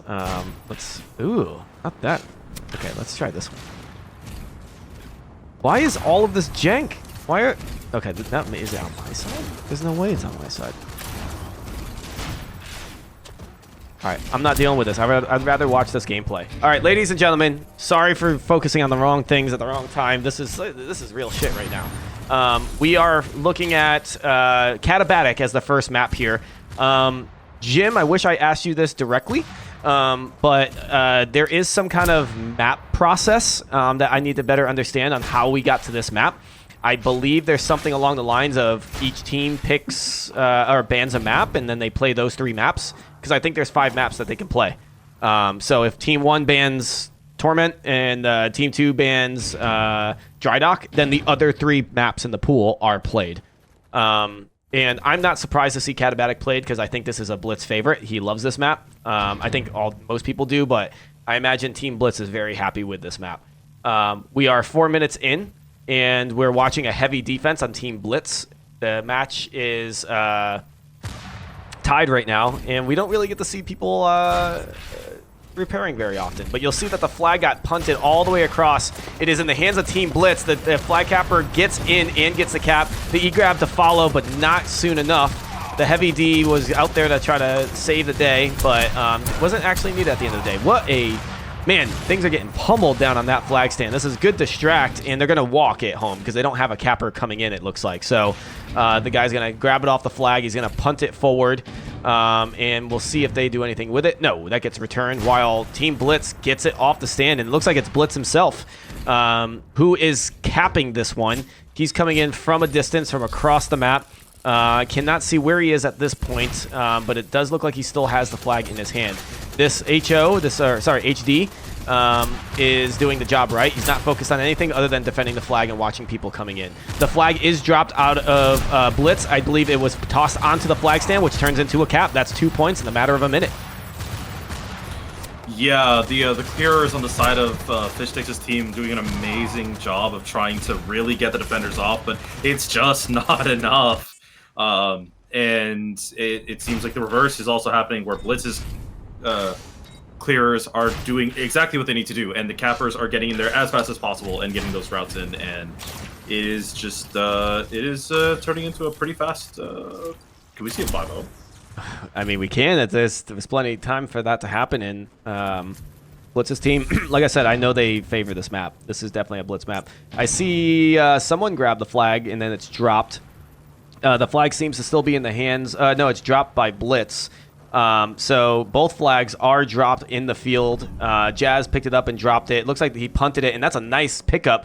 What looks to be Supermarket, which then drops the flag. That could have been a pass or maybe a Nitron. I can't tell from this point of view. The enemy flag is returned, so this could turn into the first point for Team Fishstix. As we see HD. HD is doing the right thing. Like, ladies and gentlemen, like, this is a good HD. He's not trying to do anything where he puts himself out of position. He's taken the time that he has to repair his team's assets, which is important, especially the sensor. But we did see a point go in favor of Team Fishstix, which that 5-0 dream, your curse is still active. Yeah, well, it looks like it's going to 2-1. And if we can get a turnaround to see who has the flag. I know it looks like there might be one. Look down, bud. Come on. Okay, your team has the enemy. Okay, so both flags get picked up immediately, knocking down defense, knocking down one of Fishstix's cappers. So you see this dancing flag? Yeah, that's okay. But we got a lot of action on the flag stand right here. The enemy flag is on the base. It's getting tossed around like crazy. It's going to get picked up by the heavy D, maybe? Oh, it keeps running away from him. That's amazing. Just look how that flag just bounced away from him for so long and still wasn't able to get it. The flag is still dropped on the flag stand here. The enemy team does pick up the flag, but now it's returned. That flag is still in the field. It's still getting bounced around. This is insane. But it looks like finally everyone has died and cleared off. Nice shot by the HD to get this flag. Nice return. The flag falls right into his lap, too. The flag is returned, and this could be the cap for the heavy. No, it looks like the flag gets dropped or even returned. In the midst of all of that chaos, I can't even tell what's going on, but I believe that flag got returned by the enemy team. Yeah, it does look like it got returned by the enemy team, and it is going to be immediately... it does look like the friendly team's flag is... Actually, no, it got picked up and returned almost immediately. Back to that stalemate that we were talking... stalemate. Back to, kind of a standstill that we were talking about. It does look like Fishstix's team, red team, is going to try and make an attempt here. Yep. They have 3 clearers coming in. We do see the capper on the far right side of the map trying to get the routing in. See what the defending team can do here. The capper's going to come from behind.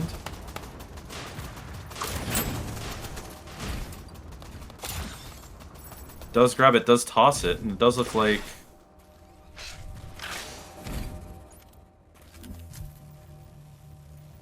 Actually can't really tell what's going on. It looks like it's just a giant brawl towards the middle of the map, towards enemy base. Yeah, I mean, it looks like the flag carrier is trying to bring it home. They're both, like, this is our first true standoff, I believe. Both flags are safely in each other's hands. The Heavy D needs to support this flag carrier a little bit more, and looks like he's going to try to pick this up. There's the pickup. A Nitron will knock it out of his hands very easily. He's staying close to the ground, so he needs to be careful and mindful of that. But he has a good amount of health. So he's going to stand on the stand. I don't know if I would elect to do the same, given that when you're in a standoff, it's really easy to lose control. But the flag is dropped on the other side. Okay, it's picked up. Standoff is 1 minute deep and 1 minute left before the cap. Usually it's common to bring the flag away from the stand, so it's not so easy to crash. Standing on a hill that you can use as protection or harder to hit the shots is usually what people opt to, which is behind him. You see a conch trying to come through on Fishstix. There's another conch, but that second one does hit. Fish is going to try to pick that up, but does not. The flag gets knocked into his teammate's hands. This Heavy probably is in his best interest to respawn unless he gets this nugget that nobody destroys him. I see someone stealth on the flag. I don't know where it bounced to, but it's on the ground somewhere. That's picked up by the team. His flag is now returned. This could turn into the 3rd cap if he's able to get it home. I don't know where the flag carrier is, but look at this. Look at this Heavy D. He's just throwing everything he's got on the stand, not knowing where anyone's coming in, but he knows the focus for him, and his one and only job is to keep that flag home for his flag carrier. Does exactly that. Gets the return. The capper's trying to make his way in. Looks like there's an E-grab that's grabbed, which then drops in the field, so now both flags are on the ground.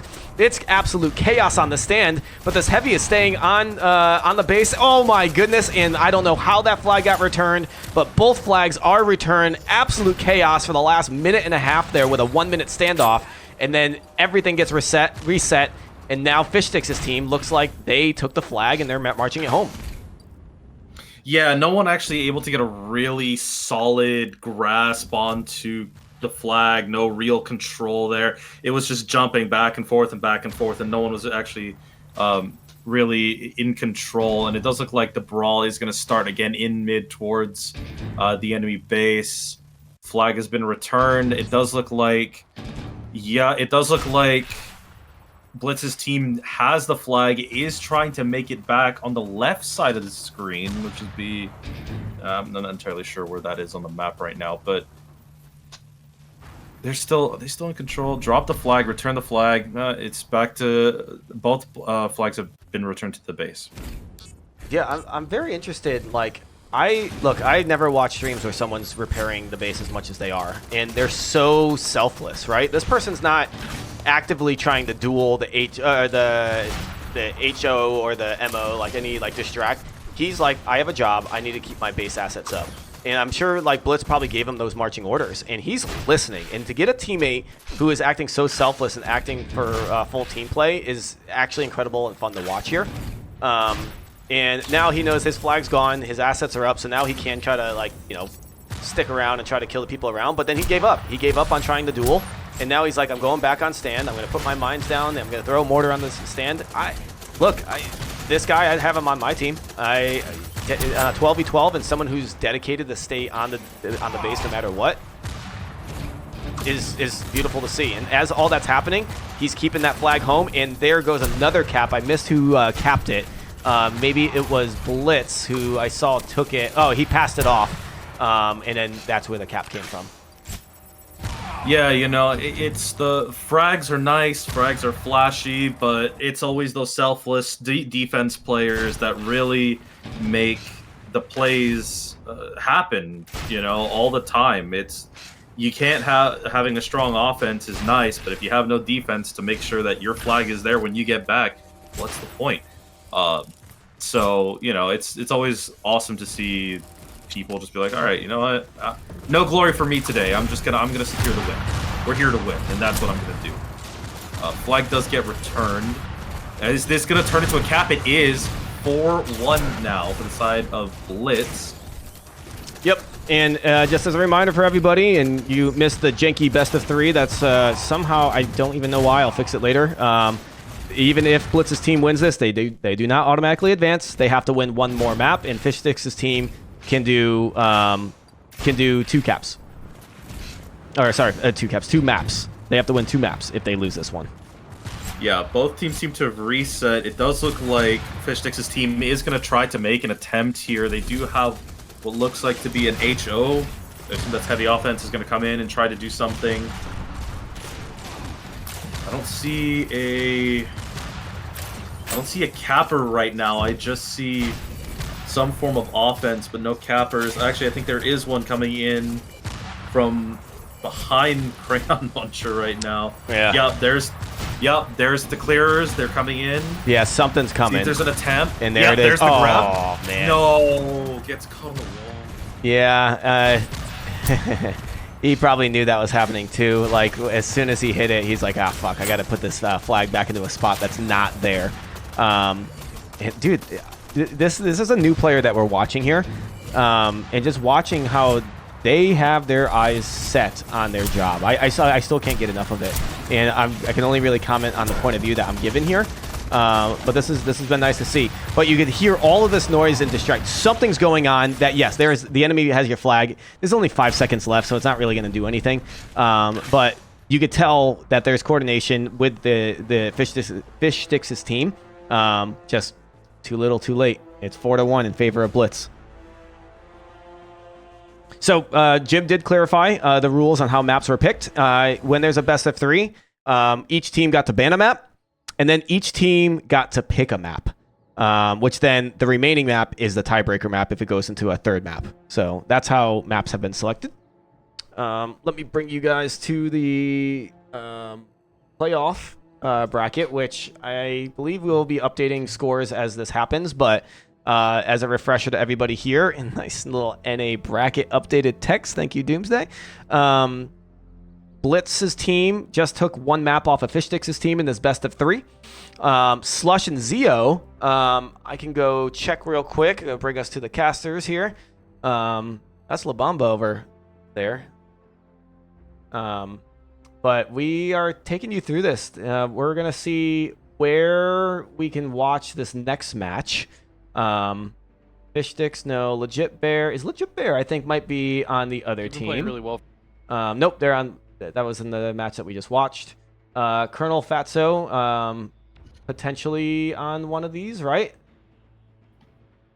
Colonel Fatso. I think so. Colonel Fatso's on Fire's team. Yes, cool. And I'm watching a stream on Totino's pizza rolls. I'm a fan of those. Yeah, those are always fun to have. Especially for game night, you know, it's just, okay, so Tostinos, a couple drinks, let's go. Fatso's on Fire's team, that's right. So he's just practicing routes right now, so I don't need Fire.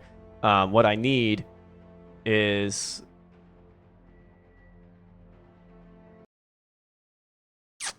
Fishstix. Is anybody streaming from the other... They have to be. I'm just like struggling real hard right now to find Slush or Zeeo teammates. Yeah, let me jump in there too. Zeeo Tasty Ham, I can find that. I don't want to keep finding the same people, but if I have to, that's fine. Praj, let's see if we can find a Praj stream. Praj has been streaming. Yeah, let's go back to him. It's been a while since we watched his. All right, so they just finished their map, but we're going to watch this next match in the perspective of Praj. He is on Team Slush. I don't know if they won the first map or not, but I'm sure we'll get an update on the bracket as the results come through.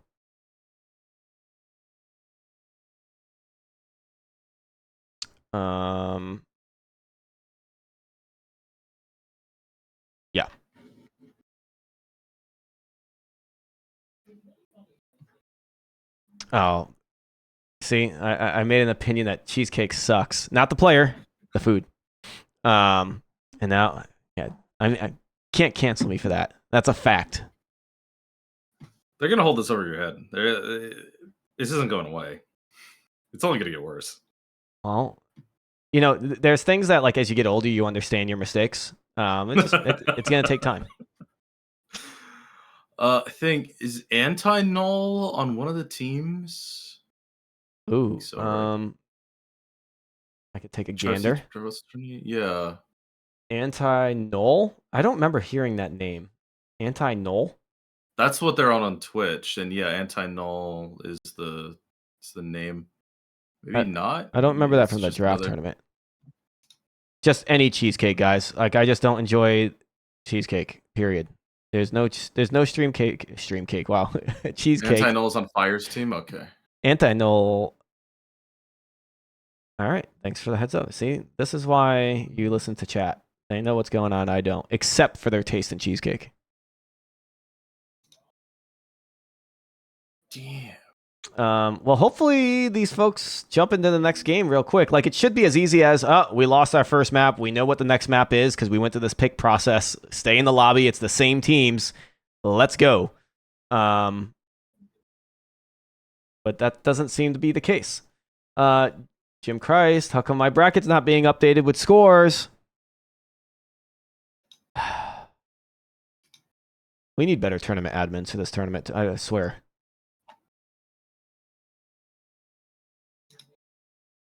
Mocha cake sounds good. I don't know if I like it or not.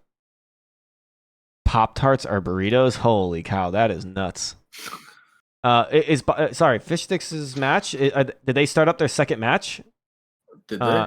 Whoa, Fishstix got the guns out. Ladies and gentlemen.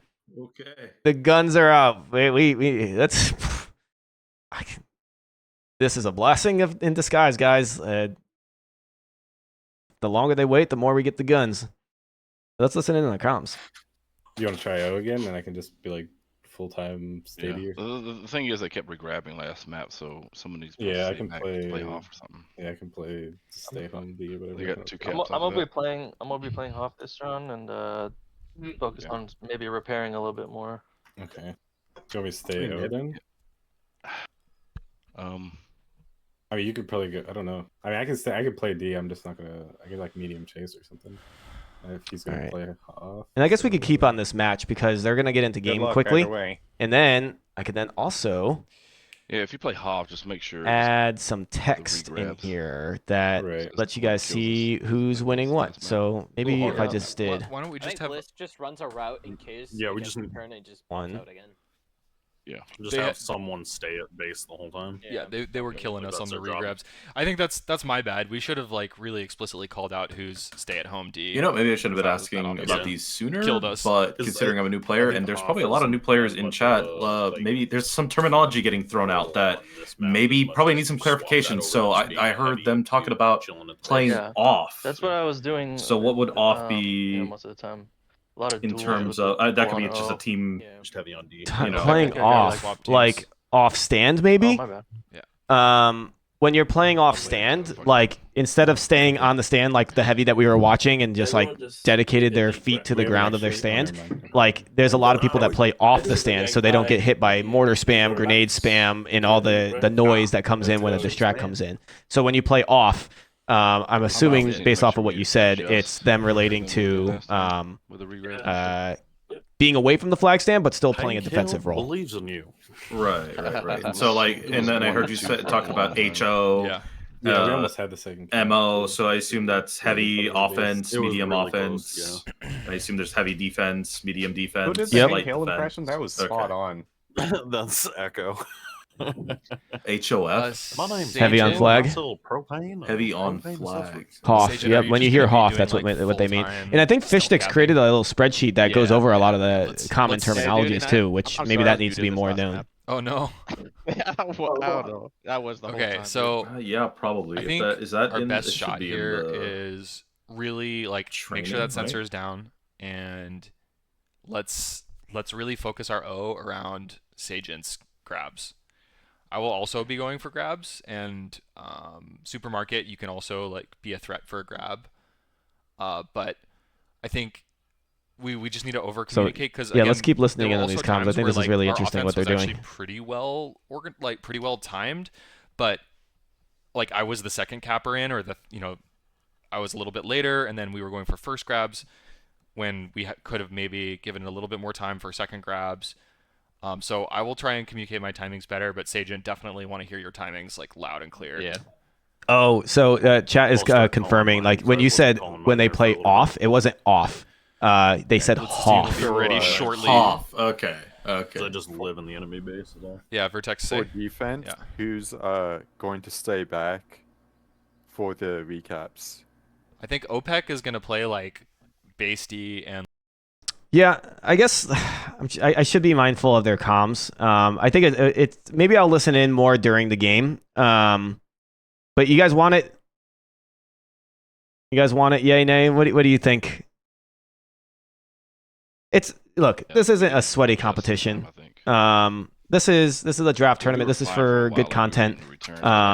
This isn't going to carry on beyond today, so it's not like we're giving up comms for the World Championship next year. Don't return it. Or this year. Someone's on a route. Is it World Championship this year? That's all you got to worry. And, you know, again, they're not these kinds of questions like the Hoff, right? I didn't know what that was, and so there's probably a lot of players going, "What are they talking about?" And so it's a good opportunity to learn, listen in, ask questions. You know.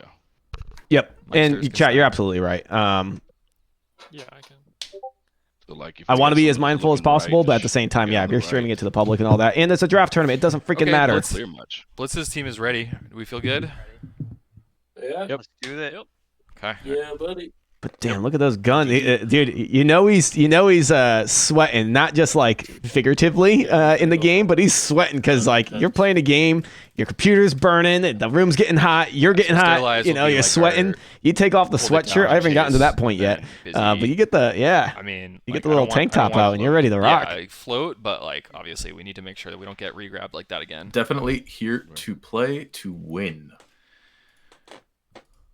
And then Blitz, he plays for real. And okay to hold the field too. If you know, you know. Somewhere, that's good. You know, don't return it right away. It's like at our base, you know what I mean? Obviously, if it's fucking midway, return it. But all right, we're heading into game number 2, map number 2 in this best of 3 series. First one went in favor of Blitz. The Fishstix currently sitting at 0, and if they lose this map, they are removed, eliminated from the Z tournament. We're at Dry Dock. If I had to guess, this is Fishstix's team. I feel like I'm just ramming myself into here, I'm going to turn down the volume a little bit so I don't overtalk this. But I want to guess this was Fishstix's team's pick. But at the same time, I remember Fish saying last night when we were pugging that he doesn't like this map. I think that's been my bad, honestly. So I wonder, maybe his team told him to pick this. But I can only imagine that, yeah, Blitz's team picked Kata. So I'll try and do that too. Hold back. Use grenade launcher if you have to. It does very good spread DPS on the flag. Ladies and gentlemen, we have begun the 15-minute timer. Both teams have left their spawns, and we are in game 2. I cannot hold down tab to show you who's on the teams. Like I don't have any in-game spectate, just so you guys all know. So yeah, it looks like I thought he almost rammed his head into that little obstacle in the middle of the map. Looks like Fish is back to playing this distract role. Someone should probably take out the gens. I would imagine this is what Fish should be doing right now. I think him distracting. Oh no, there is somebody coming in. So he was distracting for a goddamn good reason. And based off of that, it was successful. Nice little MA. I saw the little O face by Fish there too. Nice little grab, and it looks like the flag might get returned by Fish too. Fish is crushing it from this perspective in the first minute of this map. Yeah, he's doing a really good job. I'm interested to see what the players are going to do with the midfield, because I know that giant center mountain in the middle, you can get some really good lobs in onto both bases from here. It does look like a backwards cap is going to come in. Oh, dude! No, that's Blitz's. We're watching Fishstix. We're watching Team Fishstix, right? And dude, teams at the bottom got reversed. I got confused for a second. Yeah. Blame the production guy. I don't know who he is, but I hate him. But that was like demoralizing for Fish. You know, he was hoping that he had his thrust pack, and he's like, "Uh-oh, I'm medium armor. I can't do that," and it just got returned right in his face. Yeah, it did. Let's see if he can actually get the return. No, it doesn't gonna get the return on that. Maybe there's another team member somewhere around nearby. Looks like. Is he having problems? Okay, I didn't know if he had like problems with his keyboard or the game bugged out. He thought he had a shield pack, so he used the phase pack instead. We've all been there. You forgot that you change your pack. He's going phase though to do that. Uh-oh, there's a box right there. See if you can get this. Come on, Fish. Oh, the flag's bouncing around. Yeah, you got to give up on it at this point. You just got to, clear it.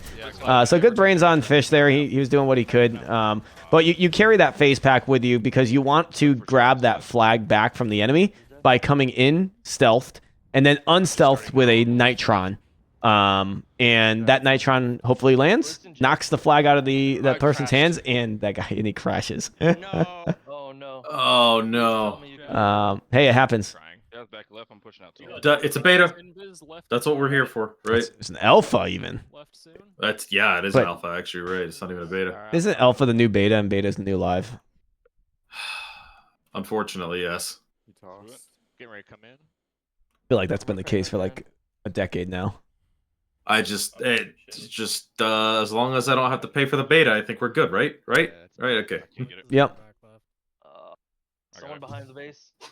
Well, these things happen, ladies and gentlemen. We're getting the full Tribes 3 experience, the alpha test live, streamed here with the state-of-the-art production.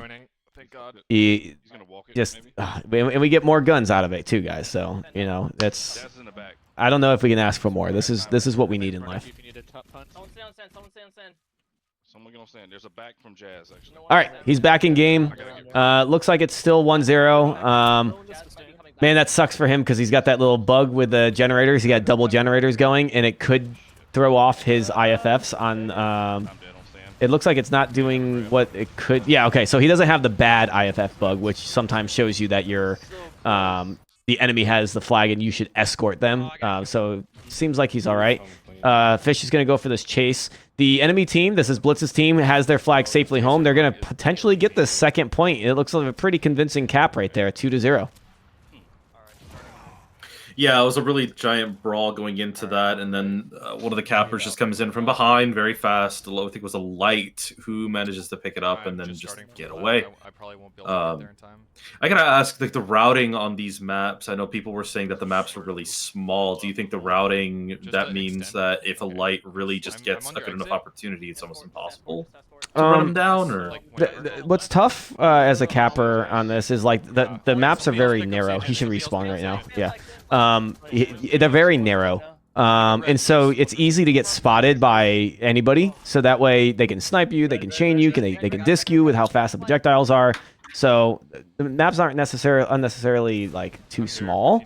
It's just, the factor of it being narrow. Oh, ooh, nice pickup. But also the factor that medium acts very similar to the light, and you get a lot more benefit with the armor being a flag carrier than you do with a light, where you could get the some speed. I think we have how many people are on defense right now? Just gonna return. I'm gonna see that the enemy still has Fishstix's flag. Jazz on left. Is this our first standoff? I think it is, right? It could be our first standoff, and it's a minute deep too, man. But look at this. We got 3 people from Blitz's team coming in all at the same time. That's very daunting for any defense to see. That's very coordinated in how you should be approaching.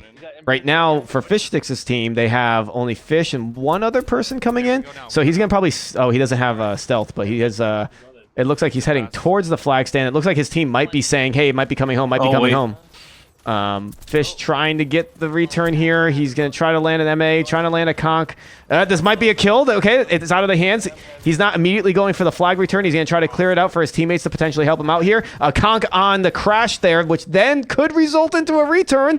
The flag is dropped. Nope, picked up back again. So we're still in standoff mode with 30 seconds left until they can both cap without the flags home. Their D's pretty good. Yeah, have to, like, they have 8 D. Yeah, and it does look like that they are trying to send a few more people to go chase. It is going to be Fishstix and another light again. On offense. It's 4 now. Okay. There's his stealth. Oh, see, he came right out of stealth, and then he panicked through, or wasn't able to get like the conk. Direct though. Scoring's now available. So now both flags can be capped without the flag being home. No one has done that yet. Both flags returned? No, okay, one flag's returned, but then the flag got taken off the stand immediately. So I think that cancels out the ability to be able to score from the standoff. And now, as you see, the timer for the standoff has reset. So now that whole 2-minute standoff period where they can cap is reset. And now that this works against Team Fishstix because they need caps. There's less than 8 minutes left. And if they haven't scored 1 point yet, it's going to be really tough for them to do so. The flag is now returned. Fish is going to try to do an E-grab here, or he's going to try to get the conk. Does not get it, and then that makes it 3-0. This is not looking good for Fishstix's team right now. Yeah, but you know, it's one of those things where we saw a few matches ago where there was very, you know, it didn't look too good. It was, you know, there was like 3-2 or 3-1, and then all of a sudden just a couple of caps get made and a team's able to pull it back. There's 7 minutes left on the clock. They can easily bring this back if they, you know, if they really focus up. They get their team strategies going. Maybe the timing gets a little bit better. So they're down, but definitely not out. Definitely not out, indeed. And it looks like they're getting some coordinated caps going here. So you can see Fish try to come in, acted as almost a distract cap to let his actual capper get out with full health. There's a lot of chase. 1 down, but 3 more, if not 4. So I think that means the capper looks like punted it to the stand, which in this meta, in this game right now, it flies. I was going to say, you think it's a good idea to recall, and yeah, he definitely does right there. Yeah, and he got his recall reset. Was not able to help with his flag carry there, so the flag gets returned back to base. It looks like Blitz, has the flag, or somebody on Blitz's team has it. Fishstix's team is going to elect to punt it home. That's a very risky move right now. Whoa, did he just land that shot? Yeah, he did. Whew, that was pretty. So now we're going to see what... Fishstix almost tried to get the Nitron there. Does not land it. Trying to get the Nova Colt shots on him. The flag gets intercepted and returned for Team Fishstix. Good idea to, you know, reset right there. And then we'll see if we could convert this into a point. If you can get a point right now in Fishstix's team, that will really help with not only morale, but put them a lot closer to getting this into a potential sudden death. And that might happen right now. Cool. 1-3. The hope is alive. Yeah, this is the comeback starts now. You know, 5 minutes, 30 seconds left on the clock. Both teams, they have the opportunity. They have the flag. Supermarket picks up the flag. Hey, Supermarket. Yeah. Supermarket gets the flag. Is on his way back to the to base. Does get dropped. Does get returned. Yeah. But is there somebody? It does look like there's somebody. Somebody is available from Fishstix's team to pick up the flag. Maybe. Can't tell from this perspective. It looks like Fishstix... They might have gotten taken out. Yeah. No, they're still there. I'm not seeing what you're seeing. It's just a tiny, like, light triangle behind the flag. It's very small.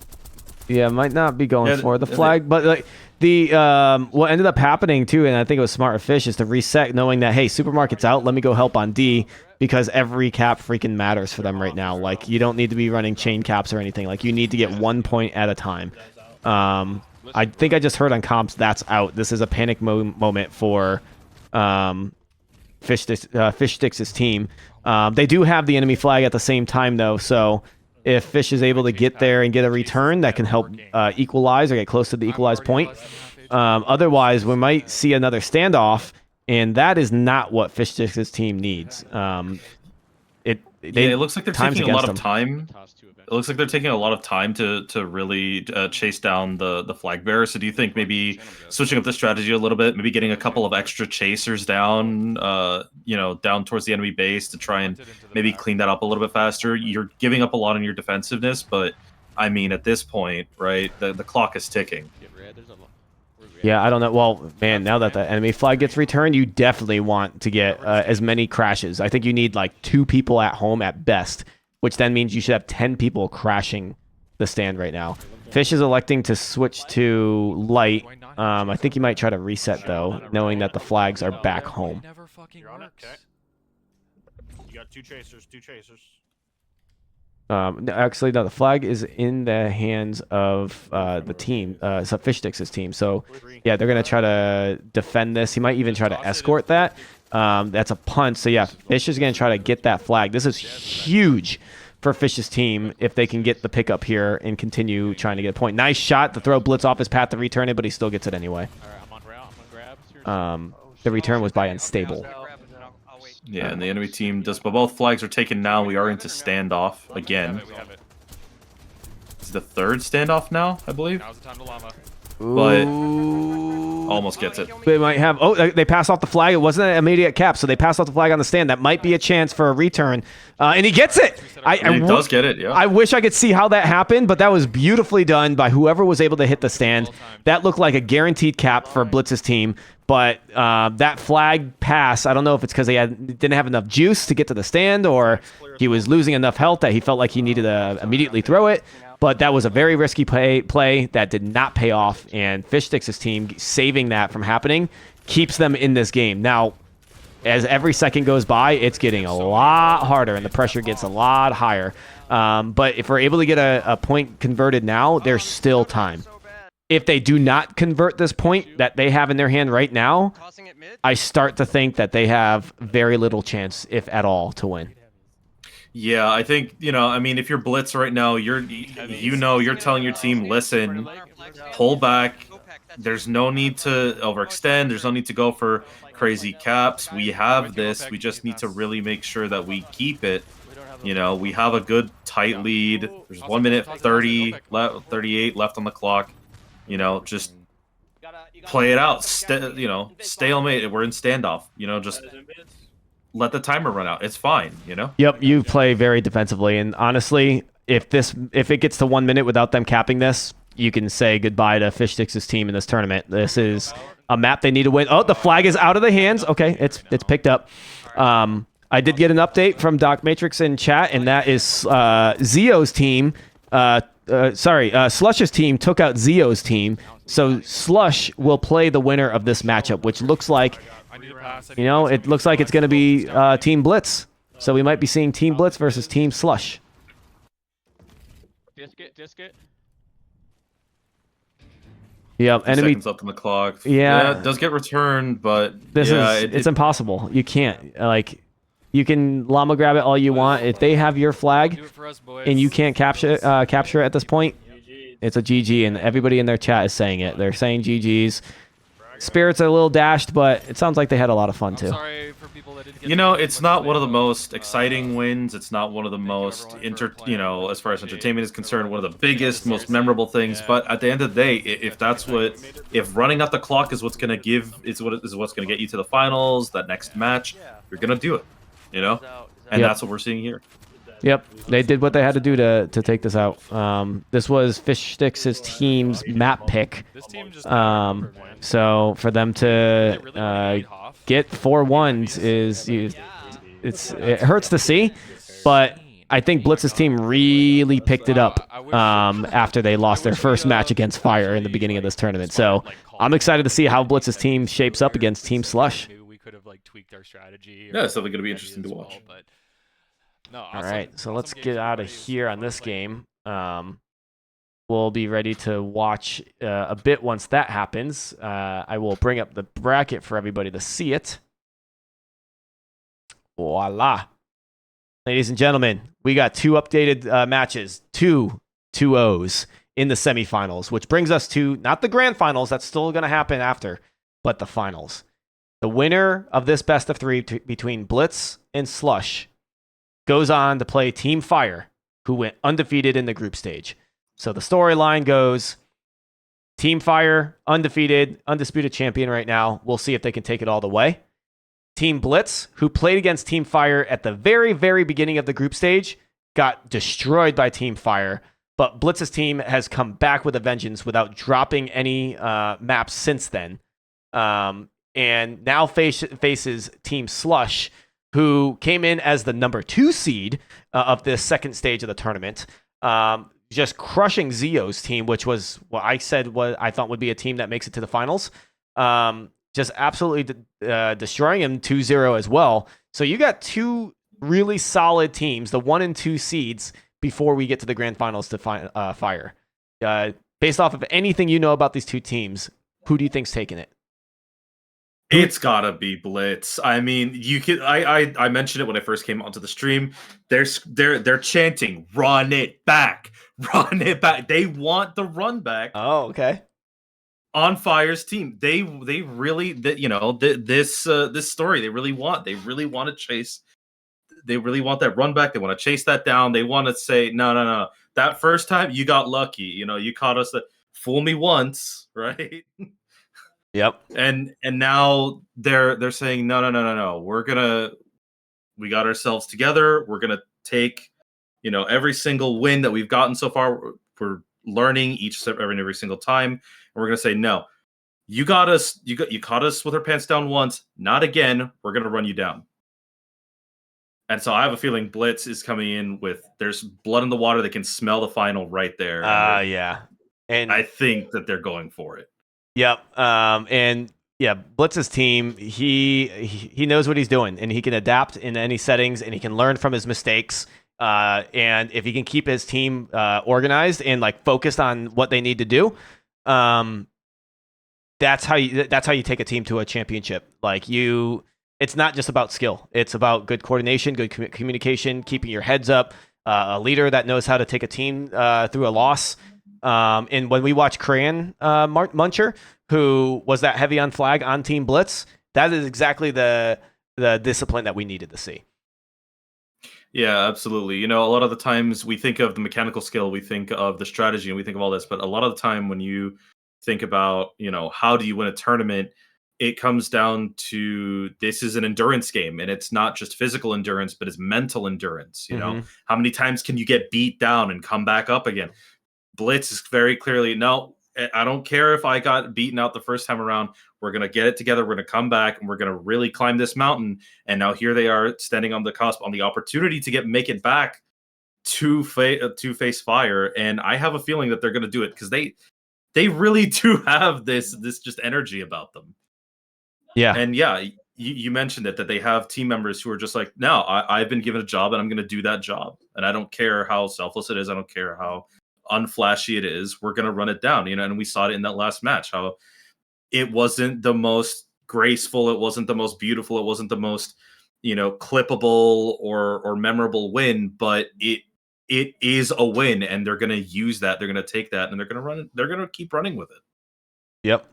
I'm looking forward to seeing this match in particular. I am super excited to see how this is all playing out. What I want to do, and I'm trying to find the right people to watch this next match, and as it happens, I want to see it happen from the very beginning. I'll bring up the roster that we have for Team Blitz so we can walk through it. Team Blitz, we went over Blitz. Jazz is a stream that I think we have available to us that we will watch for the next one. Clout, Lawn, Eidmark, Giggly. We have Carbon, Crash, Experimental Pilot. I saw making some plays in that last match. Pandora, Glem, I heard some things in chat about him. Unstable, Shibby, I saw making moves at their base.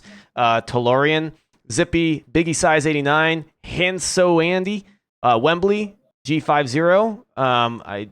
Is this two names in one? Kara, Syndra, Tay Bob, and Cran Muncher. So you have that for Team Blitz. For Slush, I have to pull this over. So hold on, let me edit my scene just for this moment. This is groundbreaking information. Let me yoink that over. Yep. Where are you, Slush? There we go. On the Slush side, you have folks like Proj and Astralis and Stormcrow, A Complex, Chalk, Turtle Bacon, Red Eye, Hunts, Respunk, Fresh IPA. Remember when he picked him, he's like, you got to have a beer on your team. Suave, Madrax,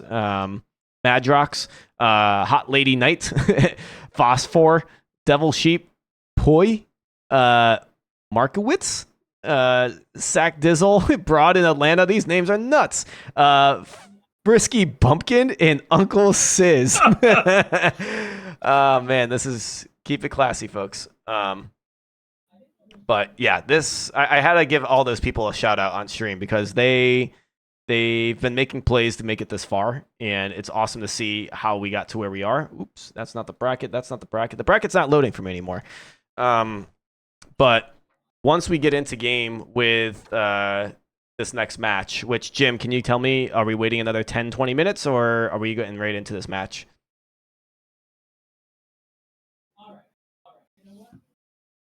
Broad in Atlanta is good. I'll keep an eye out.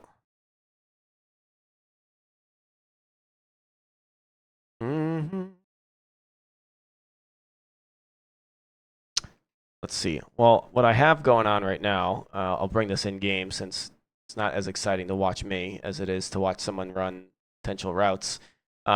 This is who I have as our potential next person. Hate to see it. This is Jazz, or T2 Jazz, which I imagine is the Jazz that's on Team Blitz that we can watch a different perspective this time. We watched the Hoff the first go around, but I want to watch another role on the same team and see how dominant they are on another side of the field.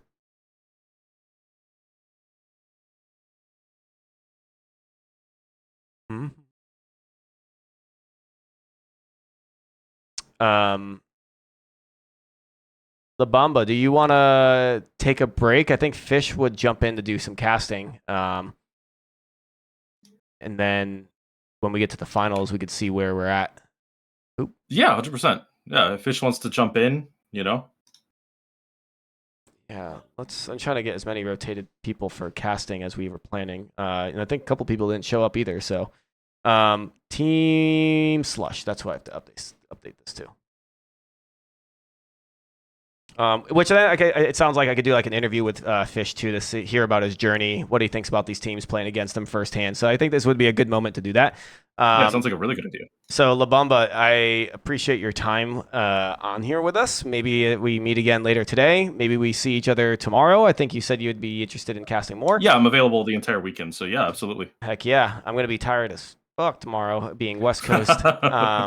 But no, I feel you on that one. Yeah. Well, sweet. Thanks again for joining us here, and enjoy the rest of the show. Yeah, absolutely. See ya. Fish. Hello. Is that really you? Yes. Can you prove it? Can you hear me? Hello. Oh, I hear you. Your voice doesn't nice. prove it enough. I need to see you.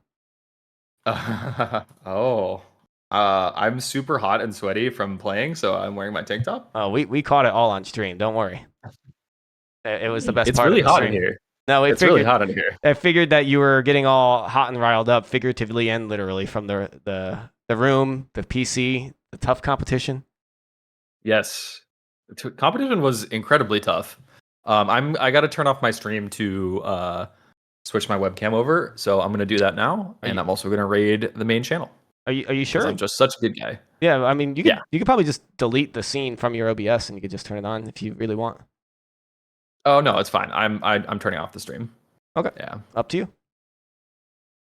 Yup. Thanks for the raid. Absolutely. How many viewers are we at? 283, I think. Nice. A little exhausted, but we'll get through this. And then tomorrow I'm gonna be really exhausted. 7 a.m. call time. I'll be there. Yeah, you're waking up at 6 o'clock. Yeah, maybe 6:22. Okay. All right. So, ladies and gentlemen, Fish himself. Hello. So Fish, I think what would be really good, and we didn't get to do this throughout the tournament, is to talk to people who are actively competing. Get a sense of the actual competition versus the point of views that we were limited to. So we could keep it generic to start and ask your thoughts on the tournament so far, and if it's hitting the mark that you think it needs to, and then talk about some of the teams that or players on these teams that made it to the finals and how they're going to perform. Yeah. I think this exceeded my expectations in terms of how much fun it was, how exciting the games were, how much fun everyone on my team was having. I can just speak for them that like it was a blast to play together. And honestly, it felt as tribes has ever felt to me. I mean, the generators and the sensors were so much more impactful due to this latest patch than they've ever been in Tribes 3, and that added a gigantic new element to the game that we haven't really necessarily experienced up until this patch. So overall feelings on the draft is it's really been awesome. I know my team had like at least half of my team was people that have not really played too many pugs, but were kind of insane. Like guys like Cheesecake on my team, big shout outs to him, who this is his first Tribes. He's played 2 pugs leading into this, and honestly, I think he was one of the best players on our team. He did fantastic. You know, we actually got really lucky with our picks, and we also got really lucky with our not picks. Our randomized team was super good too. So we had a couple legit Tribes Ascend players that somehow skated under the radar. Like nobody chose them for their list, but we got 2 players who were like very experienced Tribes Ascend puggers, including Mikesters, who's in the chat. So shout outs to my team. It was super fun. Thanks for playing with me. Heck yeah. And then when it comes to the teams, like your team played against Team Blitz. Did you play against Slush? We never played Slush. Okay, so yeah. All right, so then the Blitz team. What's your take on that? My take on the Blitz team is I'm totally unsurprised that they are innovating, because that's kind of what Blitz has always done in like Tribes Ascend as well. I think everyone was reacting also to this patch to the flag tossing being insanely strong. You're like Tom Brady. You can throw that thing across your entire map without even having inheritance, and then if you're moving fast, you can literally throw it like basically flag stand to flag stand. They did that against us a lot. They just were I don't know if they were lambing, but like they weren't necessarily running giant routes. I mean, they were doing that too, but they were able to move the flag even when they weren't running giant routes. Over and over again, because they were just tossing it really, really well. Also, shout outs to Jazz, who like has become a really, really like high level caster. I was surprised to see him picked so early, but I understand why now. He's definitely one of the better cappers in the game. The other thing, I don't know, we didn't catch this until the last 3 minutes on Dry Dock, but they were playing 8 heavy armors. I want to remind people that in the pug community, in like 7v7s and just in general, people are like, heavy's weak right now. It's all about medium armor. Right. Meanwhile, Blitz's team is running 8 of them heavy armors. Meanwhile, I'm playing medium offense, trying to clear that flag stand, being like, why is nobody dying? What is happening? Like, I felt like I was tickling them, but it turns out it was because they were running 8 heavy offense. Very interesting. 8 heavies, including like 3 on the stand at least. We had Mike Stir says we had 1 heavy, and at times we're like, should we even have a Hoff? Should we just play mediums for chase? So they played incredibly well. I'm super impressed with how Blitz's team played.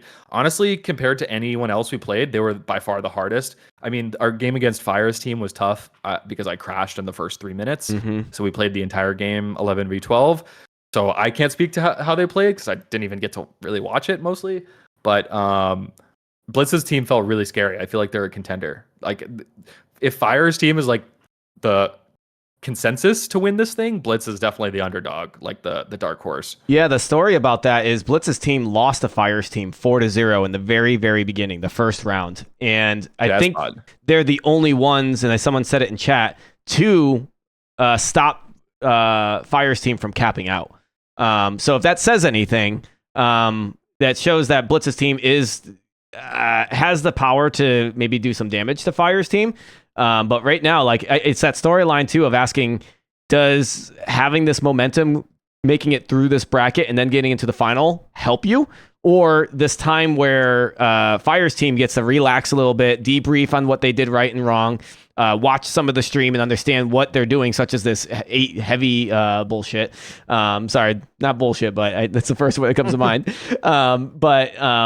Like, I don't know. I've seen more times than not that this momentum play plays more positively than sitting on your hands and waiting for your match to start. So there's that. Slush's team is the one where it's like no one really knows too much about. Is anyone streaming on Slush's team? Can we even watch this? There was Praj that was streaming in the first match, and we watched that.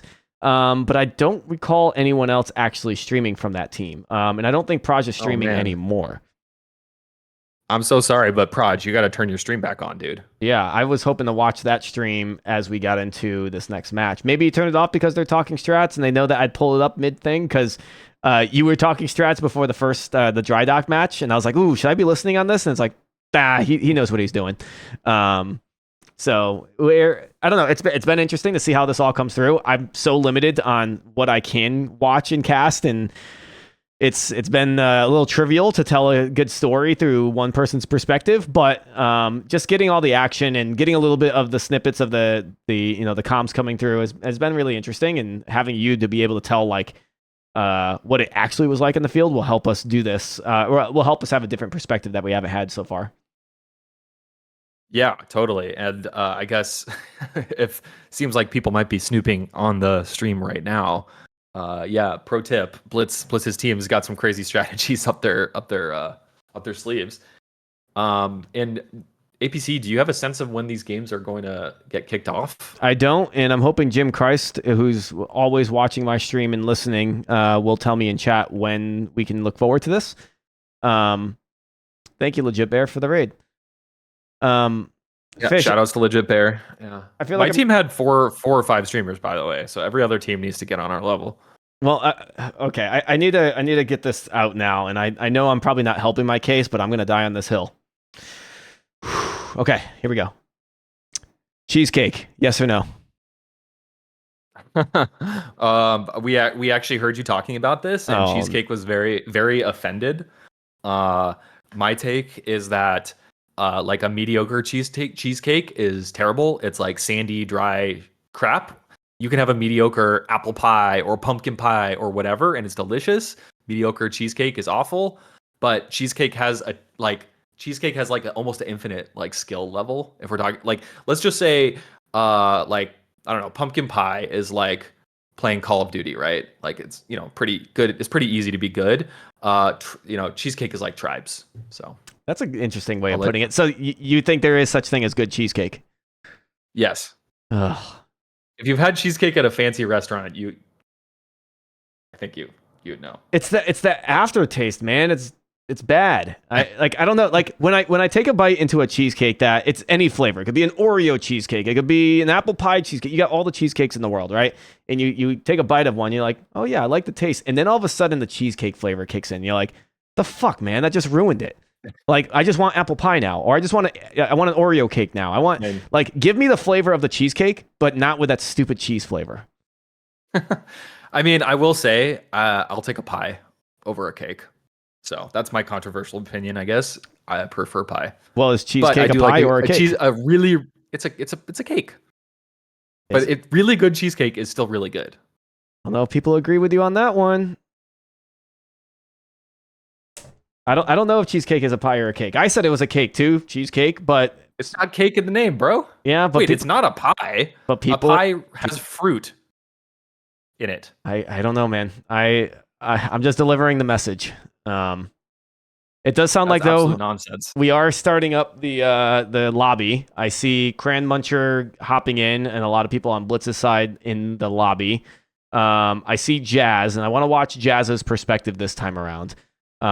So we will get into it when we do. Yeah, see, Addy says cheesecake is a pie, and so is J5 is alive. It's a pie. A pie has fruit in it. Come on, what are you guys even talking about? See, this is nonsense, bro. I want cheesecake now. I hate cheesecake, man. It's so terrible. It actually tilts me. I'll get off the soapbox though. Actually, stepping up real quick. Carrot cake is the best. All right, stepping off. If anyone can get in contact with Catabatic Ski Club, I think that's Slush's team name. Can you please ask somebody to stream? Because it's gonna be kind of sad if we don't have anyone from their POV at all here. Is pumpkin a fruit? No. Technically, yes. It has seeds. Because it has seeds? Yeah. Yeah. Yeah. It's a quiche. I guess like right. That's the most controversial opinion I've heard yet. Is what's the other one? The taco. Is a hot dog a taco? I don't care. that's where it was. I was like, you know what? I'm not commenting on this one. We had a lot of downtime between the last set of matches, so we went down a rabbit hole. Apparently, we have downtime here too, because we got Colonel Flatso is playing from Fire's team, correct? Yep. And then Jazz streaming. Sorry, and then Jazz is streaming from Blitz's team. And then we also have, dude, it was awesome. And I recommend, if folks, I think Cran Muncher is still streaming, drop that person a like or follow or tell them that they're doing a great job. So Cran Muncher, I think, was like a bottom, like the last person on Blitz's team. And they DM'd me and said, hey, I'm streaming. I'm on Blitz's team. I'm playing Heavy D. And so I was like, you know what? Let's watch this perspective. And that person is disciplined. That is a Hoff that literally did not give a crap about if their flag left the stand or if there was someone distracting them or anything. It's like, nope, I got to put my dome down. I got to put my mines down. I need to repair the gens. I need to repair the sensor. I need to go after the guy that holds the flag so I can support him. Like, very, very disciplined to its craft. And I was just super impressed. So shout outs to Cran Muncher. Shout outs to Cran Muncher. And streaming. And shout outs to whoever is going to stream on Slush's team. Because I mean, I haven't seen them. I haven't heard anything about them. I want to see them play. If you guys DM me in the middle of the tournament, I probably didn't look at it, but now that there's downtime and all, I'm able to click through things finally. It's been a heck of a stream so far. It was awesome to have Tay Zonday in here and kind of shoot the shit about tribes for a bit. Hearing his thoughts. Dude, every time Tay Zonday talks about like 5150 going undefeated in the summer of 2021, I'm just like, or sorry, 2001, I'm just like, oh my God, this guy is so OG. I love it. And then, yeah, he started going down these other rabbit holes of tribes. And I'm like, this is such a cool experience to be able to talk to you on this. And then just watching his reactions to some of these plays and his thoughts. And God, he brought something up. I was like, that's a really freaking good point. I'll have to go back and find out what it was. But thank you, Tay Zonday, for gracing us with your presence. Hope that Tribes 3 takes off as far as you want it to, because I'm right there with you. Looks like this lobby is piled up. What's up? Oh, before we jump into this game, I was scrimming up until the moment our game started today. What was the announcement? The announcement is Tribes 3 is going global. And they are localizing the game in multiple languages, including Mandarin, Japanese, German, French, etc. Okay. Yeah, I thought we might get a release date. That's what I said. I'll be honest with you, Solstice. I was expecting like when early access is coming out. Not that I need to know today, but that was my expectation as well. So, but it's interesting to hear that the game it's cross-platform, it's console friendly. Now it's going global. Like, it's cool to see that Tribes is kind of leaving this NA-EU bubble. And a little bit of OCE. We're going to give a little shout out to those guys out there. I think OCE per capita is the most Tribes fanatic region possible, because there aren't that many people in Australia and New Zealand, yet like it feels like they're 20% as big as NA, which has always impressed me. So someone in shout chat outs to the Aussies. Yes, shout out to them indeed. And now Docmatrix is exactly is one of them now. Yes. Oh, dude, I got the funniest thumbnail of you, Fish. And you need to see it. Show me. I'm gonna go to the in-game overlay so I can go to your DMs. It's so freaking funny, dude. Look at the thumbnail. Nice. That's my face when I've been playing Tribe since 11 a.m. this morning. All right, so it looks like we have the lobby set up. This is another best of 3. This is Team Blitz versus Team Slush. Winner needs to win 2 maps. And the loser goes home. The winner plays against Team Fire in a best of 3, and they win the top prize of $3,000. The loser of the grand finals match walks away with $1,000. Split up across X many players. So yeah, that's not that much money, but we're not doing it for the money. We're doing it for the fun. We're doing it for the tribe. We're doing it for the community. Or at least I am. Absolutely. I can't speak for everybody. Maybe somebody wants the $20 for that McDonald's tonight. Which Maybe that's the move. It wouldn't hurt. I've been playing tribes for 25 years, essentially. And the most I've won is a copy of SWAT 4 when I won a Tribes Vengeance tournament on land. The prize was a copy of SWAT 4. That is my tribes winnings. That's the extent of it. Didn't they give away SWAT 4 for free or something? And like, I swear, if I grab my Tribes Vengeance box right now, SWAT 4 is like, there's a code in the box right now. Probably. Yeah. Probably. I probably already had it. Yeah. That's funny. Well, are you playing in the European tournament? No, you're casting. And here I'm speaking to one of the winningest Tribes players of all time. Yeah, I thought I was the one, but I think Blitz did tell me that he won a couple tournaments after I retired, and so then I think it puts him above me, on top of maybe even someone like Fire too. Maybe. I think Fire is the same amount as me. But hey, there's Tribes 3. Maybe I can have a redemption arc. Okay, here we go. Are we watching Jazz here? Yeah, and who do you think picked this map? Let's start with that, because I love that we have a pick phase in Tribes. Who do you think picked this map?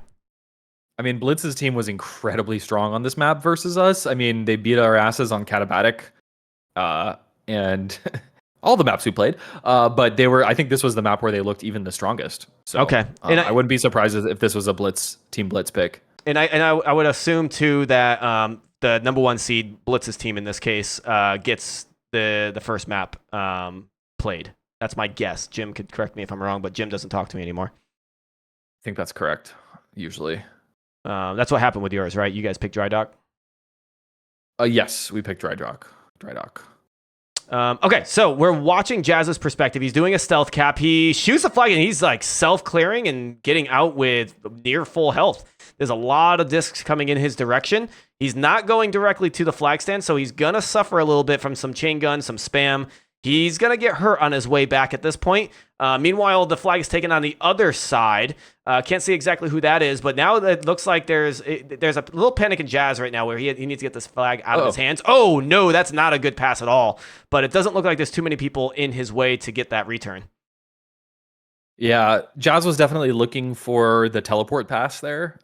Once you're in a close enough range, you can teleport the flag to your teamate as of last patch, which was a really, shall we say, interesting change. Good. Yep. But yeah, it can lead to situations where you're trying to get it and then you end up just tossing it instead. Oh, message from Jim Christ. He said, Blitz did pick this map. I already told you all the maps even. Thanks, Jim, for being sassy. I did not see it. Please DM me next time. And Wave Mist will be next. Kato will be the Nitron. Oh, yeah. Jazz doing it. Oh, he did it unstealth. Wait. He did it unstealth. Oh. He forgot to unstealth when he Nitroned. Oh, that sucks. His stream is so quiet. I can't even hear anything somehow. So if you're watching, you're watching his stream separate from my program feed, right? Yes. Yeah, I think he probably turned it down so we don't get his comms. That's probably a chance. How sweaty. Oh man! Look at three different approaches for Jazz. I guess these aren't routes yet. Okay. He did it again. He did it again, but this time he uncloaked in time to get the return, and now it's a matter. Is he gonna get killed in this reset? Yeah, he does. That's a maximum respawn, so we don't get to see what happens. But let's see if they're gonna get this cap. This is a dropped flag. This is a picked up flag. This is a dropped flag. This is a picked up flag. And now it's picked up by the enemy team, and they're very clean out. That one is getting home, no doubt. And now we have to worry about the enemy flag, which did get returned in the mix of all that. So no cap. Even though they had the position to do so, Astralis getting destroyed by Jazz. He's chaining him down. Looks like he's going to be able to get this flag into his teammates' hands. It's bouncing, actually, so it might actually get returned in the process of trying to pass it. Meanwhile, the opposing team, they dropped the flag too, so both flags are dropped in the field. Let's see what happens. We're seeing, I'm just joining the stream now, APC. I'm sure you've been talking about this the whole time, but we are seeing an absolute clinic as to why and how Stealth Pack can be so abusable in this game. I'm sure that's one of the main narratives of the entire tournament so far, in my opinion. But no one's looking at Jazz here. They're all kind of just focused on red. Yeah. That's not good. And Fish, I saw you and your team. You did a good job yourself knowing that maybe I shouldn't focus on just the return here. I need to focus on the guys that are trying to return it, right? It's 12v12. You're gonna eat dirt if you could just go for that flag without looking at who's around you. Yeah, but nonetheless, they were able to get that return. Jazz is back in. So we'll continue watching Jazz this map. I see everyone saying that Proj is actually streaming, so we'll watch him for the second map. Nice little return there in the middle of the map. We have had a lot of good perspectives to watch though throughout all of this. We were able to watch a sniper, a Hoff, some capper, some D. But as I say this, hold on, Slush, he is getting home, no problem. Okay, he overshoots his flag stand, it looks like. Jazz is going to try to get in there. He's going to cut his route short. Slush's team is going to try to pick this flag that's on the stand. Meanwhile, Blitz's team gets it off the stand. There's the return for it. So now the tables have turned, and now it looks like Blitz's team has a very distinct advantage right now because a lot of people seem to be going for that return. Or sorry, go for that flag grab on their side of the base. Yep, and I'm going to be pulling up Proj's stream to have on my second monitor here, and you can too. I posted the link in chat. And I'm a little. You take it away, APC. I was doing stuff. Yeah, sure. And I could swap between these two perspectives, and my whole Twitch just crashed. That's oh no, outstanding. I got a big red box, but I'm back. I have to watch a DraftKings oh no ad first. Nope, not on Praj's stream. Praj on top. God, that felt weird to say. Never say that again. I will never say it again. I promise. So Praj, who is on Team Slush, we're watching his perspective now. No longer Jazz. So we're switching mid map. We do have a point in favor of Team Slush though. So that is 1-0. We did not see exactly what happened here, and hey, blame it on Twitch, blame it on me, blame it on the lack of spectate. Either way, we know what's happening. This is 1-0. Still 9.5 minutes to go. It's only the first map. No sweat on either side. And yeah, for those of you unaware, Proj is a well-known T2 player who has played approximately 0 pugs in this game whatsoever, yet he was still picked very high in the draft list just because he's Proj. So this ends the inflating of Proj's ego. I need to stop. He's going to make his first montage of just all these comments. Both flags are taken. Blitz getting chained out by Proj. He's going to toss it. Not that great of a toss, though, and I'm curious on if anybody's going to be around to return that. It's in the hands of Team Slush. Of Team Blitz. Team Slush's flag is home. So that's Blitz's flag. And that's an equalizing cap. Yeah, so that was Blitz's flag that was home, and they capped it 1-1.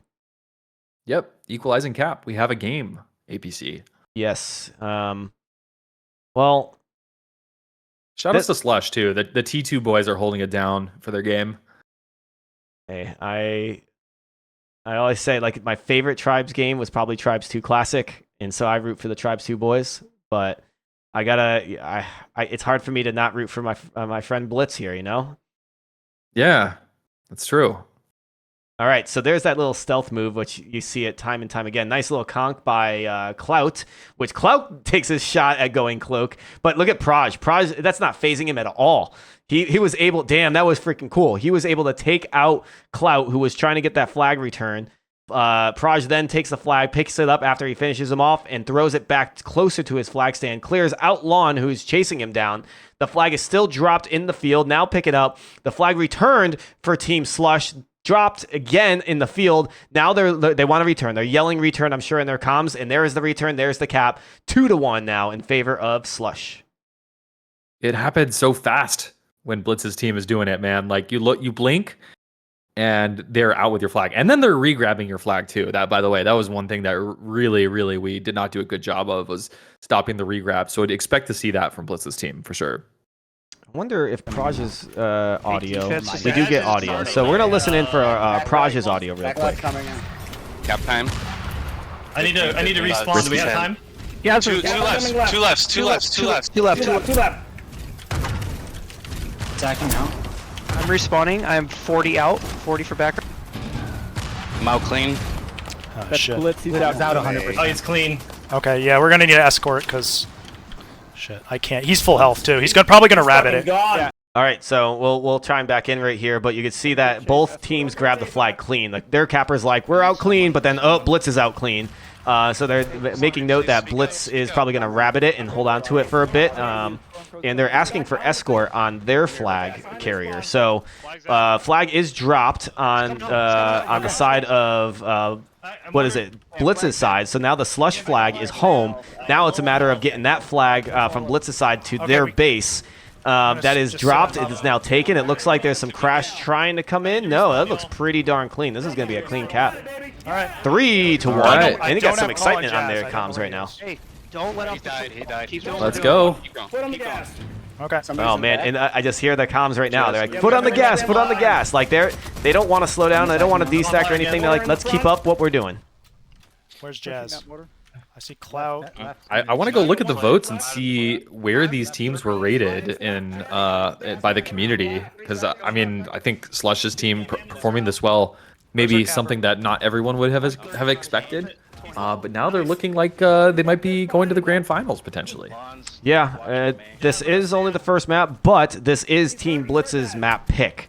And to see them down this far into the map is not where you want to see a Team Blitz fan to be. And folks, we have 5 minutes 15 seconds here on the clock, which is not a whole lot of time to get 2 caps to equalize that. In previous, let's just say it's like an LT midair or T1 or even T1 base. Like that number of caps is like doable. But with 5 minutes left and 3 caps in between them, I mean, we have to start seeing a cap every 90 seconds, which is really, really tough to do in this game. That's going to be tough, and you almost saw Slush walk away with the finishing cap. They're chain capping on them. That did not convert into a point, obviously. Both flags are back home, but you could tell they're not taking the foot off the gas. They're constantly shoving cappers down across the flag stand. They're calling out the cappers that they know are going to cap, which is both Jazz and Blitz. They have really great comms. So let's continue to listen to see how they're going to approach this potential final point. Who's just clearing for Blitz? Look for Blitz. You know, I'm interested to see that Jazz is off the stealth capping because Blitz is he's left. the reason why they have a single cap on the board. It was that initial cap run that he ran. So, You knocked me out. Go back in. I mean, he's gone. He's clearing this flag stand. This flag stand is almost completely clear. I don't know if you have Jazz's stream up at the moment. Really good job clearing the flag stand. But where are his friendly cappers for Team Blitz? Where's Blitz? Nice go. Blitz looks to have the flag. How you doing? How you doing? Okay, I'm coming towards you too. Okay, so Astralis is getting the help from Praj right now. This is the finishing point. Praj is playing this midfield role to watch to help take care of any chasers like Eidmark. Eidmark kills himself on top of Praj, and there's the 5th and final point. Map 1 goes in favor of Team Slush, aka Catabatic Ski Club, on top. Dominant, emphatic, 5-1. You don't see that every day. That is a huge victory, a huge morale win for Team Slush, the T2 boys, the Catabatic Ski Club. Really impressive stuff to see them winning, but not just winning, taking it in 5-1 with a couple of minutes left. Yep. And I mean, I don't want to play too much armchair quarterback, but I think Jazz was doing so much work on stealth there. Yeah. It's hard to really understand the full reason of why, the Tides went the way they did, because you only get 1 or 2 perspectives. In this case, we had 1 from each team. But it did seem lacking on the offense of Team Blitz. Whereas, when I was watching Praj, I don't think he ever died more than like 2 or 3 times. And it was just because he had such good midfield control of helping either the flag carrier escort or stopping flag carriers as they were coming in or out. So, from what I saw, it was a dominant performance from Slush on both O and D, and Blitz's team, just the offense. We watched a little bit of that Jazz cap, and like you said, that stealth cap went away, and I'm not sure why. Yeah, I mean, Jazz was still doing a lot of work, so it would have been tough either way. But yeah, I mean, like just in the very beginning of that game, like he's getting solo returns, he's getting solo caps with a full flag stand. Yep. Definitely, Jazz has emerged as one of the top cappers in this game. If there's one team that I trust not to get overly tilted after a loss, especially this close to the finals, it's Blitz's team. Blitz will help keep things in order. He'll talk about it. He's going to take some time, which I'm sure that he's doing exactly that right now. He's like, listen. I can hear his voice in my head and just say, this is where we fucked up. This is where I could have done better. You need good leadership in this moment, because when you lose, it really tanks morale. And if you don't try to learn from your losses, then it's only going to work against you. So learn from the loss. You're not going into a map that you picked. But but that's okay. There's not that many maps in this game that I think people have this huge advantage over, especially with it being a draft tournament. So I'm not worried about the map pick. I'm not worried about morale for the Blitz team, but we do need to see something change, and I'm hoping we see that very quickly in this next map. What I hope changes is I hope we see a lobby pop up so we can keep the momentum going here and head on into map 2 in the best of 3 here. If you're just joining us, you're joining us for the penultimate match of the draft tournament. The winner of this is in the money. The loser is out. That's right. So you're tuning in at a good time. Yep, one more. Shout outs to Dustin Browder in the chat. Yeah. Or not Dustin Browder, Dustin Bauman. Bauman. Yeah, not Browder. That's a different person in the gaming world. Yeah. I mean, you do look good, Fish. I gotta say. It's still hot in my room, and it's actually dark out. So yeah, it's you. I need to open some more windows. So we're just waiting for this next map to start. I know we went pretty quickly in the first few rounds, and that's because we had a lot of teams and a lot of matches to get through. These matches mean a little bit more now, and so these teams aren't trying to hop into the next game so quickly. They want to talk a little bit. We know we're playing Wave Mist next. That's the next map. But they need to recalculate, especially on the Blitz's side, understand what they need to fix up. But once we're in, I'll change the stream. Don't worry. Don't yell at me. You can just count on me to get you into game. We're going to watch again Proj and Jazz's perspective. We will start with Jazz's perspective again this time around. But let me first finish this DraftKings ad. I'm not getting any ads. I don't know why. It's weird. Yeah, well, I am. Evidently, I'm sponsored by Campbell's chicken noodle soup that kept popping up in the middle of my stream. I mean, let's take a look at these teams. Obviously we only have one POV to watch for each team, so it's kind of hard to talk about everything we're seeing. But like, who are you seeing? I mean, like, I guess starting with Blitz's team, you've got some names like Lon, who I know from midair, really, really strong midair player. Haven't seen him in this game.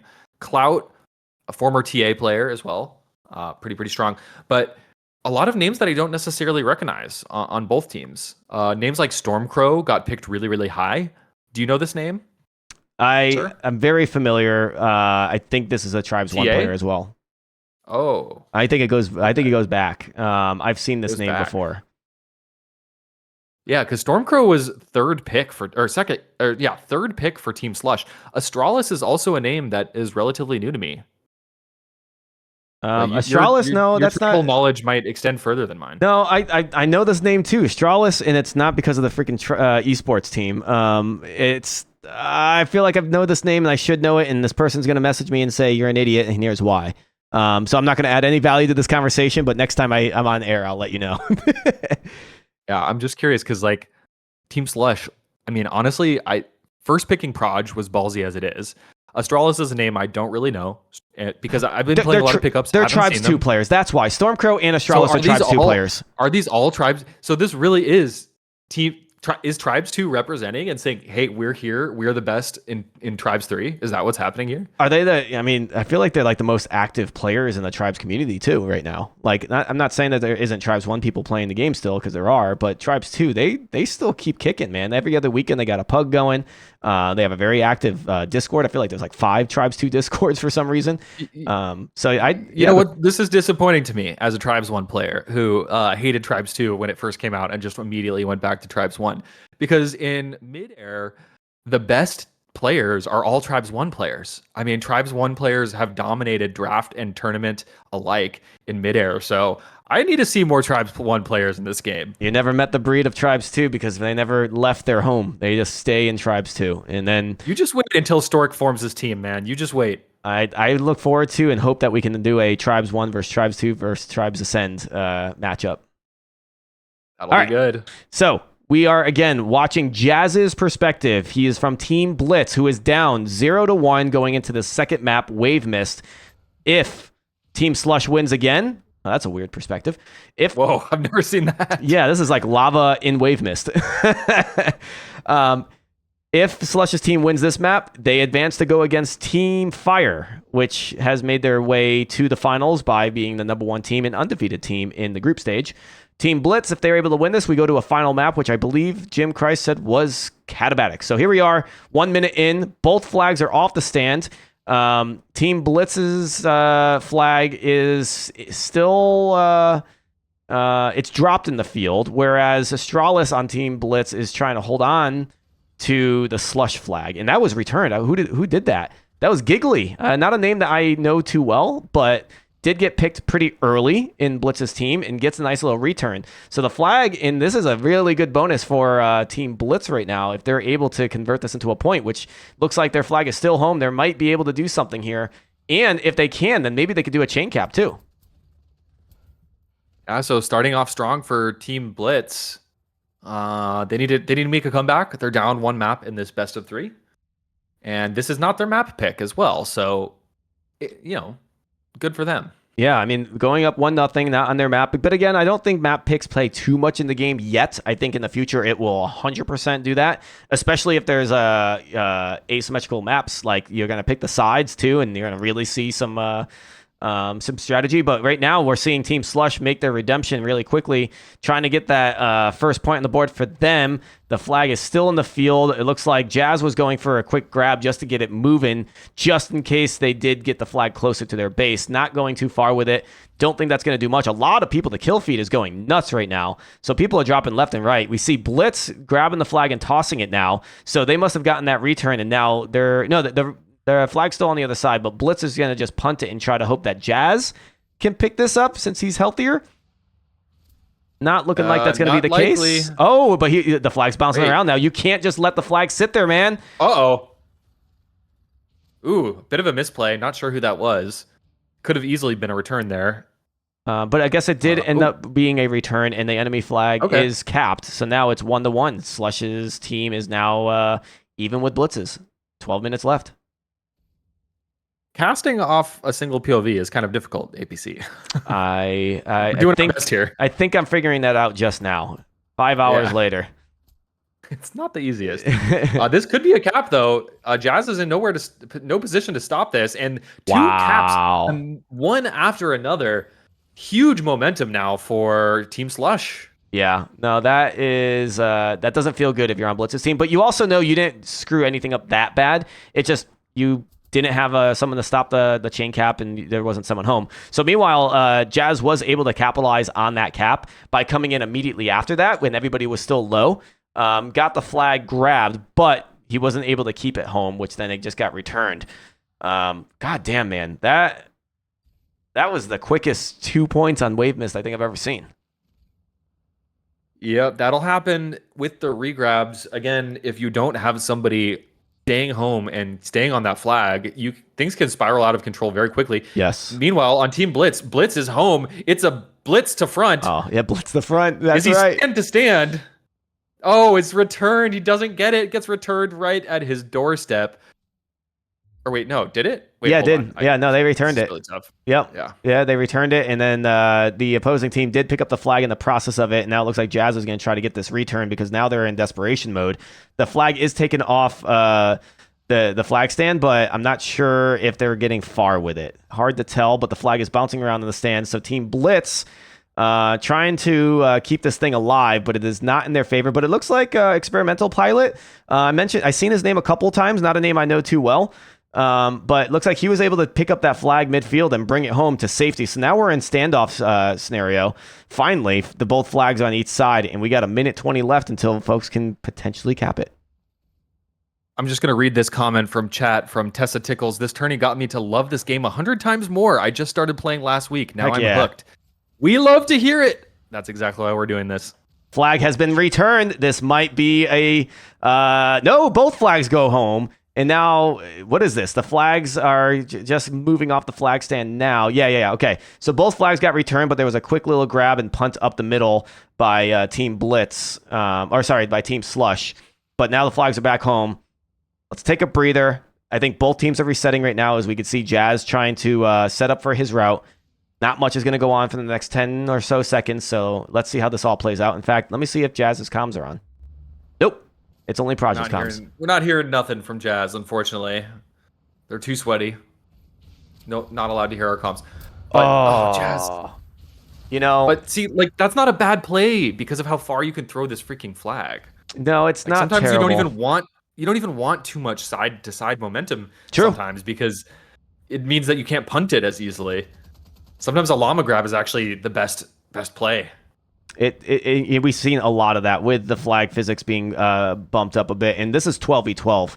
12v12, you have a lot more muscle on a stand that you could just be like, all right, we cleared out the defense. Let's just start walking this home now.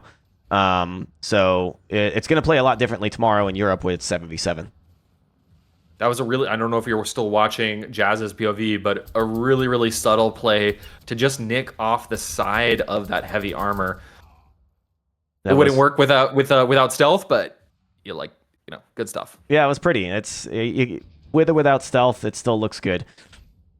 So let's talk about it. We criticized Jazz for not doing stealth cap last map, or at least wasn't being as effective on it. Now we're seeing him, I think, actually be effective. What I'm lacking to see, though, is the offense distracting at the right times for this, or like escorting him home. Like Jazz is trying his best, but I don't see him getting a lot of help.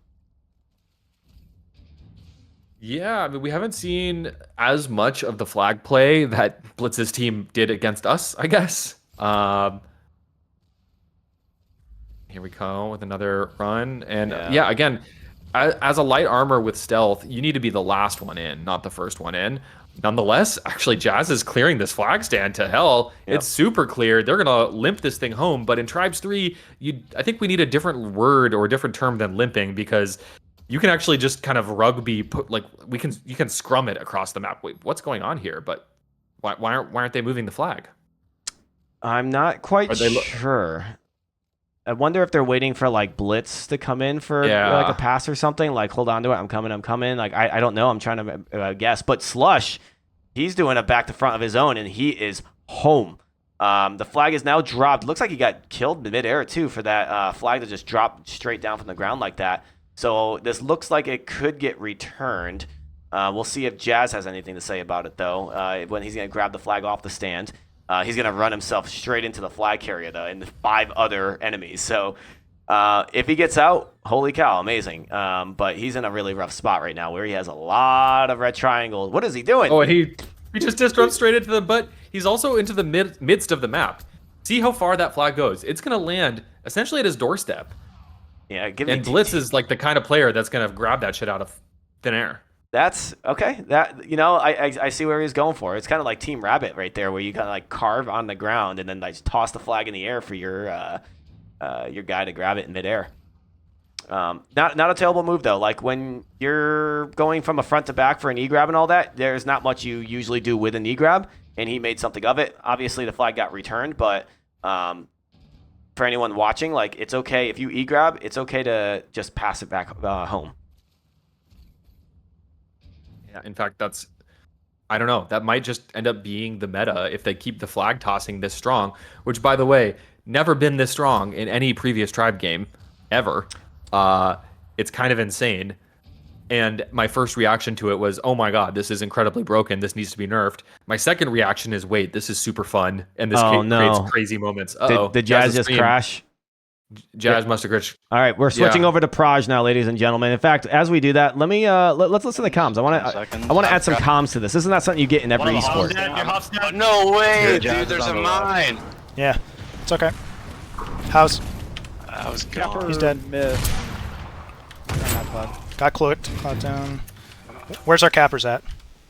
Oh, 15. How are you doing? I'm low. Toss it to mid if you can. Throw it. Yeah. Your Hoff is back on stand. We have 2 heavies on our base. You gonna catch it? 1 heavy. I can pick this up, but I don't know where I'm going with it. Attacking now. Oh no, we got it. Hunts has got it. We're escort this back. I got it. Yo, get red. Get red. Where'd he go? It's right in front of our base. Right in front. Right in front. I need help. I need help.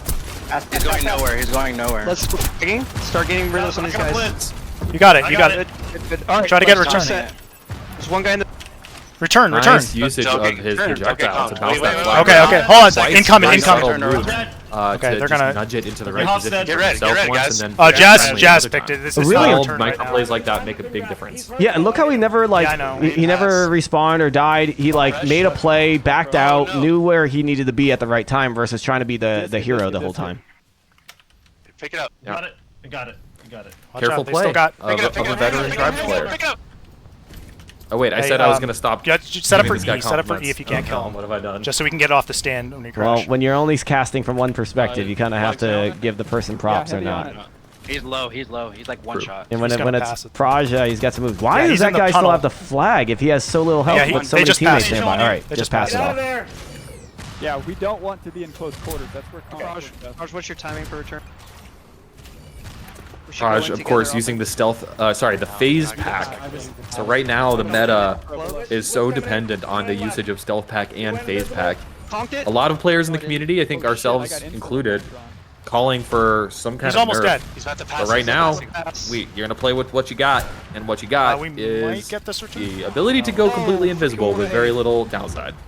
That was a nice shot by got it. Pandora. Yes. I don't know Pandora well, but Pandora got the nice Nice. shot. Looks like, job. yeah, Team Slush going nuts over that cap. They know that was a Where's big Jazz? one. When Jazz you just have killed 3 Slush. minutes Where is he? left, game point in your hands, and you're up by 2 points with I the found Jazz, I overtime found rules that we Jazz. currently have in this game, Jazz you saw- are feeling Jazz really setting up good the right now. side. I mean, I'm going to go so far as to say that's the nail in the coffin. He just went invis. And also, of course, saying that, setting up Blitz's team to make an epic comeback that we can speak of for the ages, if they can do it. But with 2 minutes and 50 seconds left, every single O run has to work. I mean, you get 3 or 4 O runs at this point.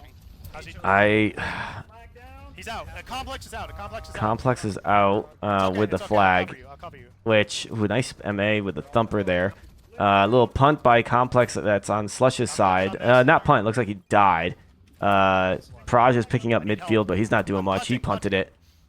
Yeah, this is bad actually a news. great punt. This is bad news This for is looking Blitz's bad. team. This is looking terrible. It's going to be another cap if they don't pull out a rabbit out of their hat. I'm going to turn up their comms. Jazz trying to do everything. It's okay. Set for re. All right. Okay, it was Jazz. He's not on a route then. I mean, Jazz gets the return, but Right, he next also pulled off as a capper. Next capper. And that's 2 minutes and 5 seconds left. That's exactly what Praj said on comms too. He's like, "That's okay. Jazz is a Slush is out, capper. Slush is out. He's not en route." Oh, Slush is out. Slush is out. full. Blitz is out too. If they can get a conk or something like this, Time return if you can. Blitz needs to cap this. Okay, don't it's go straight dropped, to the- so he's not going to be able to cap it. Yeah, now I'm ready to say that's the nail in the coffin. Damn. Let's switch on over to Jazz's POV. It's really all on him and Blitz to make it happen here. All right, we're now watching Jazz on Team Blitz. Looks like Jazz AFK'd mid-game, so I think he knows it's the nail in the coffin too. Yeah. Maybe we shouldn't have switched to Jazz. Yeah, he's rest in peace. Yeah, he's not happy about this loss, I'm sure. But hey, you made it this far. You gotta be proud. 1 win away from the money. That stings. Absolutely stings. At least you can rest easy knowing you took out the dominant force that was Team Fishstix. I forgot about that team. How could you? Don't set me up like that. All right, ladies and gentlemen, there's no sugarcoating this one. It is impossible for Team Blitz to come back from this one. We are watching the final minute of Slush versus Blitz. They are going to take this match 2-0, just like what they did to their previous opponent.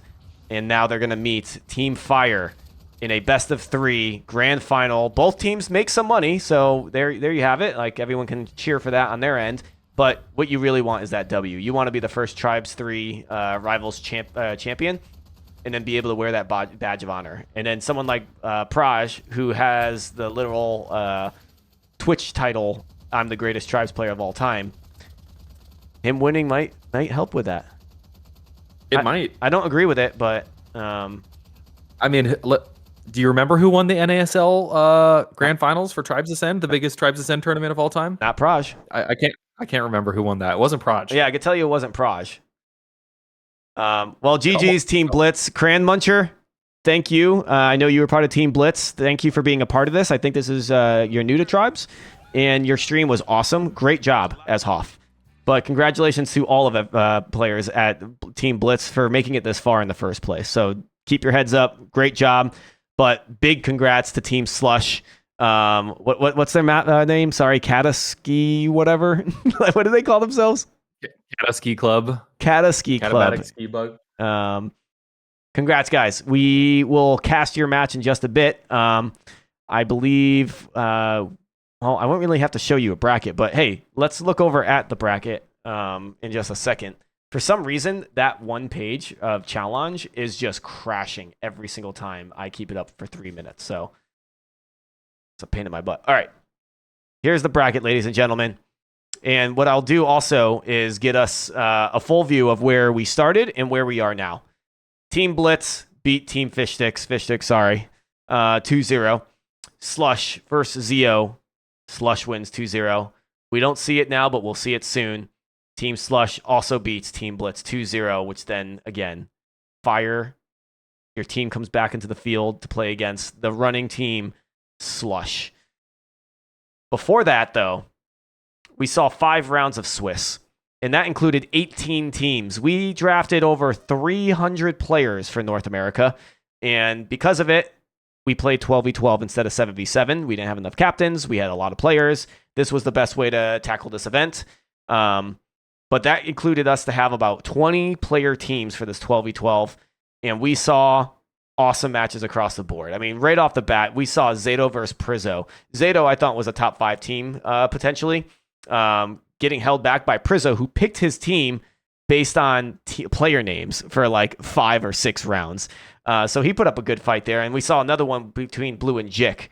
Unfortunately, these are the 2 teams that didn't perform well in the long run, as they started to lose matches throughout the way. And then teams like Team Fishstix, Team Fire, Blitz, and Zeeo, all of those teams started to really rise up on top. The only time that teams like Zeeo and Blitz lost was against Fire.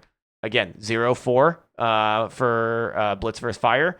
Zeeo versus Fire is 0-5. And then the next team that Fire played was David Bowie, which was another strong team, and they 5-1 them. And then Fishstix, they met you in round 4, 5-0 on you guys. And then they met up with HotRod, which had the first pick, Jaggle, and had a really, really solid team. That one seemed to be a really, really close match, going 3-2, which then makes you ask, we haven't seen Slush, but can they put a better fight up than HotRod? We don't know. Yeah, these 2 teams have not played yet, correct? They have not. Nope. Yeah. So this is going to be a really interesting match. I think the storyline here is Fire is some sort of tribe's like Nostradamus or something. He's been, not only has he been playing pugs nonstop and noting the best players in pugs, he's been playing pubs and noting the best players in pubs. He had a itinerary, that's not the right word, but he had a binder filled with pubbers names because he wanted to pick the pubbers out of the lineup. So he did his research. He's picked amazingly well in this tournament. On the flip side, Slush picked his tribe's 2 homies. So will it be the tribe's 2 camaraderie? Will it be the playing together for years, or will it be the super team of tribes players from every tribes game? Yeah, we'll find out. And what I hope this does is, like, we put a lot of spotlight on these veteran players, but I want to talk to 1 or 2 of the captains. And Blitz, if you want to hop in here, I'm happy to have you to talk about your team, especially the people who showed up for the first time blind. Imagine being a new player to a game that has a sweaty background like we are for 25 years, and then jumping into a draft tournament and making it this far. That's got to feel good. It's got to sound, I can imagine they were making plays that they weren't even expecting from themselves, which then hopefully they get the same addiction that we have with this game, which is just, this is a game that can't be replaced with any other. I'm sucked in. I'm in. Hell yeah. And I also want to shout out, just because storylines, etc. On the voting for which teams people thought were going to win, Slush was like in the middle of the pack with 5% of the votes.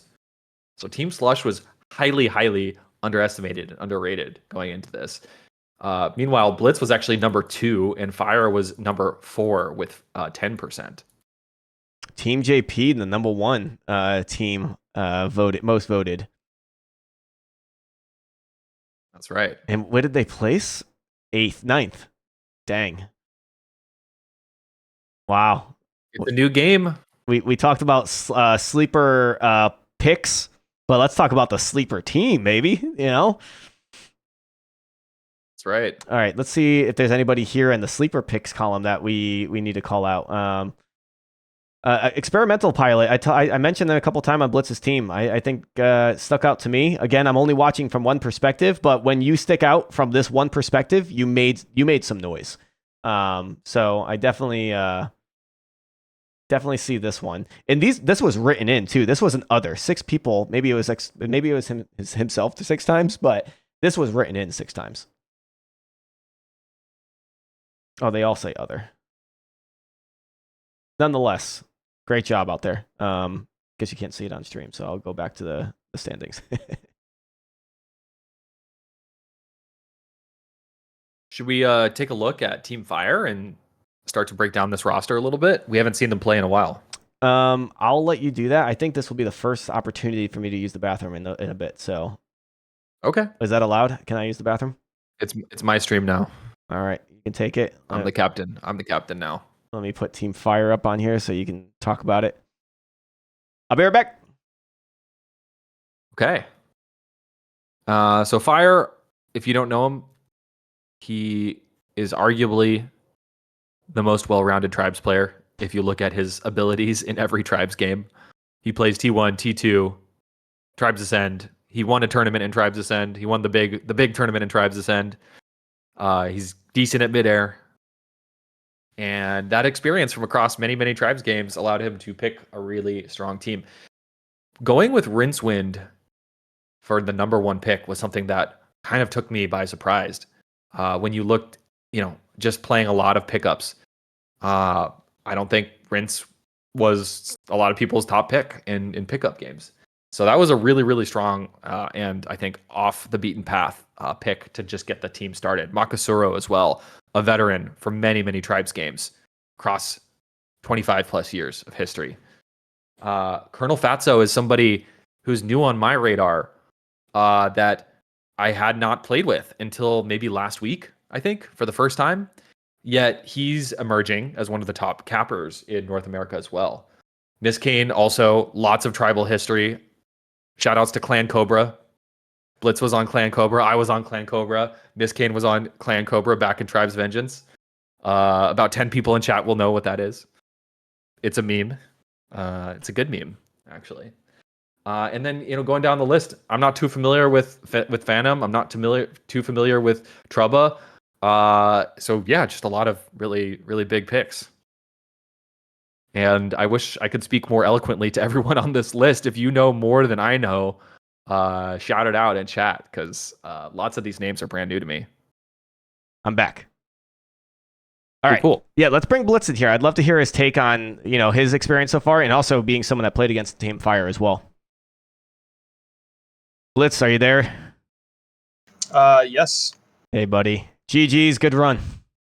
Yeah, man, that was awesome, dude. I'm super proud of my team. Yeah, I want to hear more about your team, and I think there's obvious ones on your team that we can go through, and if you want to shout them out, go for it. But I'd love to hear some players that showed up for the first time and had nothing to show for themselves other than I like this game, and then they delivered. Who are those people? Yeah, let me see. I mean, honestly, I could go down the entire list and just shout out each person individually, one by one, if you wanted, because the truth is every single person that showed up, which was like 17 of them, wow, had a part to play. Like we had some people playing sensor duty. We had some people playing like dedicated kill their enemy sensor duty. We had a repair person, base defense. Like we had people filling all kinds of different roles. It was really fun challenge to rotate everybody in, right? To make sure everybody got to play, but still kind of have the composition that we needed. So that was fun and challenging. But if I was to give anybody props, I'm definitely going to give Eidmark props first and foremost, because I know a lot of people probably didn't even understand why I picked him so early or are not familiar with him. But Eidmark was an absolute monster. He was just doing such a great job. Like that dude is definitely comp worthy, like top 5 material. Nice. Yeah, honestly, everybody else equally. Glem surprised me. If I want to, he was fragging out for sure. And then I had a couple of other people that were just really enthusiastic. You know, they spent a lot of time practicing. We went over routes, we went over strategies, we scrimmed. It was awesome, dude. I appreciate it. Thanks for doing this, guys. Heck yeah, thanks for being a part of it. And I mean, we're telling the story of your team where you played against Team Fire from the very beginning. That's a tough matchup to start the games off of. But I can only imagine your leadership, knowing you and how you're able to rally the troops and run through the rest of the group stage with 4 wins back to back to back, and then taking your first match in the semifinals. So, how was playing Fire's team, since we're about to see them, and what was the takeaway from that? Well, you know, I wish I could give you what you want here, but the truth is that I feel like we all played very nervous on that first map, and it's also Dangerous Crossing, which through our scrims, we found out that is probably our worst map, which is why we banned it the entire time. So having to play the best team on our worst map, you know, it's hard to say, right? Because that's some big variables, but they were just really oppressive. They were really good. Like we almost matched them on kill power, but they were just always there. You know, they had more bodies than we did in almost every single play, and they have their star people in really important positions, and they're doing well. They're doing exactly like Fire and Rincewind are just slaying out, and they have a lot of sleepers that are doing really well. They're just very well coordinated. It felt like I was playing like an actual top 10 team.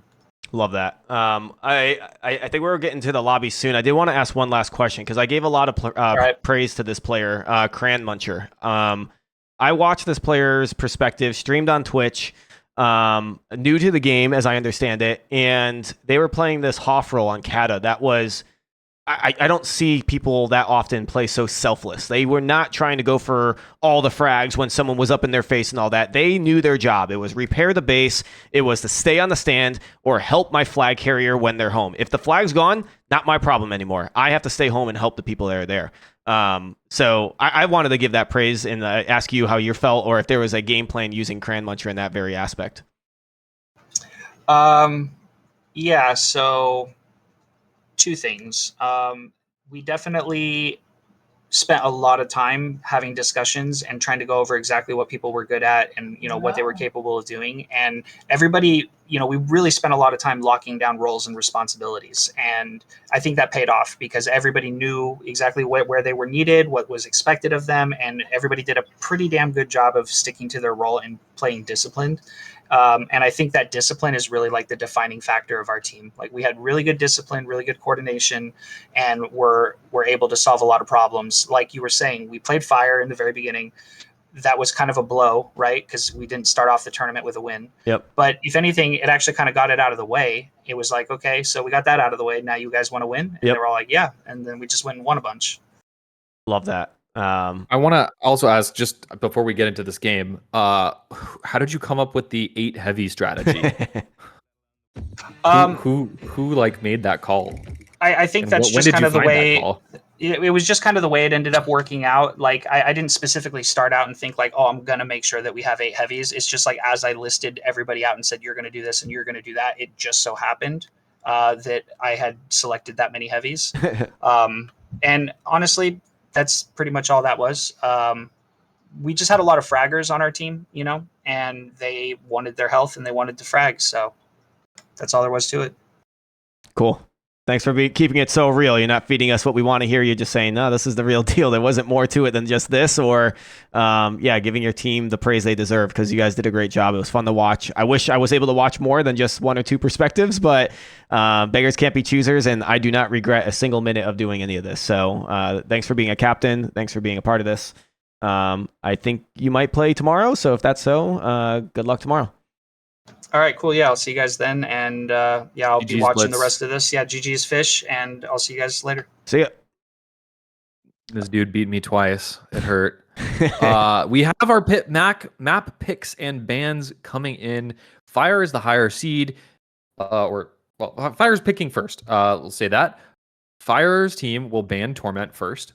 Slush's team bans Dry Dock second. Fire picks Catabatic. Okay. And Slush is picking either Wave Mist or DX? We will find out momentarily.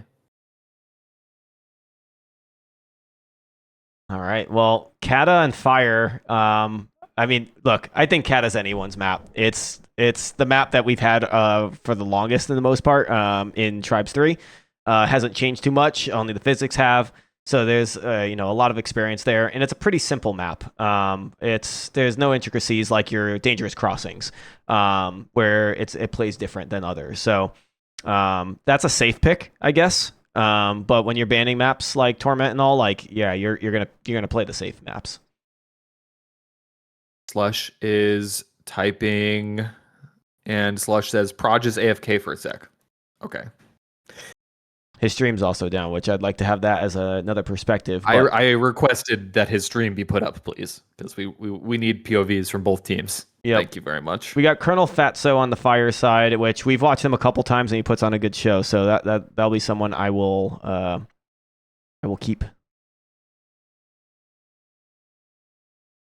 Yeah, final match. Look, I'll admit it. I'm tired. My voice is going a little bit, but I am truly excited for this match. Like, being able to watch and talk about these teams for the last, what am I at, 6 hours, truly amps me up for what this can be. Like, this is the last match. This is what the work that we put into what we've been talking about with the signups at the beginning of the month, to all the storylines that we built all throughout the day. Like, seeing Team Fire go against a team like Team Slush, which, look, if you told me it was Team Fire versus Team Slush before I watched that last match, I would have been like, yeah, Fire's going to win. But after seeing and hearing, like, Praj's perspective and the comms and how dominant they were and adaptive they were to the situations, I don't know. Maybe I didn't see Fire's team in a while and I forgot how good they actually are. But seeing Slush teams deliver that last match really makes me think this could be the actual final match that it deserves to be. Absolutely. And we have the map pick for Team Slush. Drumroll, it's going to be Wave Mist. Interesting. Not going with the legacy pick of Dangerous Crossing. Seems like everyone's afraid of Dangerous Crossing. Is that we like that map. Is that the tiebreaker map then? It's the tiebreaker. Ooh, that's spicy. That could be very, very spicy. I want to see Game 3. I don't care about my voice or anything right now. I want to see Dangerous Crossing be the money match decision maker. Oh yes, that plays out perfectly. Good. We would love to see a Game 3, and I do this every time I'm casting a Tribes tournament, and we have peak viewership. We had just about 300 viewers a few seconds ago. I want to hear from every 300 of you which Tribes game is your Tribes game. I know most of us played a lot of different Tribes games, but what is the Tribes game that represents you the closest? Let's see it in chat. For me, it's T1 APC. I know you claim T2 Classic. What is your favorite Tribes game? Chat. I want to see that.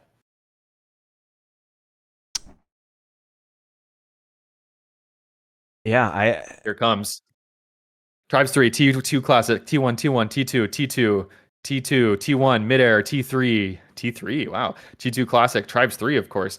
Solstice. Of course, he gets paid for it. Tribes Vengeance. The first Tribes Vengeance. How many people will say Tribes Vengeance? I'm very curious to see. Midair. Base plus plus from Classic. Base plus plus for Tribes 2 Freaky. Interesting. Ascend. Tribes Aerial Assault from Blitz. That's a lie. That is a lie. Catabatic Ski Club on top, says Slush. Yeah, look, it's hard for me to say it's not hard for me to say because I know my core memories of Tribes really go back to Tribes 2. I spent more time in that game than any other game, period. It was just that point in my life. And I always say, like, when I talk about games, like, games saved me, like, in my life. I needed it, and it brought me to a good spot, and Tribes 2 was a crutch for a lot of that. But Tribes Ascend, it's really hard for me to say that can't be my favorite too, because the people that I got reunited with or really bonded with, and the team that I had, the competitive experience, getting the travel for it, casting matches, meeting people, then eventually working for the game. Like, how do I not say it's my favorite game in the series? But yeah, Tribes 2 and Tribes Ascend have very special pieces to my heart. For me, it's always going to be Tribes 1. So many nostalgic memories of running around the base on Scarabrea with a shield pack and a plasma launcher trying to mess up generators. And then many, many, many years of playing Tribes 1 LT after that. I will say Midair for me comes in a close number 2. I absolutely adore Midair. Midair is awesome. And I will say, I'm starting to see some things happen. Praj's stream is back up. Okay. Praj's stream has loaded. I just saw Fire has started his game, so he'll be getting in there in a second. All right, love it. Where is this Praj stream? One thing I said earlier in this, very early into this tournament, and I want to say it again because it was fucking awesome to see it. We had over 20 or 30 people streaming, if not 40 or 50, streaming Tribes 3 throughout the entire first few matches of the tournament. You know how freaking awesome that is? It's not only because we made a presence on Twitch as a community, but the fact that when I asked people, hey, for the tournament, can you stream your perspective? It'd be great. It's the only way that we can get a spectate. You guys delivered. So that meant a lot to me. It showed that not just the captains are in it to win it. It's the community that wanted to help in any way they could. So that was cool. Absolutely. And make sure to go follow everybody who's streaming Tribes 3 Rivals. Praj's stream was up for a second. It seems like it's down again. Maybe he's taking it down in between games because he doesn't want to leak his team's comms. That's my hunch. I don't know. That's my hunch. But I know APC's streaming a lot. I'm streaming a lot. A lot of people are streaming a lot. JP's been grinding. Guy is a beast. Definitely follow all of these amazing Tribe streamers. It's a bummer because I got to travel the next couple weekends, and I think the next 2 or 3 weekends and play tests I won't be able to be a big part of it. So ending this week with a banger, right? Casting all these matches and such, but going into next week I'll miss it and I'll have to watch your streams. So please stream for me next week so I can watch and get caught up with the action. The weekend after that, I'm not sure, but it's the Super Bowl the weekend after that, right? So definitely want to watch some football. It's only I'm going to Sunday. be gone next weekend too. I wonder, APC, now that this draft tournament is out of the way, how long until somebody hosts a tournament in one of these playtest weekends, like a real tournament? Bring your best 7. I feel like we could see that even next weekend. Maybe if somebody gets off their ass. Yeah, it could be. Or we can wait until the game's more stable. I don't know. One of the two. I don't care. But I don't know. I know there's teams that are forming and behind the scenes, nothing really official because there's no tournaments or anything. But I think maybe this will help kickstart a little bit of more hey, you want to scrim, or hey, I got 7 people that I want to play with. You have 7 people? Let's do it. Outside of pugs. I know 4v4 honor bomb is something that Jim wants to do maybe the week after Super Bowl. I know he talked about that. I don't know. I'd like to give that a shot. I think that'd be fun to. Maybe I'll even play. Hopefully, I can have the opportunity to play. And I want Jim to be able to play too. God damn it! The guy, he's trying to push for honor bomb all the time during the pugs. So hopefully, we can get a way that we can get people to help Jim administrate these things. Yeah, that's right. He called it Honor Bomb 2099.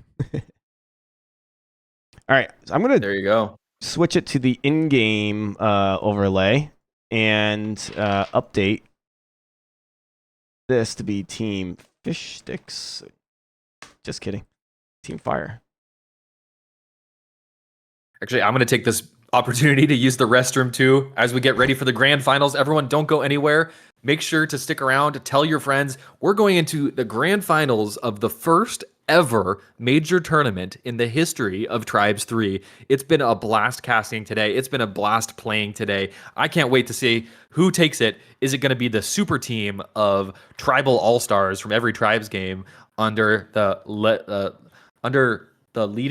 being led by the legendary player Fire, or is it going to be Slush and his T2 homies who take it? Let's find out very, very soon. I will be right back.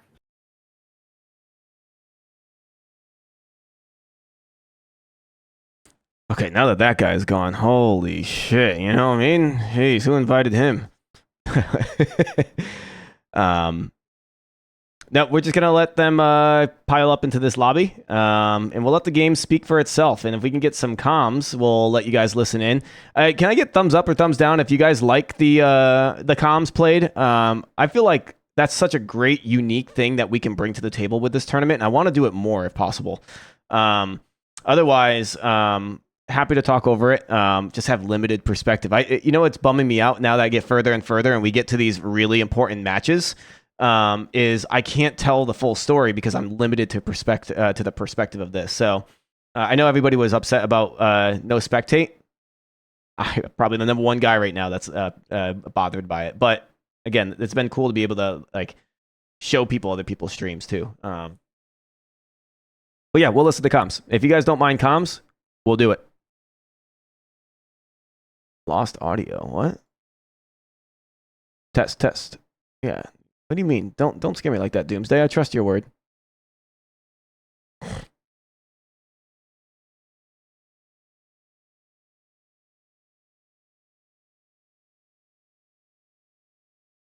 Thank you, Docmatrix. Where would I be without you?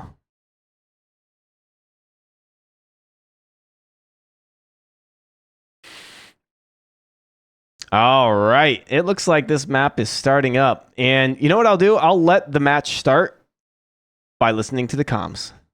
Good luck, have fun, both teams. Work on the sensor on our team.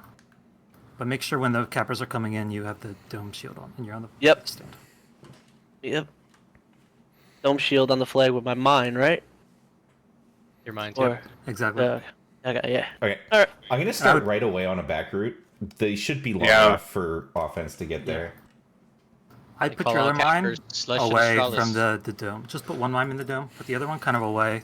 Okay, yeah. On the What did I miss? Are we getting into the game? We're in the game just now. 5 seconds till we start, and we're gonna listen into comms and see how they kick off. Let's go, baby. Let's go. Fire's Let's team go. how they kick things off. All right, perfect. Okay, I'm leaving on the left, bro. Left. Fantastic. I'll start right. Thanks. One right. All right, so this is a little lull in the action. We'll get back to the comms. They had their game plan. You heard them. They were talking to the Hoff and what he needs to do, how they're going to approach with their cap, and now they're calling out cappers on the left or the right. You see Fatso here getting really high up in the air. No skybox. Amen to that. And coming down for his grab. We'll see if he gets his flag grab and he gets out clean. I fucked him up. Body block. His body block. I mean, I've got projectile stream open, and Slush was out so clean, so fast. I mean, Colonel Fatso was halfway across the map still setting up his route when Slush was already out and home. But nonetheless, that flag is returned. Back now. Proj is on that. Right there. He's got flag out in front. He's out. He's hurt really bad. Good chain. Leaving the base. He's throwing. I'm going on radar. He's going far. We got a guy over here. Right. We need a grab. They're calling for that E-grab, and Colonel Fatso coming in with the stealth, trying to throw in a Nitron. Somebody else got the Nitron or kill on him. Looks like this flag might come home. There is the nice return. That was scary. I mean, for Team Fire to be their backs against the wall that quickly into this match might be very telling on what Slush can bring to the table here. Either team, honestly, had a good chance at capping there. But that's just how it goes in tribes. If you don't connect the cap, it ain't worth anything. Well, this is grand. Ooh, wow, that was a fast cap behind our backs by Team Slush. So yeah, the Fires team is really. Fires team they're trying to approach this methodically, but I think what we saw last time with Proj and Slush is, keep the gas on the pedal, keep the pedal on the gas. And that was what we're seeing here is they're nonstop just grabbing the flag and taking it off the stand. It's never a dull moment over there. I'm coming to escort you. Absolutely. The pace is so incredibly different between these two teams. You're absolutely right. And once again, Team Slush has this flag. They're at home. And we may be entering a standoff. Did you see Captain Fatso, or Colonel Fatso, how he did that? He went stealth. He was able to clear 2 people by the flag stand, or by the flag on the ground, and was able to get the flag returned by himself, untouched, basically. That was amazing. Good job, Fatso. It was right. Colonel Fatso, not just a capper, obviously showing his mettle in a variety of ways. Again, with that stealth pack, so incredibly strong right now. Nonetheless, it's not like it's easy to do, to come on in there undetected, in the right angle, at the right time, get the Nitron, and have the flag land in your hands. Still takes a whole lot of coordination from Colonel Fatso there. And we'll see Fatso here is trying to escort his flag carrier, which the flag carrier decided to punt. I think Fatso needs to turn around and try to chase this now, which it looks like that's his option now. He's getting chained down. He gets demolished. The flag drops down. They're calling for... let's listen to the comms here. This is actually really interesting. Somebody else has it. I'm recalling. We have it. Just return? Yes, no. Pop it, pop it. Okay. Slush is out again, clean, 100% full HP. Okay. I have it. That's stand. People talk about Jick, they talk about DeSolo. They need to be talking about Slush. There's the pass off, and that's gonna return. Oh my God! Fire's team was about to get the cap, and then who the heck was that? Return Slush coming in for an E-grab. Not only gets the E-grab, he gets the conk, I think, and the return at the same time. That was insane. By the way, Fish, I think when you're looking at Praj's stream, it's behind or ahead. Like, it doesn't make any sense with what we're looking at on stream. Oh, I'm. Oh my goodness, I am a minute. These two are a minute off for me. What is going on? Yeah. Okay. Oh, I'm sorry. I was sitting there, I'm like trying to one of these is on articulate delay. One of these is on delay. Okay. So we'll stick with Fatso's stream for now. We can look over at Praj's either halfway through if we need to, or next map. But that was amazing. That was a top 5 play of the day. Just watching Slush come in like that, get the self-return and the E-grab. Absolutely. Wow, oh so crazy in the chat. Holy cow, that's a name I haven't seen since T2. Nice to see you, buddy. We have return? All right, so just making sure, are you at like 10-18 right now? 10-16, 10-15, yep. Okay. All right. Praj's is at like 9-13 right now. So All right, it's like a full minute ahead. Yeah, we won't look at that. Okay, I'm 10. Okay. All right, so Fatso's calling in a 10-second grab. He went stealth. He's going stealth pretty early. But okay, no, it's because it has a longer duration than the face pack. He unstealths at the perfect time, as you would expect, and he's out clean. 1,000 out of 1,000 health. Taking shots at the opposing flag carrier. This is a must cap. I guess doesn't need to be must, but this is a really big cap because they're down 0-2 against Team Slush here. Fire's team needs to make a statement. Stand, guys. He's phased. We need touch. And they're gonna... Oh, here comes the red team. Red is all over this. It looked like a comfortable hold, but red is all over this. Slush. Team Slush on the offensive. Right, looks like we're going to be entering a standoff, though, nonetheless. Fire bringing the flag behind, and he's going to be holding on this back hill. Of course, APC. Yeah. Usually you want to be holding back here because the spawns are back here, but there's a return. This could be the first cap on the board for Team Fire. An E-grab comes, yes, and there's the cap. All right, reset. And they're excited. You can hear the excitement in their voice. And there was a flag capper who I think stealthed too late, who tried to get the flag off the stand, and that was a big bummer. They called it out too. He's like, he missed, and so they all went all in on getting that flag to the stand. So yeah, 1-2 in favor of Slush still, but Fire's team needed that. They could not.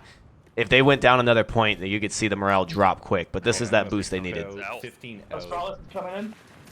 Still plenty of time on the board, but getting caps in Tribes 3 is not necessarily trivial. It can be slow going at times. This could be another cap, an equalizing cap coming in, stopped in the last second, or Slush's team almost getting a third cap, stopped at the very last second. Now Colonel Fatso looking to pick this up in field. Yes, the bounce is good. Fatso is out. He's not moving too quickly, though. He's going to get chained down very quickly. Looks like he's going to go for the punt. That flag is going to move across the field. Probably makes it over this hill, and indeed it does. But it's kind of in a tricky position. This could be an easy return. No. Fatso's still on it. His friendlies are there as well, and they're going to keep this going. And not able to get the throw off in situations like that where you're gonna get crashed on immediately. You probably just want to toss that flag as soon as you touch it. That flag is returned, but again, once again in the field. You know, I don't know what was so important about getting that flag off the ground there. Like your flag, was still at the stand. Everybody was focusing too much on the stand there, and look what happens.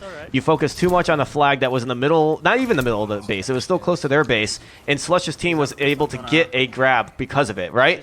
If you're trying to go after the flag in the midfield and you die and you don't successfully pick it up, you have to respawn. These respawns are brutal. They're 5 seconds, and then you're on the other side of the map. So it's a pain in the butt, which then means Slush's team was able to get out real quick and just untouched, no problem. And that's what happened there. Now it's 3-1. Now you're sweating because now it's almost 4-1. Flag pass going onto the stand for Slush's team. You see at least 5 or so people, which there's a misplay by Slush's team because Zato was able to grab that E-grab, no problem. Everyone was focused on getting the enemy flag, which then that turned into a return for Fire's team. So I'm seeing some lack of coordination. I really think...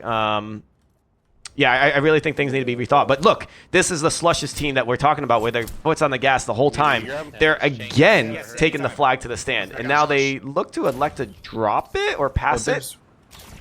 Red all over that stand. A sea of red, but still no cap. The flag is now in the field, giving Colonel Fatso and Fire's team some time to get over there. Not a ton of time, though. That flag is in a position to be returned and could be converted into another cap. Flag in the field. It'll be... Somebody's going to be grabbing that or returning that any second now. You would think, yeah. Actually, this is interesting. Fatso decides to go on a route instead of just go straight towards that flag. So he has confidence in his team. He's also, you know, the strategies change based on the size of your team. In a 7v7, you probably would choose to crash there, but in a 12v12, there's enough people on each team that it might make sense for Colonel Fatso to go on a regrab. Yep, which is what he was aiming for. And I think that's what the Slush's team is doing. They're getting all these chain grabs because they always have someone on a route or ready to grab that flag. And look, when this is all happening, the flag gets returned for Fire's team, but what happens?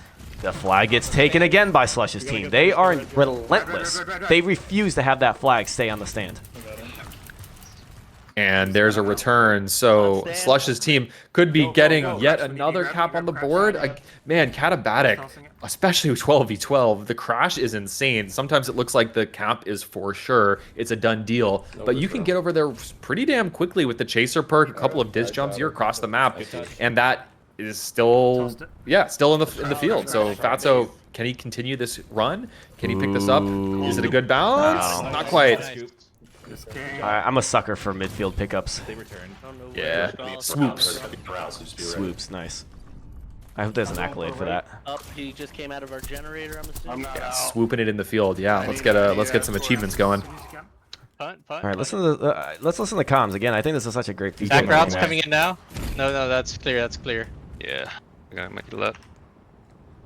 Okay. Their caps. Slush is coming in on the. I'm just coming up to you. Team Fire. You guys gotta take over the stand. I gotta go take over the. Across the field. Gen back up. I feel like the stand is more important than the gens, but That's why red. Can I get that? You have one on you. Got it. Oh my god. That sounded very salty. What a shot. A little bit. Strauss in the back of our base. I mean, you know how much these guys want to win it. Static left. APC, you've been here before. You've been in the grand finals. Yep. I mean, that's the thing that can help a team crumble, though, is if people can't keep their heads up. You One can make your leading snotty base comments, now, but if that 25L. continues, it's not good for the future. One front. Flush is gonna be on back right. And now, with only 3 minutes and 40 seconds, down 2 caps. Might sound like a broken record. Said some of the same things in the last game, but every single O run matters so very much now for Team Fire. They have to start to collect some caps and get them on the board. It's going to look really rough if the next run or two don't convert. 15. And my game. All right, oh no, someone's game just crashed. It's a nice E-grab by Firewolf. Never seen Firewolf 978 before in my lobbies, but that is a clutch play. That was amazing. That could have saved them the game because they were about to grab, or Slush's team was about to get the fourth point. I don't care that the flag's returned. He prevented that cap, which there is still enough time to get 2 points, okay? Is there enough time to get 3 points? That's a very unlikely try to get there as quick as I can. Trying. Flag is in the field. Colonel's looking for a return. He's got teammates all over it, but Respunk comes out of nowhere. Is he going to keep this alive? Yes, he does. Respunk keeps this alive for Team Slush. Chain grabs. Yeah, they're even calling it out, guys. Like, we're seeing it. We're hearing it. These chain grabs are punishing. Yeah. They're gonna return. you got that's why you have the stay-at-home defense position. You have to have that, yeah, especially when you have 12 players on your team. You probably want maybe not even one, but you probably want 2 people to be dedicated, stay at home, not leaving that flag stand to prevent those regrabs. After a return. That would be the first change I make. Flag's returned. Okay, guys, the flag stays home from now on. Nice. Okay, 2 minutes left. It's do or die. Back in Zato getting significant airtime. Maybe, dare I say, too much airtime. He's at least able to maybe sync up with his team on a very, very. This is a straight back route, but it takes a long time to set this up. He needs to make this home. I missed. Oh, incorrect bounce. You hate to see it. Oh, that was fun. And I mean, this is almost nail in the coffin point at this point. Yeah, I mean, well, hold on. It's 2 to 3 instead of 1 to 3. If it was 1 to 3, I'd say yes. I don't know where that second cap came from. But how did we miss that? I don't know, but holy shit, I feel terrible for missing this most crucial cap of the entire game. Wow. I'm so sorry, guys. I wish I caught that. I blame Spectate, not me. But this is really huge. hard. This is still a chance, a very good chance that Fire's team could take this into overtime. This is what we need to see from Fire's team right now. I want to see a little more chain shots hit here, but I don't know if the chain's going to do it. They're going to have to get a conk on it. The flag is out in the field. We might see a return here. Oh my god, there's so much damage. There. Oh, it fell into his Chaos. hand. It shot straight into his hand. This might be huge. Oh my god, speaking of chain grabs, how the freak do they do that? How do they grab the flag so quickly after a return like that? That was such a scramble. Somebody was on route. I mean, I'm going to guess it was probably Slush. Slush is vibing. Everyone's sweating. Everyone's tense on the flag stand. Everyone's crashing. Well, Slush is probably just out there vibing, running his routes. Yeah, probably. Okay, we're sitting at 25 seconds left. The flag's in the field. It gets returned. The flag is dropped on the other side. So let's see if they can get that return. There's a grab right there, but you need a fast grab. You cannot llama it anymore. There's 15 seconds. You need to be. You need out. Unfortunately, this looks like it's a map lost to Fire. That's going to be game number 1, ladies and gentlemen, going to the Catabatic Ski Club, aka Team Slush. The T2 boys are showing up, showing strong. And that is going to be potentially heading towards an upset. Fire sitting comfortably in the grand finals with an undefeated record. Not only was Team Fire undefeated, they only conceded a single cap the entire tournament to date. They only conceded a single cap throughout the entire round-robin portion of this tournament. Now, Slush and the T2 boys are striking back. That was a fun map. You know, it looked very one-sided for a while. Just the name of the game, period, is get the flag off the stand. You don't have to always cap it. Just keep it off the stand because you stop them from capping it. And especially when you have the lead, having that as an option is a pain in the butt if you're dealing with those chain caps. So Slush was always in control. I mean, even at that very last moment when I was just freaking out about how they were able to grab the flag right after a return like that. Incredible. That is top-notch stuff that I would hate to see if I was going against. Like, I would be so tilted to see a flag constantly getting off the stand. I as someone that had that happen against my team, Team Blitz was running a lot of regrabs. It can be one of the most absolutely demoralizing things in the game of Tribes when you can't keep that flag home. You have a clutch play, everyone's crashing on the stand, you feel like you might make it, you just one misplay, or maybe you actually get the return, but somebody's on route, they're llama grabbing, they're on route, they're out with your flag. It's one of the most devastating things that can happen to you in Tribes. And APC, if I might, can I suggest that we switch over and watch Projectile stream for this game? I want that too. I want to make sure I update everybody that is tuning in or not aware. It is Grand Finals. I don't have much real estate on my, or I have a lot of real estate on my OBS, but I don't have a lot of graphics to play with right now. So there is some plain text. 0-1 in favor of Slush, but let's get Proj TV loaded up.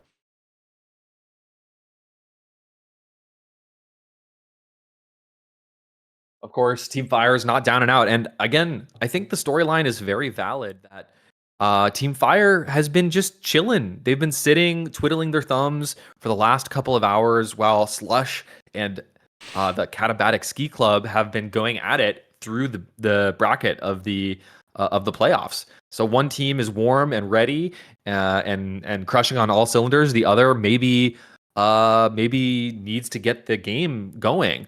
Moving on to Wave Mist, this is actually the pick of Team Slush. Projectile's stream went offline again. Please come back. He says BRB. He's coming back. All right. Well, we're going to look at a still shot of Tribes 1.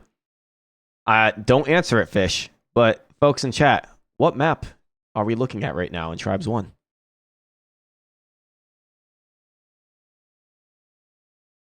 Little Tribes trivia for you. I'll tell you this much. It would be fun to do some Tribes trivia. I still want to do that as a content piece. I know. But I think that would be awesome. I don't want this map in Tribes 3. I wasn't a big roller coaster fan. That's right, everybody. Roller coaster is the correct answer. Roller coaster is the correct answer, and I think I agree. I don't actually think roller coaster would play that well in this game. At least with the way that the physics work currently in Tribes 3, it can be hard to get, if you're skiing on a route, it can be hard to get up to a base. For some reason, when you're moving fast, you seem to not have a lot of vertical jetting abilities. I don't know, it's kind of weird. I can't quite figure it out.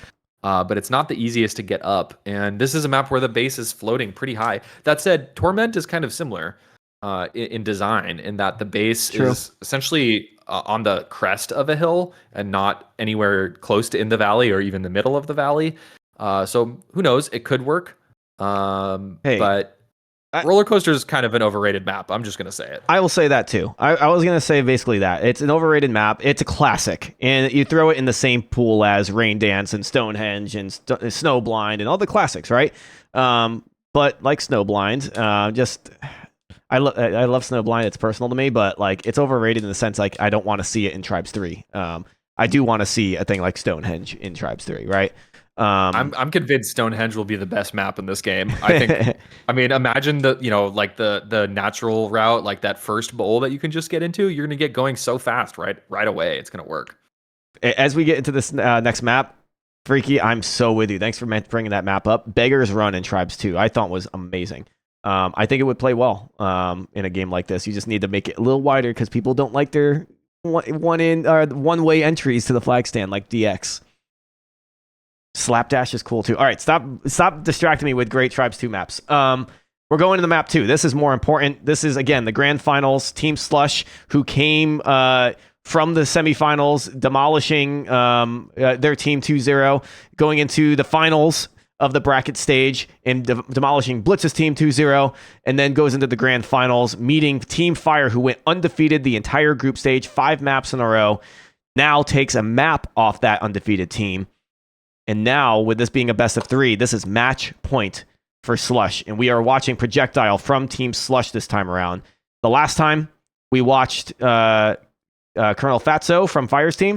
Now we're going to get a little taste of what's going on Slush's team. And I'll start that off by listening to some comms. True Bust is left. One left. Fires that made me. Oh, I'm dead. All right, they got it back. They're hunting our routes. They're hunting our routes. Yep.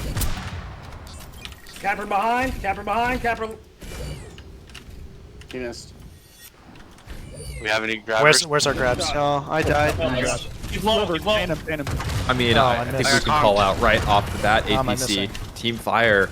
Obviously, Wave Mist, a very narrow map in comparison to Torment or DX or even Katabatic. It's one of the more narrow maps in the game, which means that a good defense can camp your route and kill you even when you're en route. And that sounds like potentially what's happening on both sides of the map. It's all right. Yeah. Happened last time too. So that was a might quick, have to see some more cluster play here. So that was a quick cap going into Fire's team, and I think you can hear the panic in Slush's team right off the get-go. Like they're yelling people from the back. Oh, I'm down. Oh, I'm down. Oh, I'm out. Watch out for that. Like they're getting demolished now. Like, sorry, I'm using that word pretty dramatically, but this first minute was very favored in Fire's team just by listening to the comms.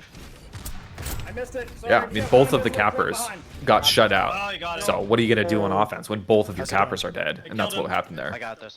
Even before they got even close to the flag stand. So maybe Projectile will have to adapt his play here and move to intercept fire in the midfield and intercept those route campers. That said, we do have some flag movement for the Katabatic Ski Club. Flag is in the field. It looks like there's a blue on that, so maybe we can see this continue. Yeah, and to be clear, everybody, and maybe not. Red this time is Fire's team, which blue is Slush's team. We're watching Projectile, who is on Slush's team. I'm leaving now. I'm 45 left. 10. I'm on back. I'm out back. If you need me to change the overlay, if that helps, does changing the overlay help? Whatever, deal with Where's it. our capper? I hate to say just deal with it, but then there's too much swapping around each time. All right, so let's see what's going on here. We got a standoff, at least officially, because both flags are off stand. Flag is returned for Fire's team, which this looks like it's going to be another cap for Fire. 2-0. It's fine. It's fine. Wow. 2-0. A total change in momentum, APC. And guess what? Means look at this. Look at this. What do we call that? A chain grab. Look what they're doing right back to Slush's team. Okay, we're out. It's like everything's flipped.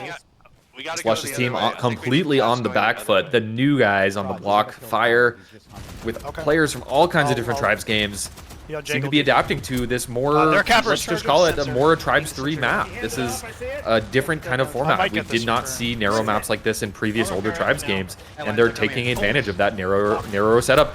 Oh my goodness! Can't Wow, get the return. That was like a dog chasing like a carrot at the end of a stick that he can never catch. That was amazing. Oh, poor Praj.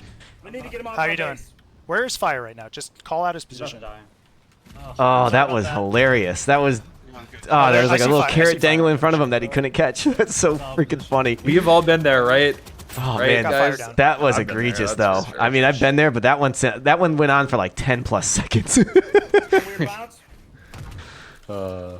All right, so standoff. This is, I think, an official standoff this time around. We have a minute 30 before both teams can cap without the flag being home, but I don't see it lasting that long. Neither of these teams allow for standoffs to last that long. At least that's what we've seen so far. 10 seconds away from. And by the way, subtle play to call out there by Projectile. He uses the phase pack to just survive there, pulls away.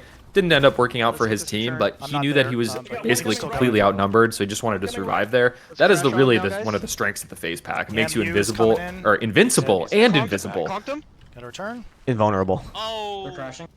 There you go. It's okay. But yeah, and I think there's some notes to take there where you don't always like if you're half health, doesn't mean you have to duel to the death. Like if you, especially if you have a phase pack, you can get out. Like you can just phase out. Okay. Nice wow, play. look at that E-grab. That was amazing. But you can tell the comms. Let's listen to the comms as they do this, because there's some comms going on for them to be standing at the stand like that. I just got triple MA'd. Coming left. Double MA'd. Got him. They're gonna get it. Maybe. Oh, no. I got it. Okay, he's Keep low. alive. Keep alive. We're crashing. I What just a chucked great it. That's all I E-grab could again. do. We've got 2 right, 1 setting up back now. Very calm We gotta and get over there, closed comms. Yeah, I'm trying. This is not Slush's team that we know. It's okay. All right, keep it together. Good job. How's he got doing? another coming in. Woohoo! How the momentum and tables have changed. I'm hearing no comms on Slush's team, which they were very loud the last couple times I listened to Proj's stream. And then Fire's team that's just getting chain grabs on them. I mean, there's been some nice E-grabs on Team Slush, but not enough to get the flag home. This has been Hunts, maybe? this doesn't feel like the same team we saw 10 minutes ago on Kata. Left. Where's our cat? I wish I watched Projectile's stream before the tournament, because this is kind of the position that I should have been playing for my team. We were ramming our heads into the enemy offense just a bit too much, and I was dying way too quickly on medium offense. Projectile, though, look how just, I don't know, reserved he is. He's behind enemy lines, yet he's surviving for not tens of seconds, but like several minutes behind enemy lines with that stealth pack or with the phase pack. Grabbing nuggets wherever he can, helping his team. Miss Kane's on it. Yeah. Let's see what kind of grab we get. Oh, that looked like a non-red right there. But nothing too important though. He wants to get that kill. Again, he wants that kill. There, he's got it. I mean, again, he's just in this very passive position. Can he stop the cap? Is it going to be a third, fourth cap? Tossing the flag onto the stand does not connect. A bad toss is going to give projectile a chance to get a Nitron. Will he look for the Nitron? Yes, the Nitron hits. Will he get the return in front of everybody? What an unlucky bounce. But that's another cap. 4-0. Oh, boy. Talk about a shift. I got to say, Proj is playing very well. And again, like I was trying to point out that, like, when he's half health, he's not trying to, like, duel to the death. He phases out and he puts himself better into a position that helps the team, not to put up another kill in his in the scoreboard. And then how he played that right there with the phase pack and getting the conk and just the unlucky bounce. He's playing it right. It's just not falling into his hands, especially when the flag bounces as much as it has been. Grabbing and then going towards our flag. And really, I mean, projectile's basically playing midfield, which is a position that barely existed in any other Tribes game. Yep. Probably doesn't exist in any other Tribes game. But you can very, very realistically play this because of the different packs that you have at your ability, at your behest, and because of the nugs as well. So this is a very interesting role that's new to Tribes 3. Yeah, and again, with it being 12v12, it allows for this role to be prominent. 7v7, I'm not saying it's not going to be present, but it's a bigger risk because you're taking one less person off your stand. Push them off, push them off.